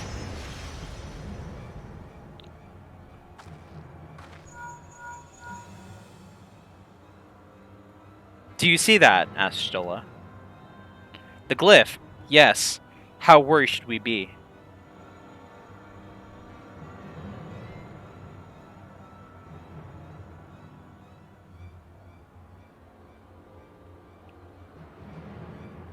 Listen well, and judge for yourself. Though I can see ethereal currents, I had not thoroughly examined those that flow through the heart of Cardinaux. But now that I am here, things have become clear. The flats conceal an etheric confluence, like to the pillars of the Azim Steppe, but greater in scale. Far greater. The glyphs that Fandaniel has conjured reach into its very midst. And I believe I know their purpose. Should the lunar primals destroy them, it would spark a chain reaction with the potential to obliterate the confluence entirely. The resultant disruption to the flow of ether would sow chaos among the elements, prompting earthquakes, floods, and tempests large enough to lay waste to the realm. Ooh, that's bad. That he would go so far cometh as little surprise. We must needs protect the confluence at all costs. Must needs, I say.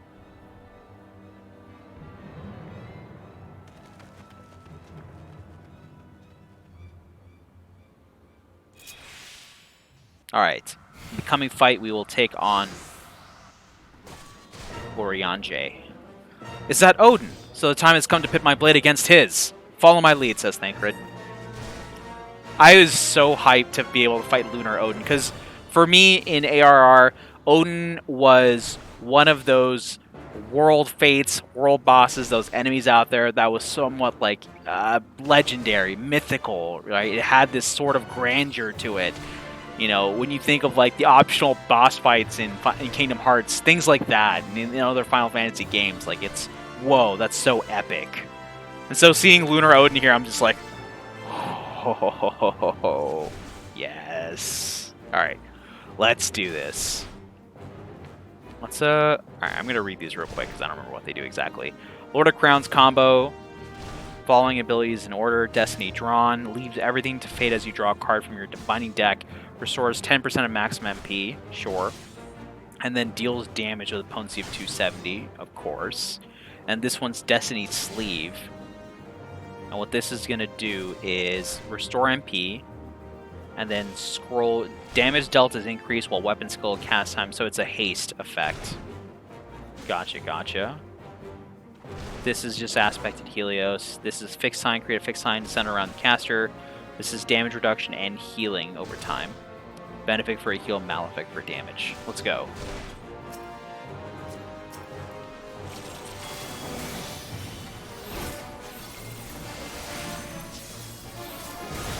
We're gonna buff ourselves.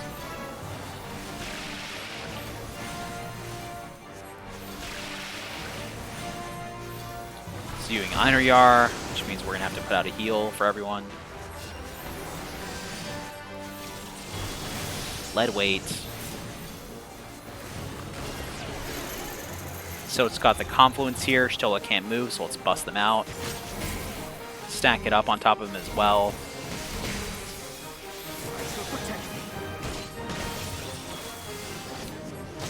And then fixed sign to defend.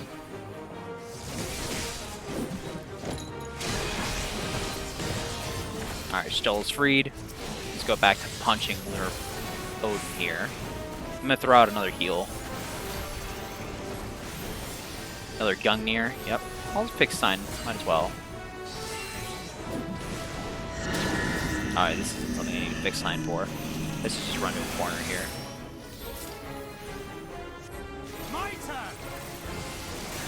I love hearing Thancred say, "My turn," like that. It's just such a funny thing to me. Let's get some healing on it. Buddy could use it. And we're going to want to heal the confluence as well when we get the chance. We best brace ourselves, so we want to go to the right. Because they're doing right Zantetsuken. Drop some AoE healing down for an Einherjar. Fixed sign. Yep. Restore some more MP. I'm gonna buff Stola here. Or the party, I guess. Lead weight. Yep. Yep. Lunar Fetters. Bust him. Stack over here.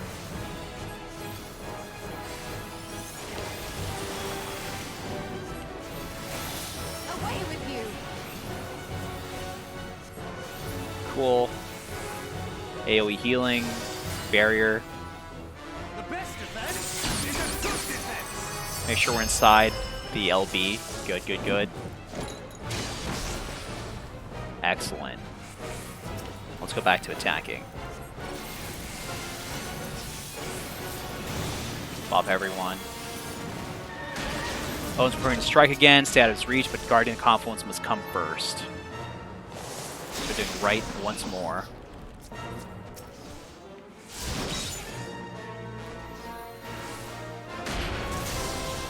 Heal the confluence some more. We're good.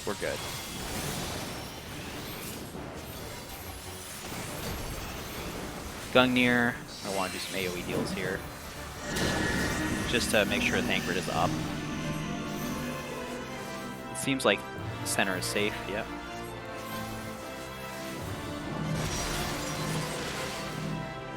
Move away from the confluence so it doesn't get hurt. Move in for more AoE healing. Ultimate Zantetsuken.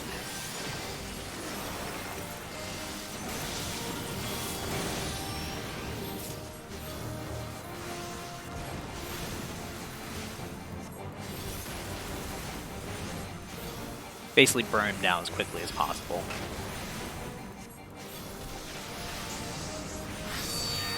There we go.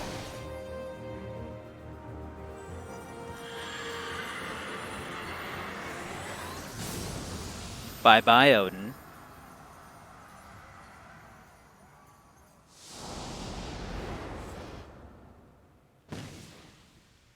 Just goes a little poof. Alright. Graha, Tia, and Alice prepare to lock swords with Lunar Romana. You never played a healer or caster before this? Oh, well, like that one time, maybe. I have a friend that's a really big fan of Ravana, so I feel like they might have gone absolutely, like, nuts on this fight. That must be Ravana, a formidable opponent by all accounts, but so are we. Alright, let's review Graha's skills. Graha is an all-rounder, which means they can use a different variety of skills here from different classes and jobs. So here we've got caster version of Graha. So we have Foul Combo. We have Allegan Blizzard. So this is going to cost us MP. This is going to restore MP. Thunder, of course, is a dot, an AoE dot. This is healing. This is regen. And this is a sort of stun, special stun. Let's go.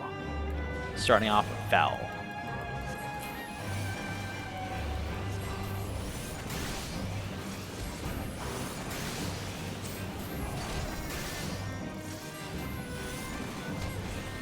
And again, our main goal is to protect the confluence as much as we can.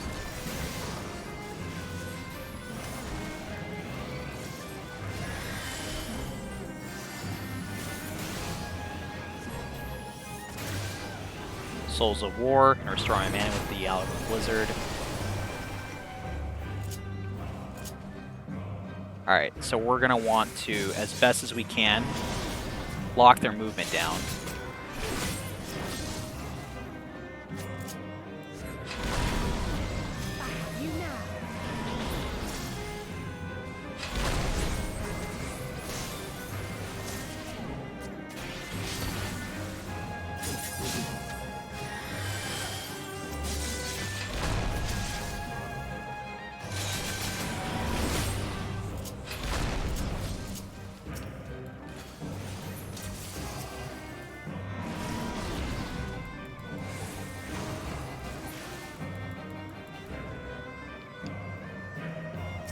Alright, Bloody Fuller's gonna go off.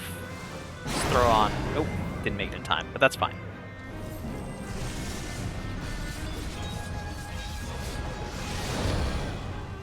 Yep, Chandra Haas. Get Metagatuan.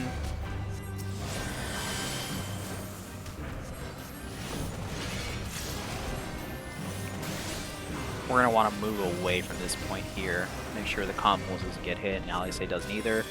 Seeing Tail. Go to the sides to attack.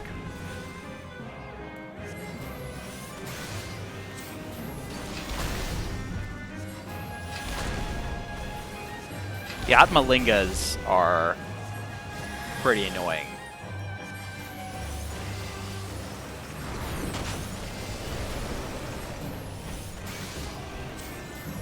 Malevolent Ether, sure.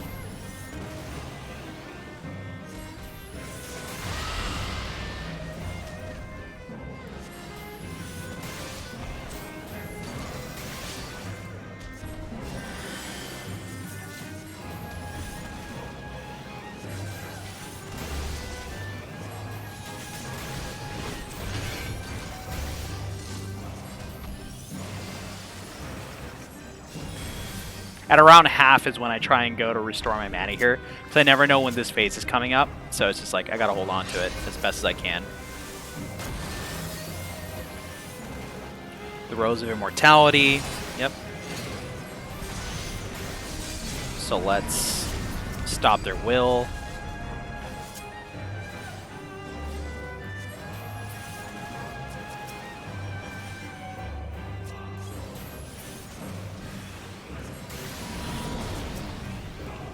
Restore some mana while we're at it.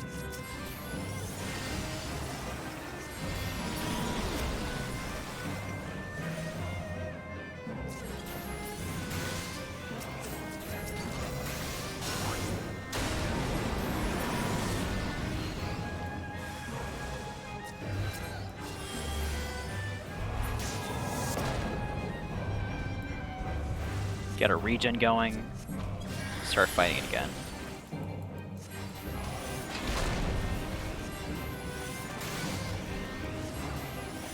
And here I'm not worried about the mana because that's like the only thing that happens. And down. Easy.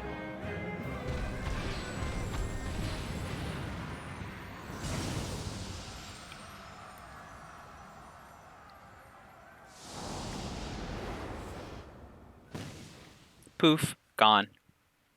At the selfsame moment, you stand shoulder to shoulder with Alphino and Estinian, resolved to lay Lunar Ifrit low.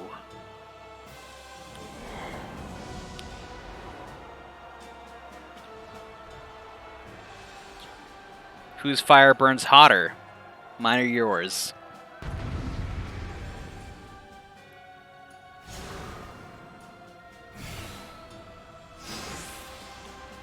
Also, these sort of like lunar versions of these primals look so like, I don't know, modern-y, sort of like streamery.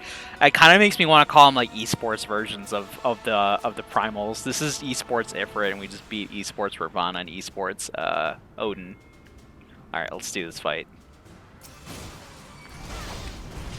These seem like the sort of like, you know, LED strips that, you know, you'd find on a streamer's sort of case or rig. For the, like the lighting and colors. Maybe it's just me that sees that, who knows.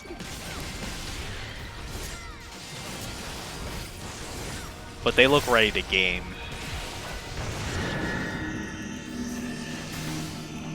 You can see it too, I'm glad. Alright, let's get centered here. Honestly, we could just eat the hit, because Alphino's got us, and I'm a paladin.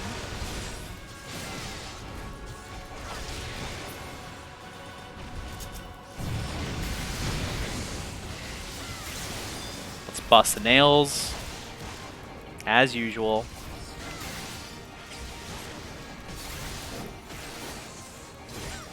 You're finished. I'd say focus the same ones that the other ones are working on, but you know, you kind of have to think of it as like total damage. They have a total HP. You don't really have to focus one. They're the same one.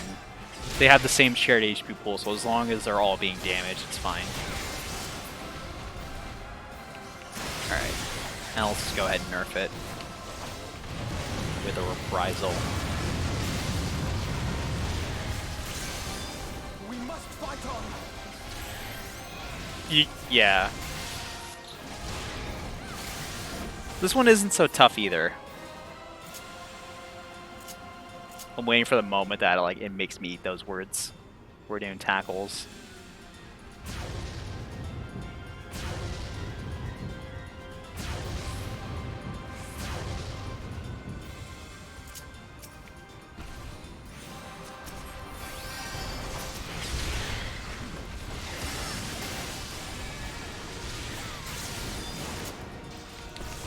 Going into magic phase here.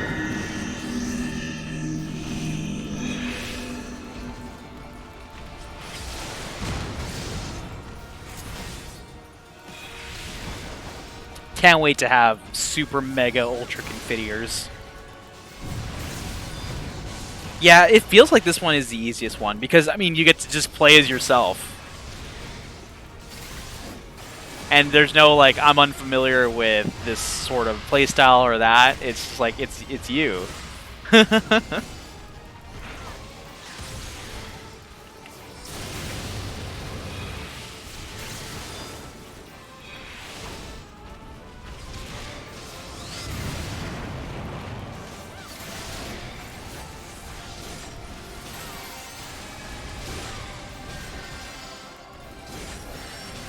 Magic time. No, not yet. Wait, come back. I have to do magic time. Ah, more nails. Alright, Estinian, time to bust out your 40 billion Stardivers.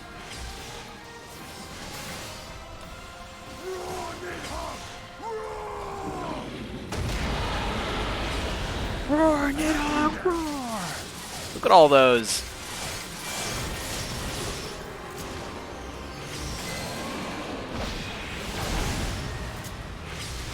Absurd. Absolutely absurd.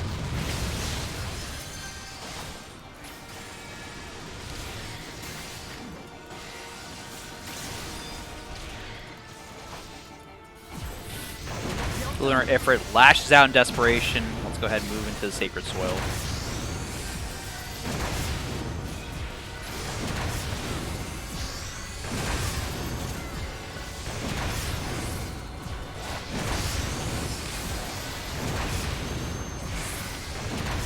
It's time we ended this.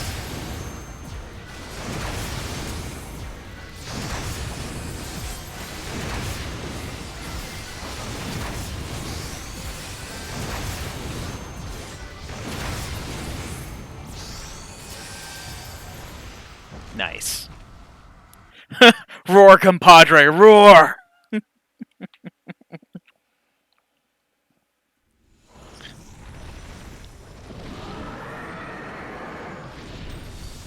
Bye-bye, esports Ifrit. I'll think of you every time I get a headshot.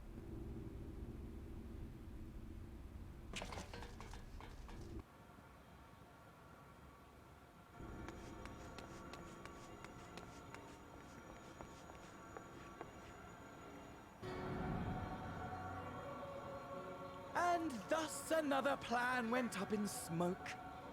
I am beginning to see why Lord Xenos thinks so highly of you. It's because I'm cute. Not that this changes anything, you understand. You have merely earned yourself a stay of execution. Okay, bye. Take your nasty glyph with you. Get out of here. I got moons to look at. And also the horrors of the battlefield to look at.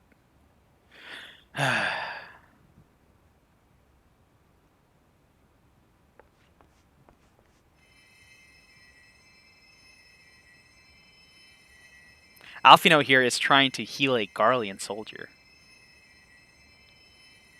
Harkens back to when they mentioned that all life was precious. To Fordola.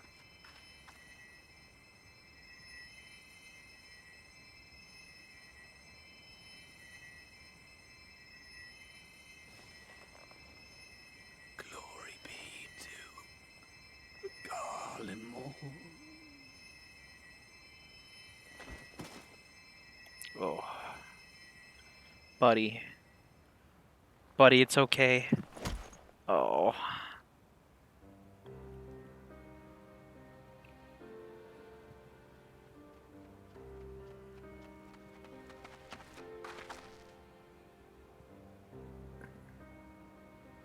How fare the tempered? We've treated as many as we can, but some were beyond help.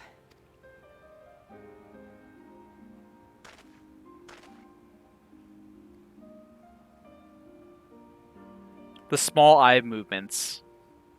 The details. They just make the scene come more alive.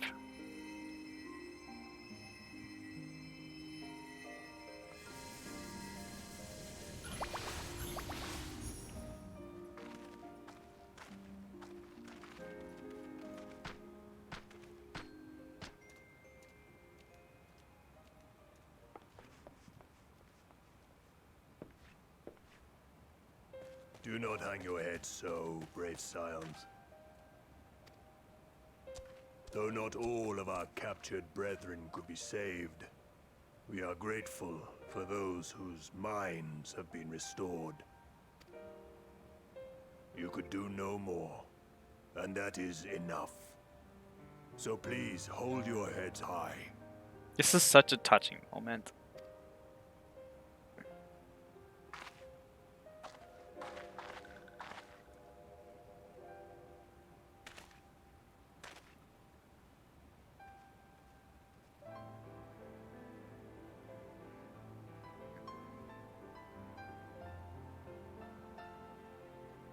Should have been quicker, but I'll do better next time.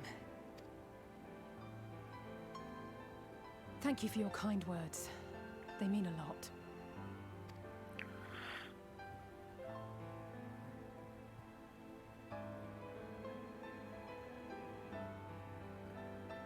A victory at great cost, but a victory nonetheless.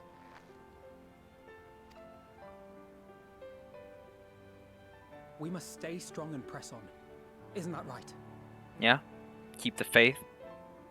At duty's end, we will meet again. One battle at a time, we'll get there. To the very end. Well, you've come this far. Oh, the first one? That Agreed. we will. There it is. Dat moon.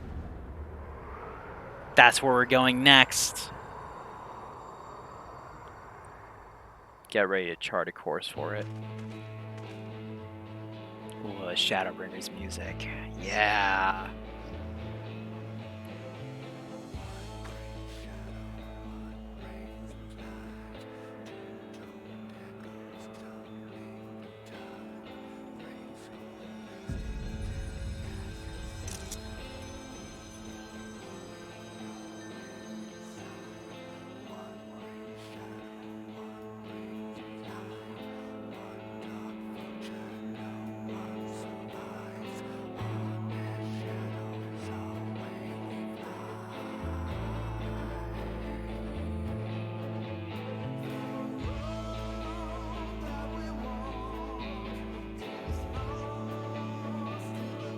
We got credits. I love this. This makes me so happy to see this right up here where it belongs. Heckin' legend soaking.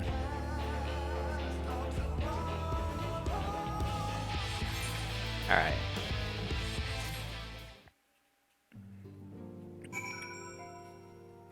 Let's talk to our friends here. Sir Aymeric, coming to check in on your boyfriend.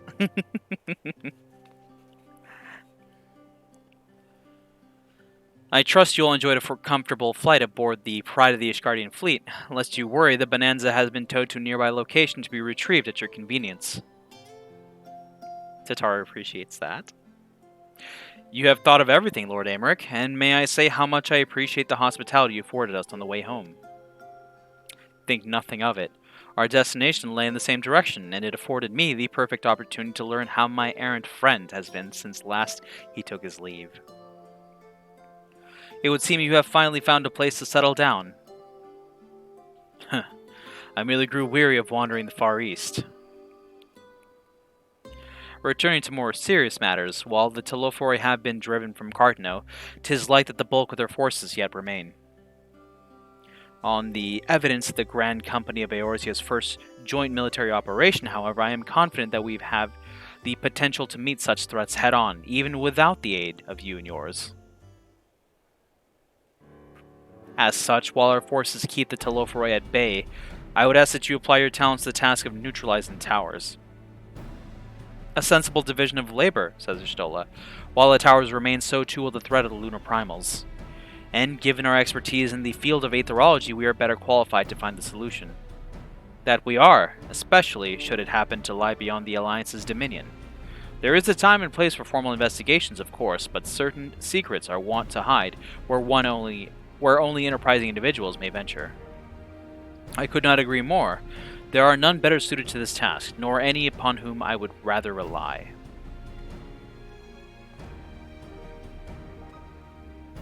On behalf of the Alliance, I thank you. We look forward to receiving any information you are able to recover. And with that, I must take my leave. Should you have any need of assistance, pray do not hesitate to ask. Fare you well, my friends.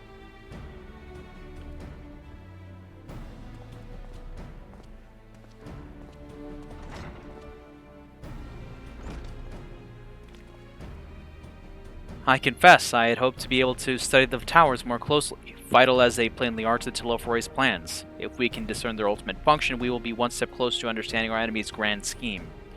Should we succeed in neutralizing them, of course, it is all but certain that the Telophori will mount an all-out invasion.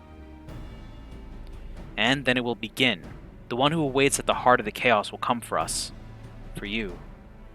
Yet in the end, our true nemesis may be the calamity to end all calamities, the final days themselves.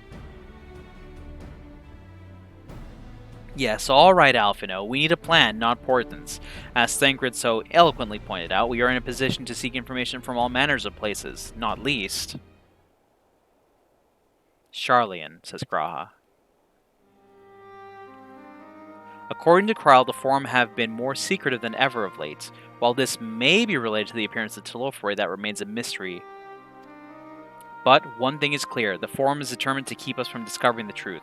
Master Fortunal's performance at the Lotus Stand was enough to convince me of that.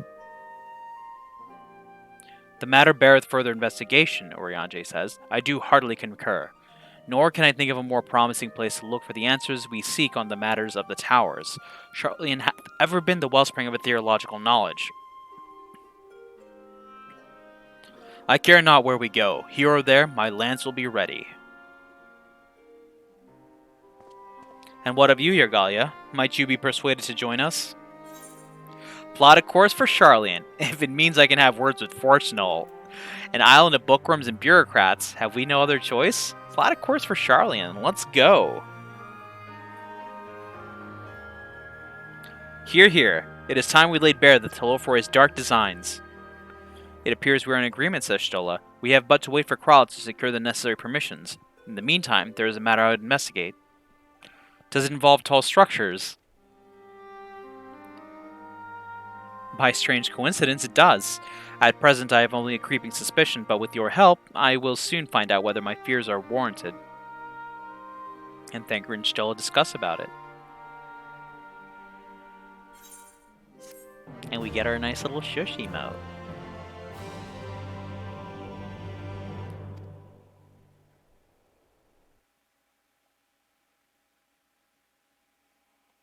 Meanwhile, in the Garlean capital.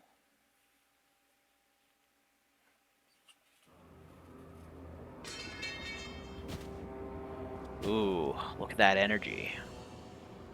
Look at that stance. Look at that scythe. Ho, ho, ho, ho.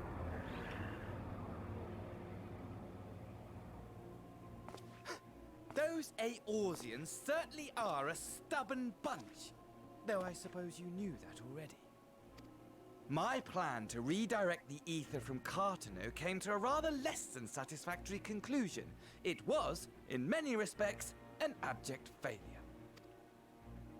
Which does, of course, raise the question of where we are going to procure the requisite amount.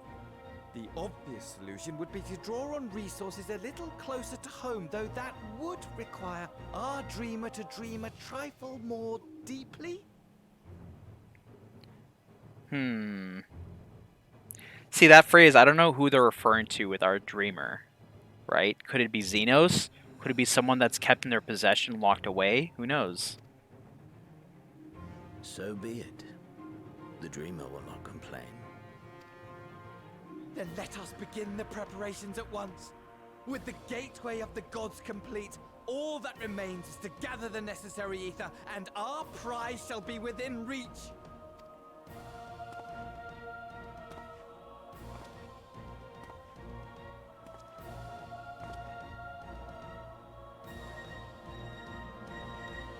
There's that structure they've been alluding to this entire time. To fulfill your heart's desire, my desire!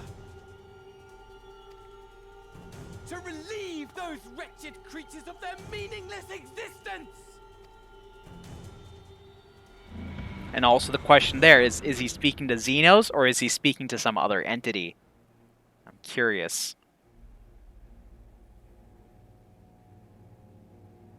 Because that doesn't seem to be his interest. I await you.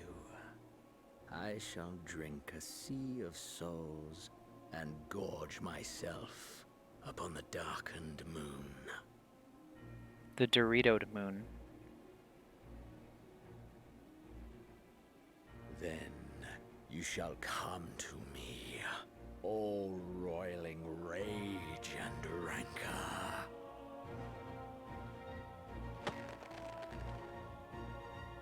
And the stars shall bear witness to our final contest. Oh, I'm so excited! That scream there, right?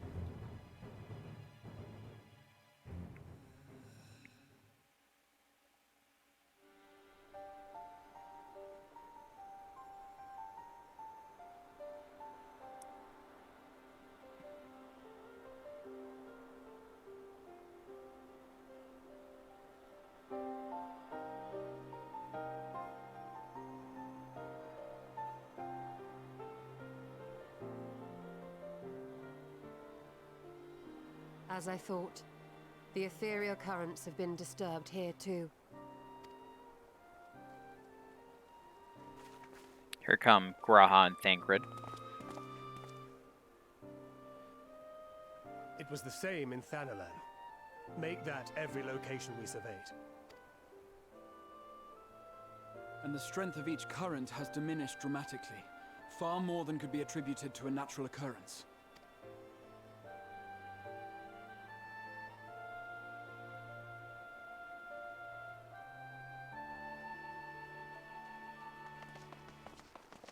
Seeing the twins now.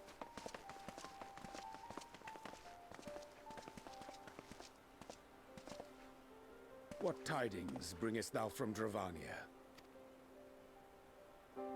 We took a number of readings, and noticed that the closer we were to the tower, the lower the etheric density became. In short, the towers are drawing upon the land's ether, which would explain how they were able to carry out the summonings. Exactly. Normally you would need crystals to do the summoning, but they're skipping out the middle process and draining directly from the land.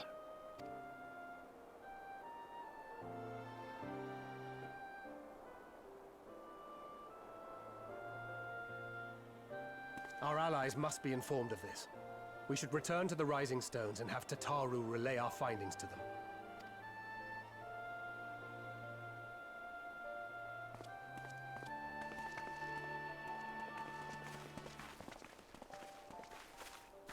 Hear me. Hear me. Hear me. Hear me. And then this scene. Darkness comes. And with it, the end. The fate of the star is in your hands.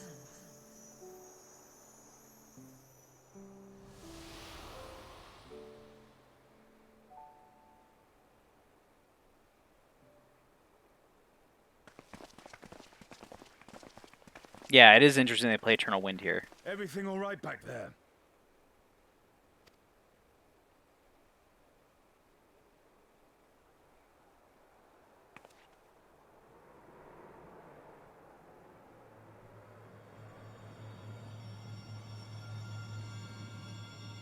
We have the Crystal Tower and the Dorito Moon in the distance.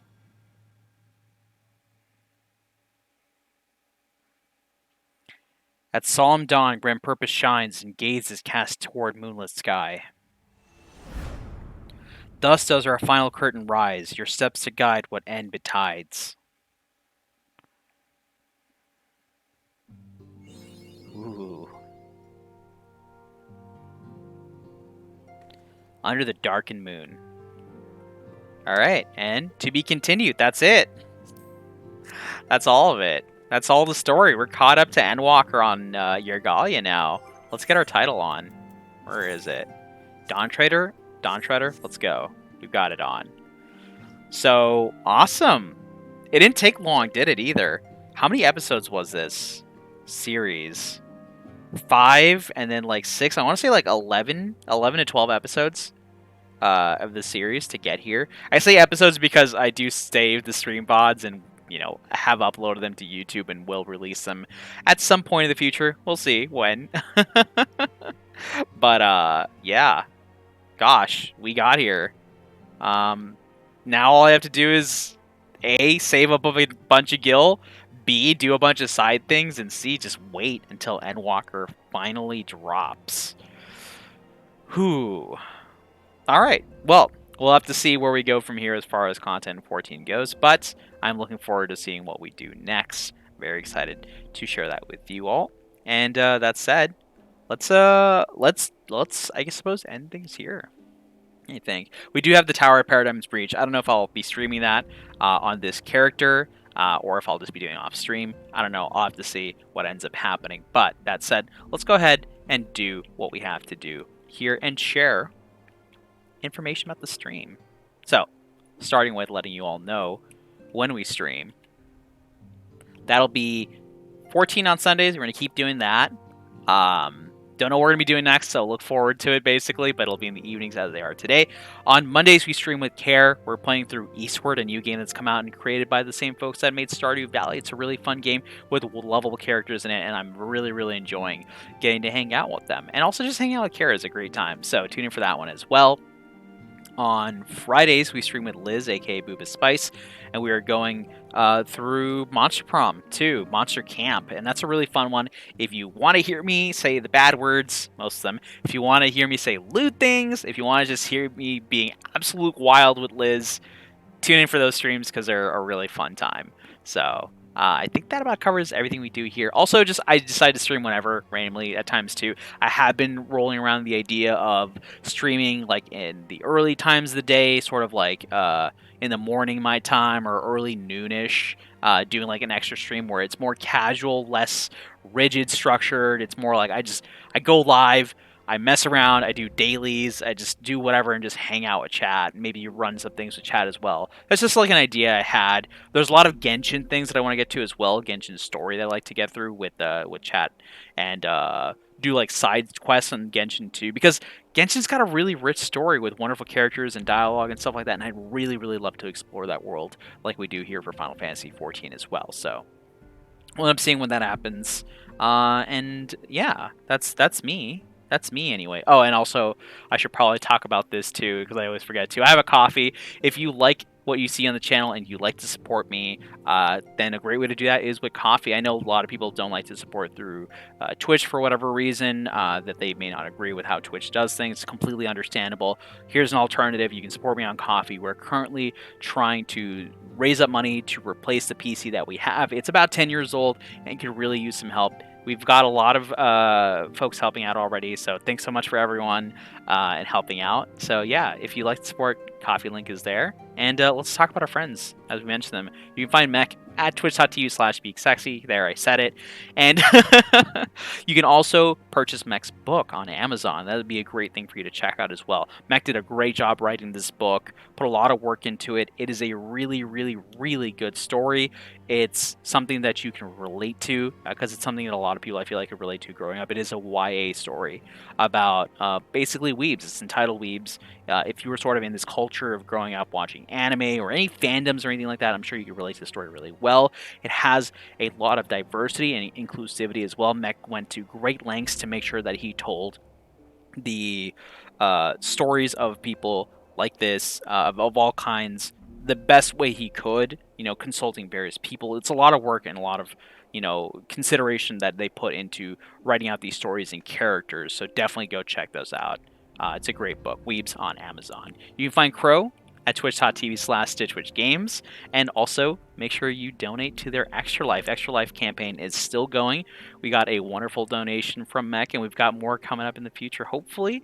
The slogan right now is Kids Can't Wait. So any money that goes to Extra Life, by the way, goes directly to helping those hospitals get those kids the treatment that they need and deserve. So if you like to be a hero IRL as well, if you got a few more, if you got a little bit of cash floating around here, definitely consider this is a great worthy cause to donate to. Now, check out our friend Liz as well. You've probably already heard of them. You can find them at twitch.tv/BoobaSpice and at Booba Campbell on Twitter. Amazing creator. They're a wonderful friend, just a delight to be around. So definitely check them out if you haven't already. And then you can find Care. Care does our D&D campaigns. Here's our DM. They've done a fantastic job in 2 campaigns already. We've got more stories coming up with Care in the future as well. But they also create music. So go listen to them on their SoundCloud. You can also purchase their music from Bandcamp. They have 2 bands. They have Starman with the Dead Planets, which tells the story of a traveler traveling through the cosmos trying to find a home. It is an ambient soundscape sort of vibe it's got to it. It's really, really cool and great, helping you go to sleep. And if you're into more fantasy, they have Traveler's Tales Told Frimbus, which sort of is inspired by these light fantasy, sort of like Konosuba, Genshin Impact soundtracks. That is really, really fun and great for your D&D content if you decide to run your own stuff. And of course, all the music that Care puts out is free to use on your content, right? If you have any troubles, feel free to contact Care. They said that. So yeah, awesome stuff there. And I think that about covers everything we have to talk about here at the end of the stream tonight. Thanks so much for everyone for watching. I know it's been a long stream, but it's great to see you all hanging out for as long as you did. And hopefully we will see you again soon. This is your favorite Lime. Have a great night, y'all. Bye. Bye, bye, bye, bye, bye. Time for me to go battle mosquitoes and have dinner. And those two things are not necessarily related.